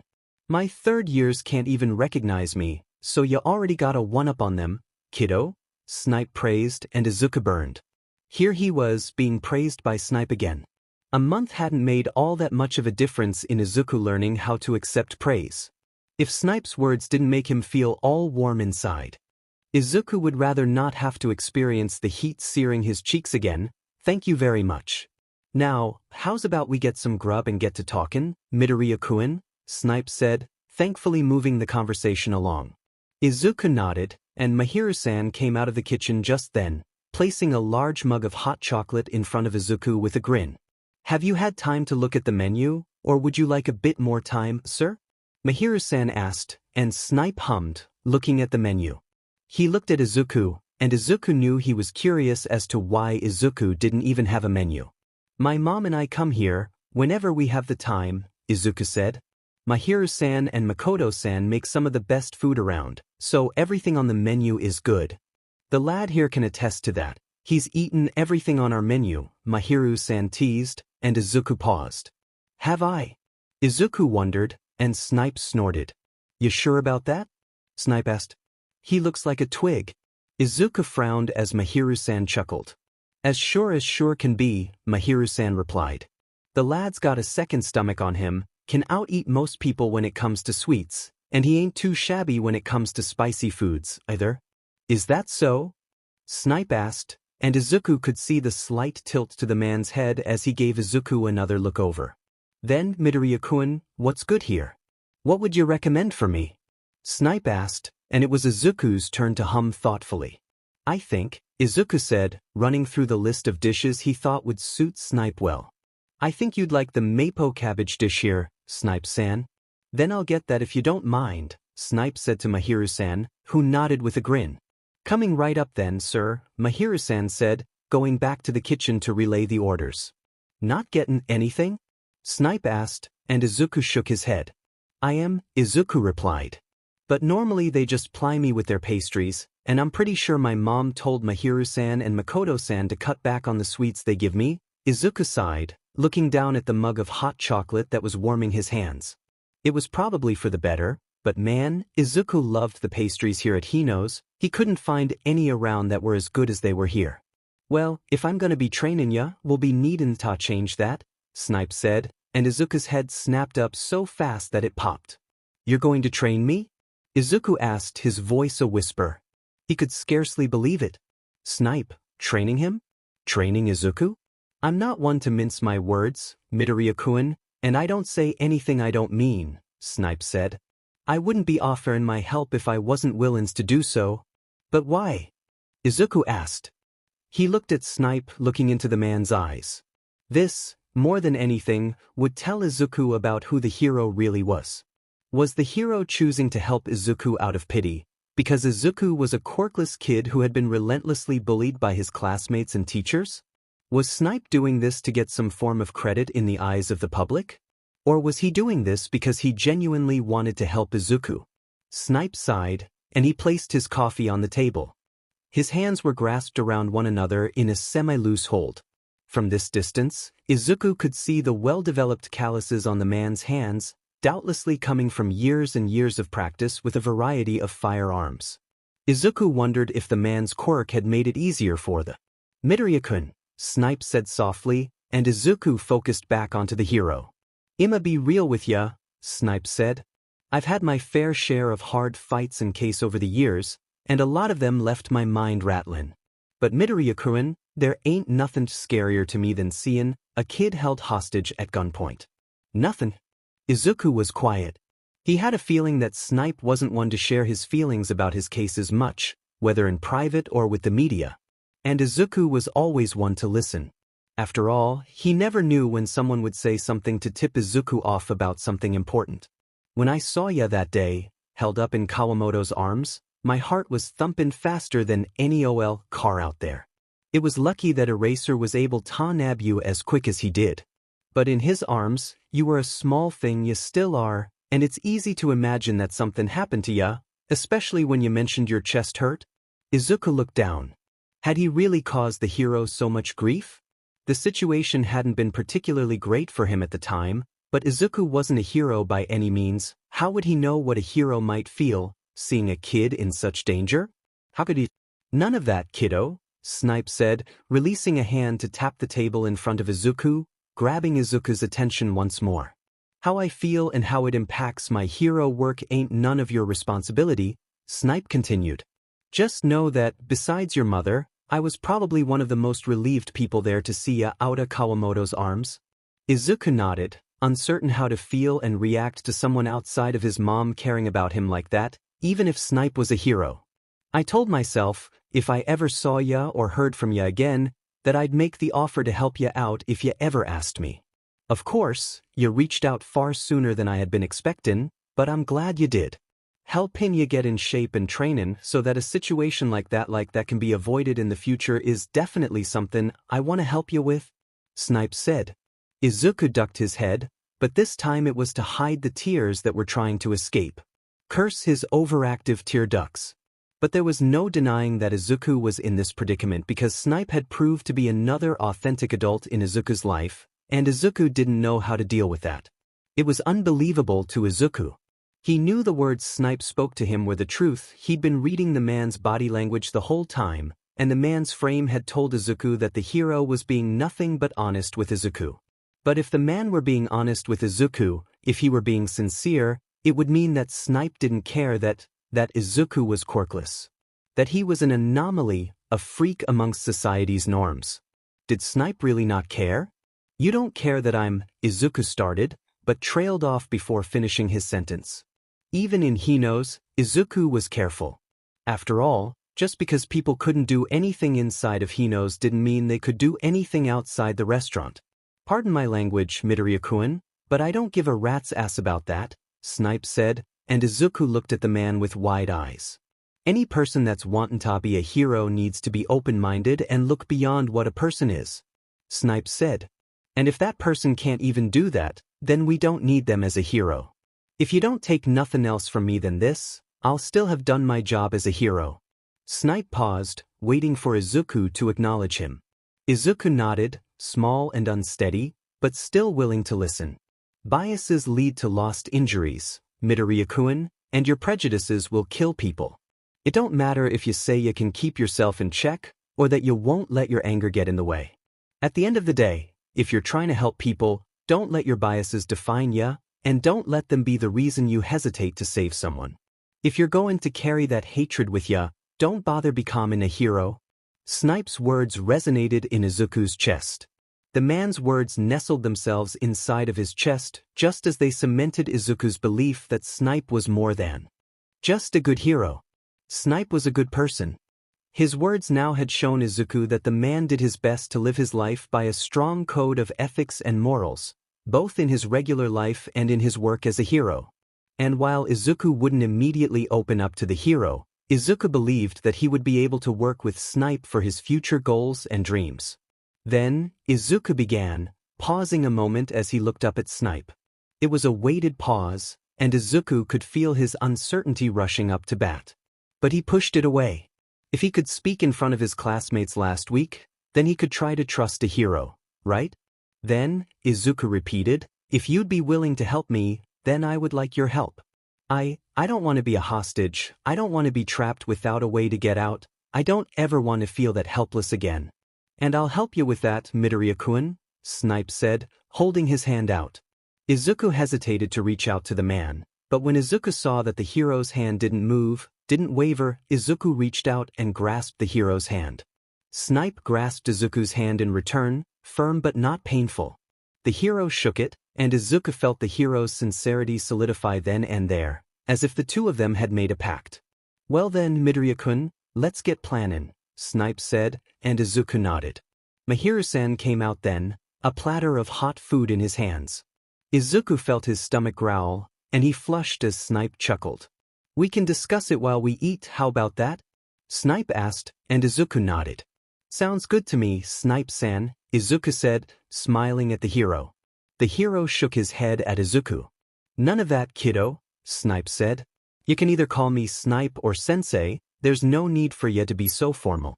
Izuku's smile grew wilder. Hi, Sensei, Izuku replied, and Snipe grinned, moving to ruffle Izuku's hair. And once again, Izuku let the man do so, cherishing the feeling of warmth and security he felt when Snipe did so. So what if it was a developing pattern? Izuku liked it, and that was okay, wasn't it? Sure is, kiddo, Snipe said, and Izuku froze. Had he spoken out loud again? You sure did, Snipe replied again, and Izuku groaned loudly, his head falling on the table with a loud thunk. Snipe and Mahiru-san laughed. I really need to work on this, Izuku thought. His habit of speaking out loud was really going to come bite him in the ass one day.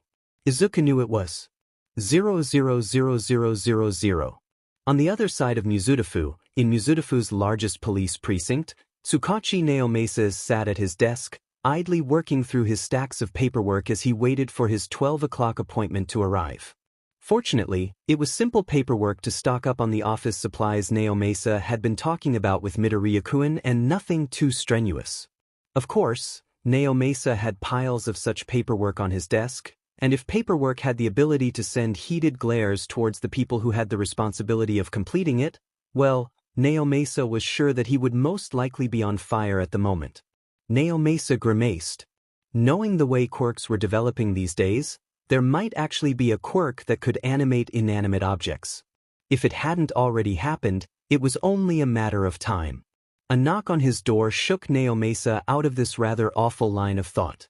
Come in, Naomasa responded, and the door opened to reveal Sansa. Your 12 o'clock appointment is here, Sansa said, and Naomasa sighed, shaking his head a bit to refocus himself. He cleared his desk a bit, putting his incomplete paperwork to the side for another time. He stood up, briefly glancing down to make sure he was presentable. Send them in, Naomasa said, and Sansa nodded, the door falling shut. A moment later, the door opened again, and in came the familiar visage of Midoriya-san, as well as her companion, an ashy blonde woman with sharp red eyes. Bakugo Mitsuki-san, if Naomasa was correct. Both of them were carrying some large bags, and Naomasa nearly sighed. Good afternoon, Detective, Midoriya-san greeted, a smile on her face. The bags under her eyes had decreased a considerable amount, and the stress lining her shoulders seemed to have greatly reduced since he had last seen her. Hopefully she and Midoriya-kun were both doing well. Good afternoon, Midoriya-san, Naomasa responded with a smile, turning to face Bakugo-san. And you must be Bakugo Mitsuki-san, yes? Bakugo-san nodded. Yes, I am, Detective Tsukachi, Bakugo-san replied, smiling politely as she bowed.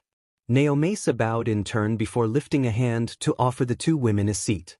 Please, sit, Naomasa offered as he made his way back behind his desk, and the two women nodded, sitting across from Naomasa. Another knock on the door, and Sansa came in immediately after, carrying a tray with a pot of tea, 3 cups, and a cup of cream, sugar, and honey. Sansa's instincts were sharp as always.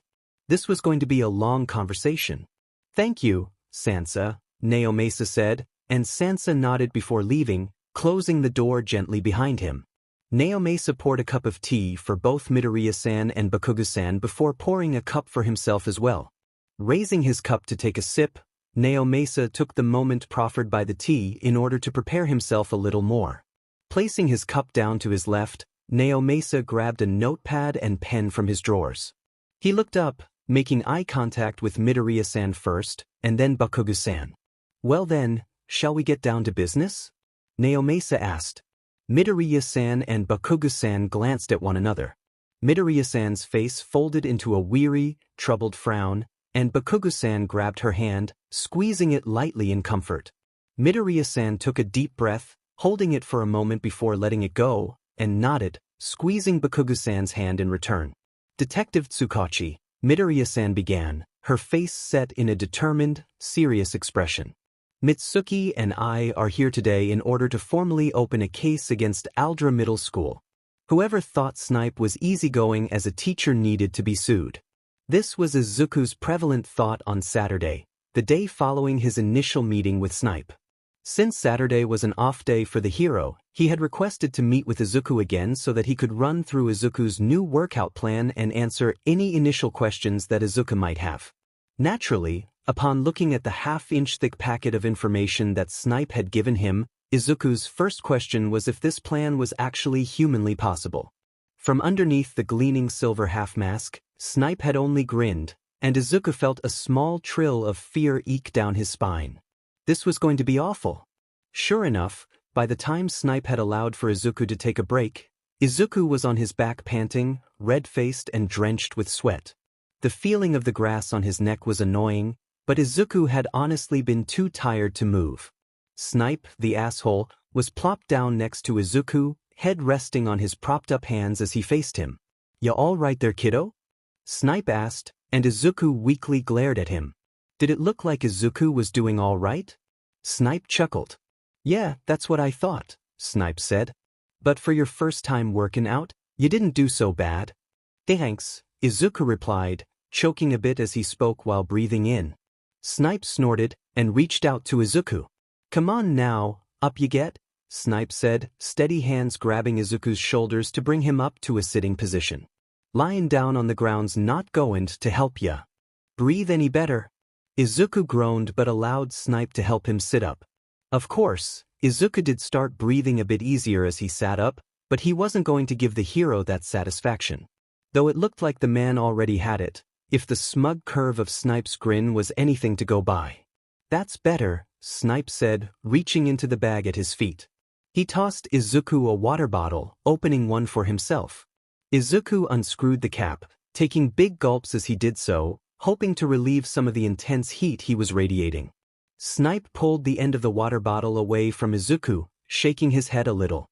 "Don't be ghoul-pin that down too fast, otherwise you'll end up with a nasty stomach ache afterwards," Snipe warned, and Izuku frowned. "Why?" Izuku asked. Snipe gave Izuku his water back, and once he saw that Izuku wasn't about to start taking any more big gulps, Snipe leaned back, turning so he was completely facing Izuku. "You've just put your body through something pretty strenuous, kiddo," Snipe began. "Your body's already exerting itself doing things it hasn't before. It's especially hard on your stomach, which is already trying to keep up with all the new activity you've been doing. Then trying to force a large amount of water into your stomach's going to give it a shock and cause issues like cramps and whatnot." Izuku hummed. He hadn't necessarily known that about water intake, particularly after workouts. He would have to do more research on this. "There's more information in that packet of yours," Snipe said, referring to the half-an-inch thick packet he'd given to Izuku earlier.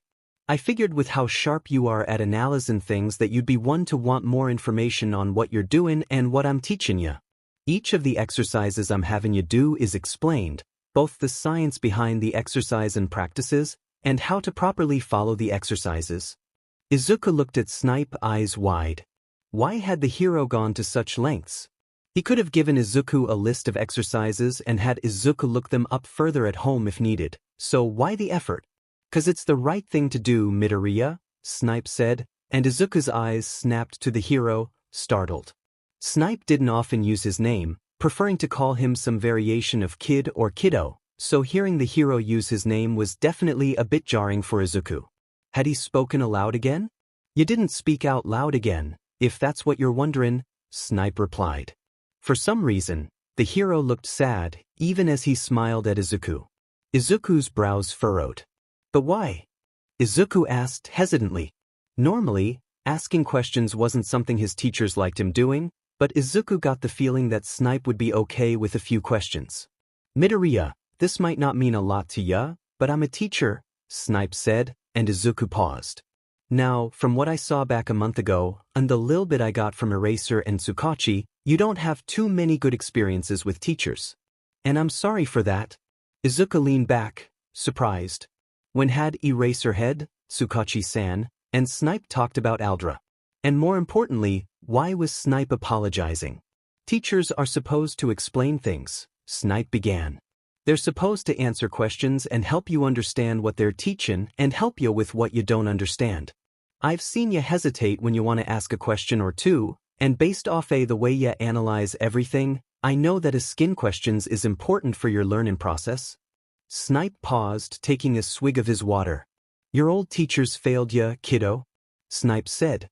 "They failed in teaching you and helping you learn. They failed in making it a safe environment for their students, and they failed in how they treated ya and your classmates. And for that I'm sorry. But it wasn't your fault," Izuku replied weakly. It really wasn't the hero's fault. After all, it was impossible for one man to control the hate and bigotry of other people. "You're right there, kiddo," Snipe said, and Izuku clamped his mouth shut. Snipe smiled a bit, and Izuku realized that the man had been frowning the whole time. "It ain't my fault that there are some right awful people out there," Snipe continued. "But what I can do is make sure I do my job right. As a teacher, it's my job to make sure all my students feel comfortable to ask me any questions they want, and that they feel that they can come to me with any questions or concerns they got. And you're one of my students. You dig me? Izuku nodded, once again too stunned by Snipe to do anything but nod. He shifted, pulling his legs to his chest so he could rest his head on his knees as he thought about what Snipe had just said. Logically, Izuku knew that what Snipe said was right, that students should be able to ask their teachers questions and get clarification for whatever they didn't understand. Izuku had seen his classmates regularly ask questions of their teachers, both at Aldra and at MAST, and he had seen those questions readily answered. And yet it was wrong. It was wrong for Izuku to have his questions answered, because at the end of the day, Izuku, a quirkless, worthless, useless Deku, didn't deserve to be helped like other kids, like other people.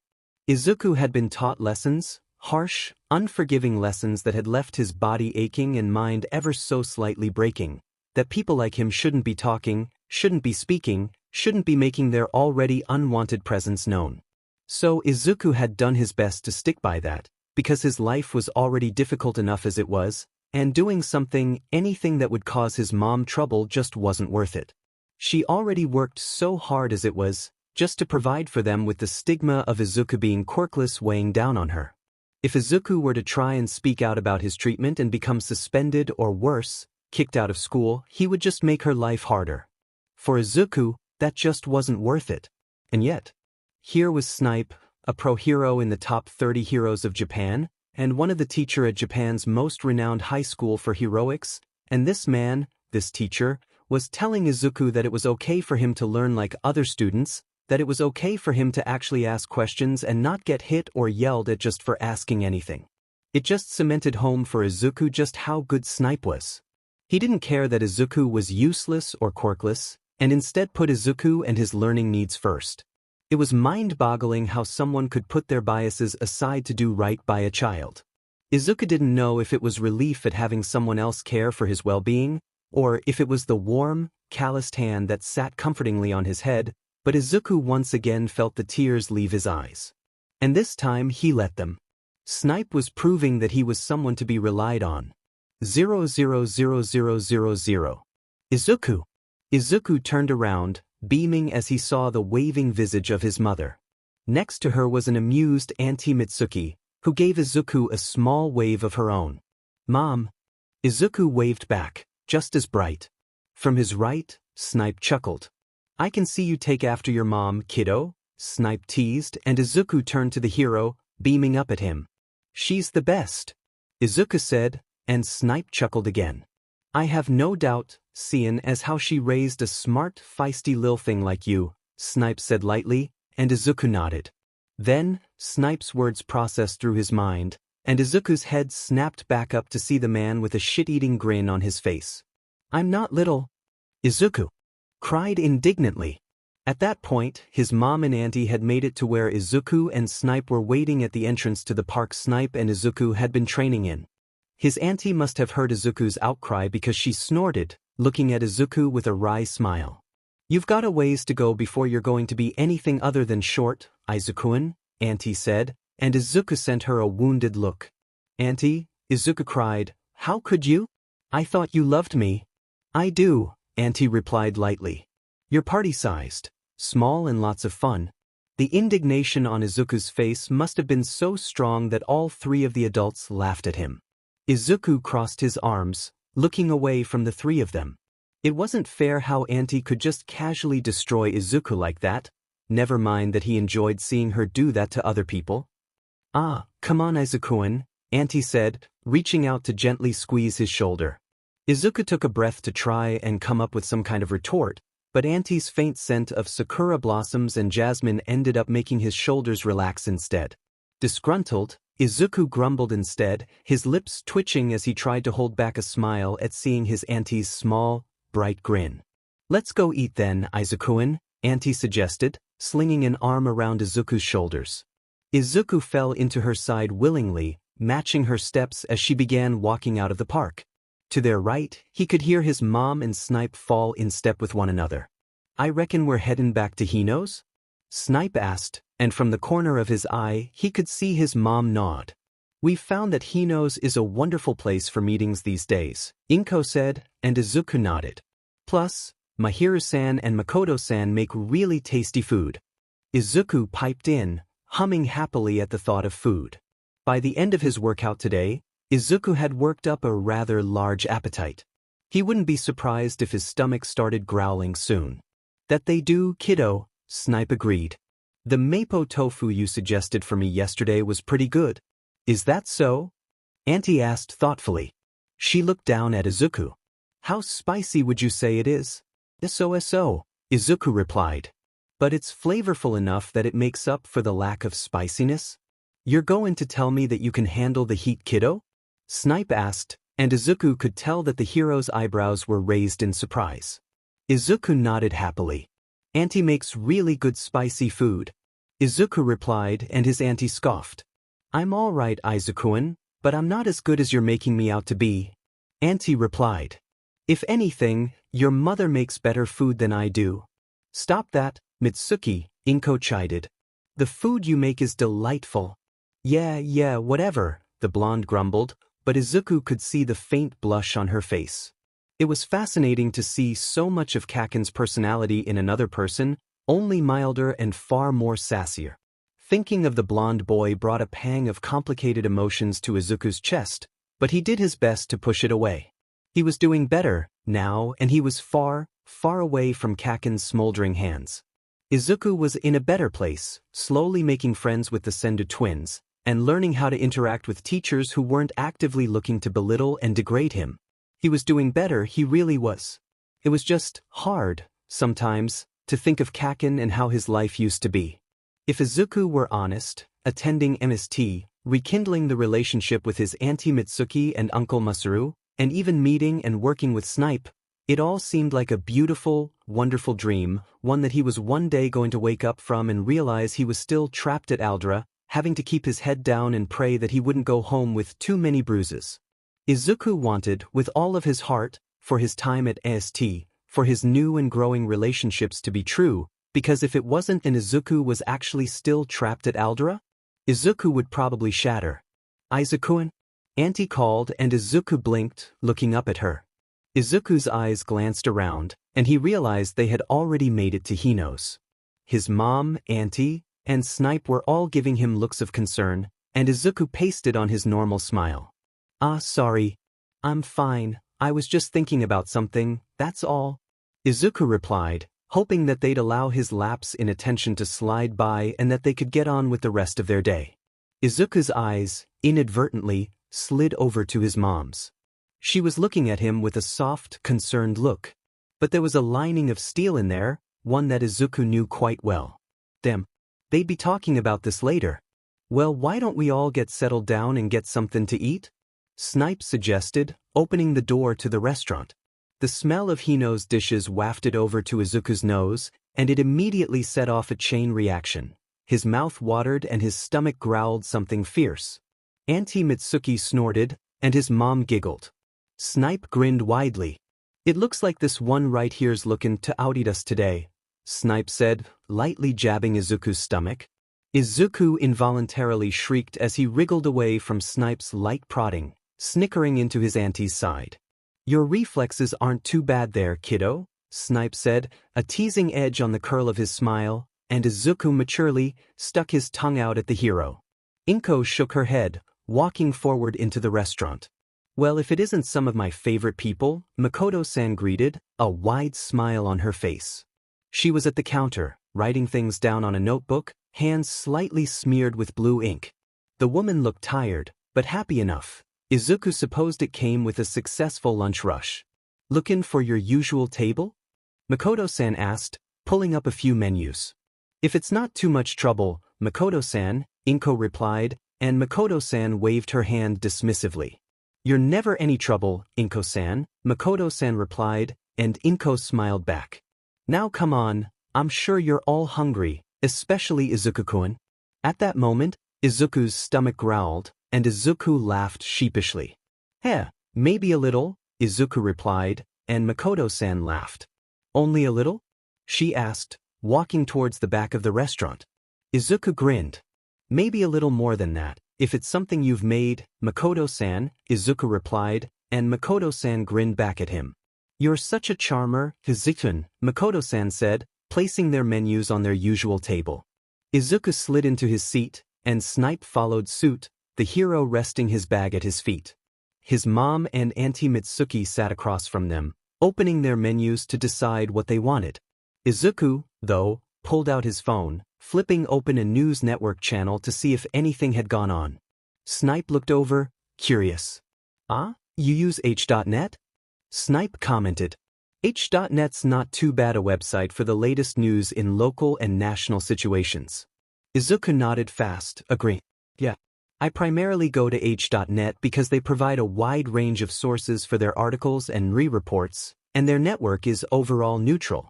They tell the news for how it is, not showing bias towards any hero in particular, and they stick to the facts more than stating their opinions. Sounds about right, Auntie Mitsuki said, and Izuku looked up at her with an owlish blink. She grinned. The current owner of H.net is one of Masaru's senpai from MST. Auntie Mitsuki explained. They shared a number of courses in management, public relations, things like that. I think they're still in regular communication, too. That's so cool, Izuku whispered, eyes wide.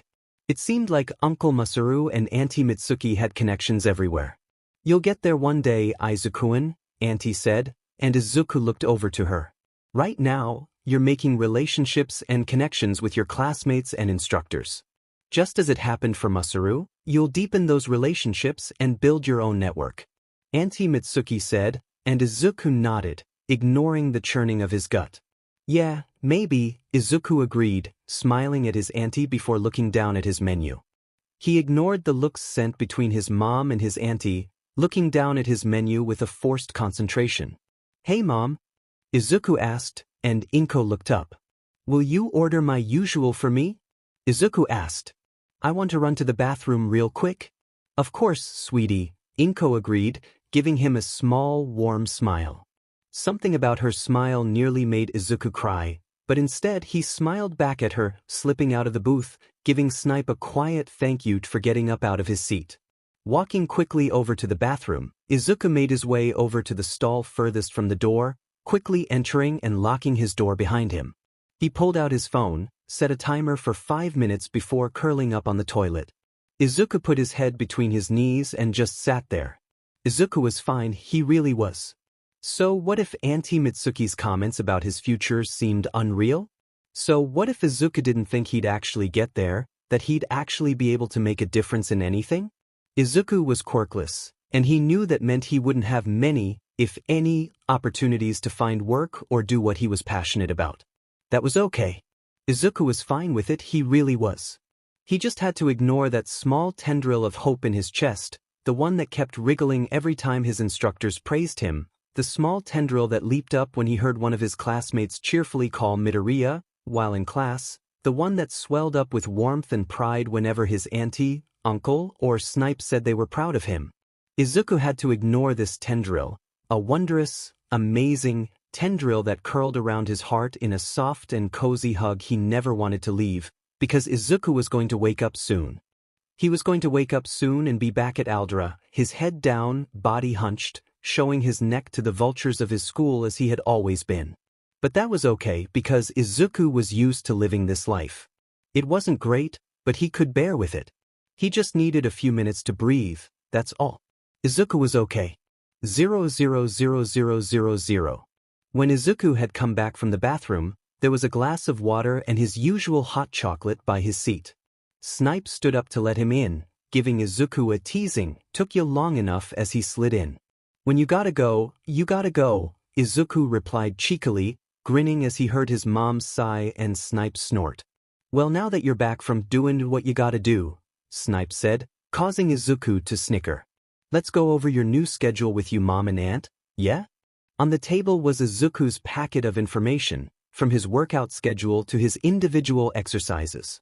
Izuku nodded, taking a sip of his hot chocolate. It filled his bones with a soft warmth, sliding down his body from his head to his toes. It was a nice feeling. "If you look here, Midoriya-san, Bakugu-san," Snipe began, pointing to the schedule on the first page. I've got Midoriya-kun here scheduled to have his workouts 3 times a week, right in that blank section of his mass schedule that he was wanting to fill. Inko nodded, and his auntie hummed. Essentially, 3 times a week, Midoriya-kun will be building up a foundation. He'll be doing stretching exercises, aerobic exercise like jogging and anaerobic exercises like squats and sit-ups. Snipe explained. Each week he'll have a certain number he'll need to do for each set, such as 15 sit-ups and push-ups, and jogging for 10 minutes. Each week, we'll increase the amount he'll be working towards, both to challenge him as well as to build up his stamina. Inko nodded, and his auntie hummed. And Izuku can do these exercises from home? Inko asked. Snipe nodded. A lot of these exercises and routines work just fine inside and outside, Snipe explained. All he'd have to do is go outside for his jogging, really? What are you suggesting he do to build up his flexibility and movement? Auntie Mitsuki asked. If at all possible, it'd be good if Midoriya-kun could learn gymnastics. Snipe said, and Auntie nodded while Inko frowned a little. Izuku didn't blame her. They didn't exactly have the money to sign Izuku up for extracurricular activities. In fact, the only reason they had been eating out as often as they had was because Auntie Mitsuki had, kindly but rather forcibly, made his mom let her pay for it. His mom had been a bit grouchy about it, but Izuku knew that even his mom couldn't deny the logic his auntie was showing. As much as I would like to sign Izuku up for classes, it's not, Inko started, pursing her lips as she tried to figure out a way to say they couldn't afford the classes while not sounding too pitiful. We'll sign him up for classes at the center, Auntie said, and both Izuku and his mom stared at the blonde woman. Auntie Mitsuki raised a delicate eyebrow. You really don't need to, Mitsuki, Inko said, her brows furrowing. Auntie Mitsuki, much in the way Makoto-san had done earlier, waved her hand dismissively. Don't worry about it, Inko, Mitsuki reassured her. Masaru and I have long since budgeted money for extracurricular activities for Katsuki to do. That brat's never been interested in programs like gymnastics or dancing, though, so it only makes sense that we'd fund Izuku's extracurricular activities. Mitsuki, Inko protested, and Mitsuki clucked her tongue. Don't Mitsuki me, Inko, Mitsuki said. I'm allowed to pay for my nephew's shit too, you know? Izuku, who had been watching the conversation between his mom and his auntie like a tennis match, snorted. He'd forgotten where Kakin had inherited his potty mouth from. Inko went through a series of expressions in the course of the next 30 seconds or so, and when Izuku saw his mom settle on exasperated resignation, he knew his auntie had won. What am I going to do with you? Inko asked instead, and Mitsuki grinned. Let me get you that spa pass, Auntie Mitsuki started, and his mom groaned. Mitsuki, Inko whined, and his auntie just grinned, opening her mouth to continue bothering his mom. From Izuku's side sat Snipe, who had been quietly watching everything play out. Izuku turned to the man, curious as to what he thought about this. Snipe had a small grin on his face, and he looked rather interested. Just like a telenovela, Snipe murmured to himself in English, and Izuku blinked. He was about to ask Snipe what he meant, but Mahiru-san came out of the kitchen with their food. Izuku would look up what telenovelas were later. 000000. Arriving back at the apartments was as much of a relief as it was the start of a heavy, tense feeling. Inko felt it, and she was sure Izuku felt it too. However, there wasn't much that could be done about it. Not yet anyway. Izuku, honey, Inko said. Why don't you go grab a shower? I'm sure you're feeling all gross from your workout earlier. Izuku nodded, putting down the folder Snipe-san had given him earlier. Sounds good, Mom, Izuku said, heading for his room. Be back soon. Inko watched as Izuku popped into his room for a moment to grab a change of clothes before making a beeline for the bathroom. Soon enough, Inko heard the shower turn on, and she let out a shaky breath. How was she going to talk to Izuku about this? Tea, Inko murmured to herself. Let me make some tea, that will help. Inko made her way to the kitchen, short, quick steps propelling her in a dance she was long familiar with. 3 steps forward and 1 to the left, and she was able to grab the kettle from the stove. 4 steps to the right and a half-turn further had her in front of her sink, letting her fill the kettle. Another half-turn to the left with 4 more steps and she was back in front of the stove. The click of her gas range turning on was a comforting tempo, and Inko felt her shoulders droop, the tension fading from them for a moment. Inko stood there at the stove for a moment, breathing in the familiar sense of their kitchen. Images of her and Izuku waltzed through her mind, and Inko couldn't help but think of all the memories the two of them had shared, of Izuku growing bigger and bigger, and Izuku talking about his analysis and the heroes and villains he'd learned of that day in the news. And then she thought of Izuku today, of how he'd been lost in his own world on the way to Hino's, and how the light in his eyes had dimmed when Mitsuki had brought up the future. Inko was worried. She had tried to give Izuku time this last month, letting him process the big changes that he'd been forced to go through, being held hostage, changing schools, having to confront years of torment and abuse at the hands of people he was supposed to trust and learn from. Her baby had gone through so much, and now that Izuku was finally settling down into his new routine, the troubles that he'd dealt with were sure to be rearing their heads soon. Inko knew her son well. She'd raised him from birth, and had been there for his happiest of times and, especially recently, the worst moments. She was able to read Izuku fairly well, though the older he'd grown, the more adept he'd become at hiding his thoughts and emotions from her. But some things just weren't able to be hidden, especially when you weren't truly aware of them. Her baby was drowning right now, and he needed help. But how? Therapy was certainly an option, and Inko had begun to look at different therapists in the area. It was a long process, vetting each of the therapists. The bigotry and prejudice ran rampant through a lot of them, and the last thing Inko was going to do was send her baby to, pardon her language, absolute asshat. There were a few that Inko found promising, but doing more research on them relied on a few things. First and foremost, Izuku's consent. Inko knew that Izuku was denying his trauma, denying how scared and anxious and upset he was by everything that happened. And that wasn't even addressing the years of abuse he'd received from his classmates and teachers at Aldera. The thought of Aldera set Inko's blood on fire. The fact that teachers would not only condone such awful behavior from other students, but to actually join the abuse of her son? It was disgusting on so many levels that Inko's head was still reeling. Hearing what Snipe-san had to say today too. At Hino's, while Izuku was in the bathroom, Inko watched Izuku rush off to the bathroom, and she bit her lip. Something wasn't right, and the conversation just now had only worsened things, it seemed. Midoriya-san, Bakugo-san, Snipe-san said, and Inko turned her gaze towards the pro-hero that had taken an interest in her son recently. I would like to be honest with you, as the kiddo's going to be back in a little bit, Snipe said. His back was straight, and the set of his face was one of concern.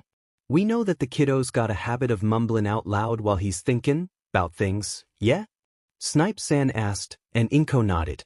He's been doing so since he was a young child, Inko said, and though she was worried, she couldn't help the fondness that colored her tone. Izuku's mumbles as a child had grown progressively funnier and funnier, and while these days his mumbling was more about his studies and the heroes and villains he followed on the news. Yes, his ramblin' and mumblin' can be quite interesting, Snipe-san agreed, smiling a little. But the smile on his face was more of a grimace, and Inko's concern once again grew. However, there came a point today where I had to stop him from drinking water too fast. Snipe-san said. Now, that might not seem so strange, since most kids his age don't really know much about the body's absorption of water after exercise, and so I explained it to him. The first sign that I really saw was wrong was that Midoriya-kun was hesitant to ask me a question, to ask me why. The second concerning thing was when he looked surprised that I answered his question. He didn't seem to understand that it was a teacher's job to be answering all his questions. Snipe-san paused for a moment, taking a sip of water. He seemed to be thinking about how to say what he wanted next. Inko felt her stomach sink. When Midoriya-kun had listened to what I had to say, he curled up in on himself to make his small and unassuming. The kiddo, he has a habit of mumbling through his thoughts, and at one point, he expressed how surprised he was that he could ask me a question without being yelled at or hit. Inko felt everything come to a halt as Snipe-san's words process. She closed her eyes and took a very large, very deep breath. This was definitely not the time to cry, no matter how much she wished to. Of course, a few tears escaped anyway. Inko knew that Aldera had treated her son miserably, She had yet to go to sleep at night not thinking about their conversation a month ago, when Izuku had cried his heart out to her. But there were issues like this, reminders that Izuku's trauma was so deeply buried that he didn't even consider being hit for asking a question as something wrong, or something to protest. Just what had her baby gone through? A hand on her shoulder brought Inko back to the present, and Inko looked to her left, where Mitsuki was looking at her solemnly, her ruby eyes shining with a grief Inko was sure could be seen in her eyes as well. Inko sighed, and turned to Snipe-san with a tremulous smile. "I'm sorry that you had to see that, Snipe-san," Inko said. Snipe-san shook his head, offering Inko a handkerchief. "No need to apologize, Midoriya-san," Snipe-san said. "This ain't the best of conversations ta be havin', and I can only imagine what you and the kiddo are goin' through at the moment." Inko nodded, accepting the handkerchief from Snipe-san and dabbing her eyes. She took in a deep breath, closing her eyes to center herself for a moment. When she opened them again, she looked at Snipe-san with a determined gaze.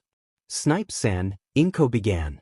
"Myself and Mitsuki are opening a case against Aldra Middle School. Izuku and Katsuki-kun, Mitsuki's son, have both been thoroughly and negatively impacted by the way Aldra's administration allows their students and staff to run amok. There are many things that will be happening, and as you know, Izuku's been through quite a lot. Will you?"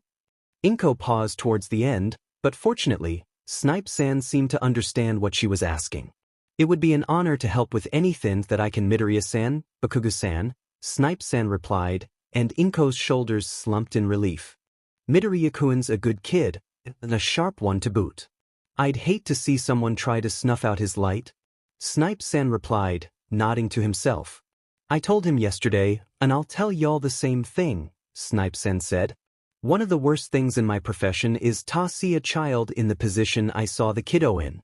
And I told him yesterday, if for whatever reason he decided he'd reach out and ask me for my help with anything, I'd be getting right on it to help.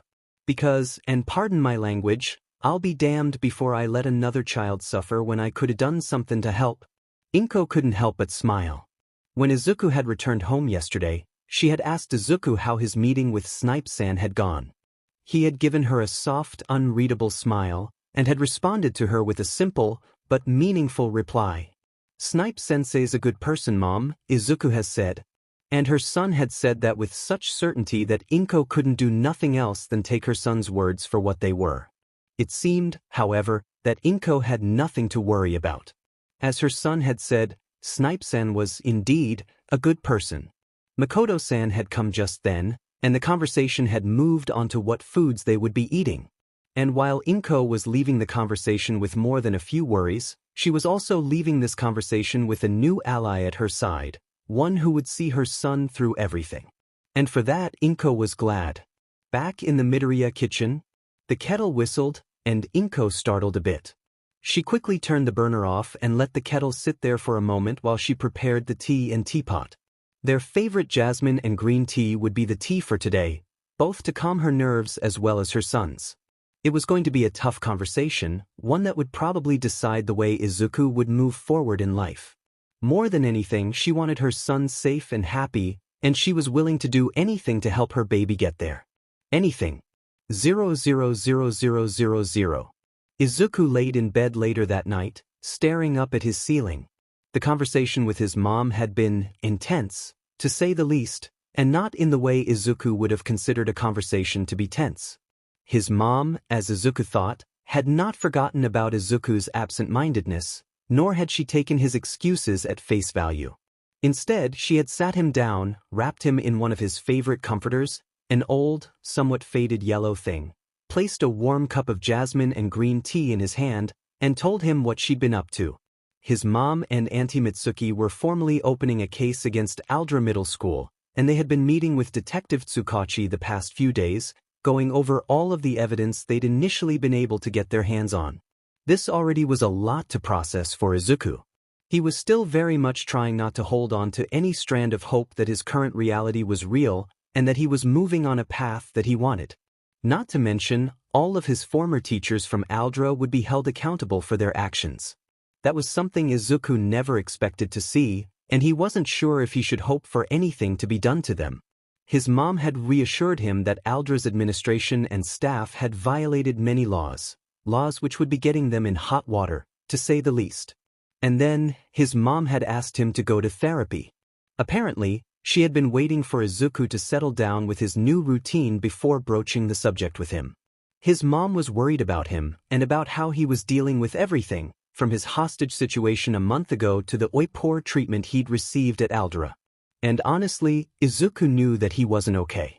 Izuku had known, logically, that the way he thought and viewed himself wasn't healthy, and that a lot of it wasn't his fault. But it was hard, so very, very hard to get rid of practices that had been ingrained in him all these years. Izuku wasn't even sure they would be able to find someone who was unbiased when it came to the quirkless these days. Bigotry and prejudice could be found everywhere these days, and it seemed that there were hardly any people out there who would see Izuku for who he was, not what he was. Izuku sighed, turning to his side. His eyes fell on the folder that Snipe had sent home with him today, and Izuku couldn't help the thrill of excitement that went down his back. Ever since that night a month ago, Izuku had been in a rut. For all he could plan and think about how he'd like to be a vigilante, he just didn't know how. But then Snipe had come into his life, and those dreams of doing something, anything, had become something more than just wispy images he would long for during the night. Yeah, Izuku was sore, and he wasn't sure how he was going to handle the workouts for the first couple of weeks or so, but this was progress. And to Izuku, this progress was tangible. It was something he could hold in his hands, could see in how he felt and how he looked. This was something real, and for Izuku, it felt like the clouds of his mind were starting to clear for the first time in a long time. For this last month, Izuku hadn't had anything to cement that burning desire he'd had into place. His longing to be better, to help people so that they wouldn't suffer like he did was there, but there was no outlet for this dream to grow, to be nurtured and developed.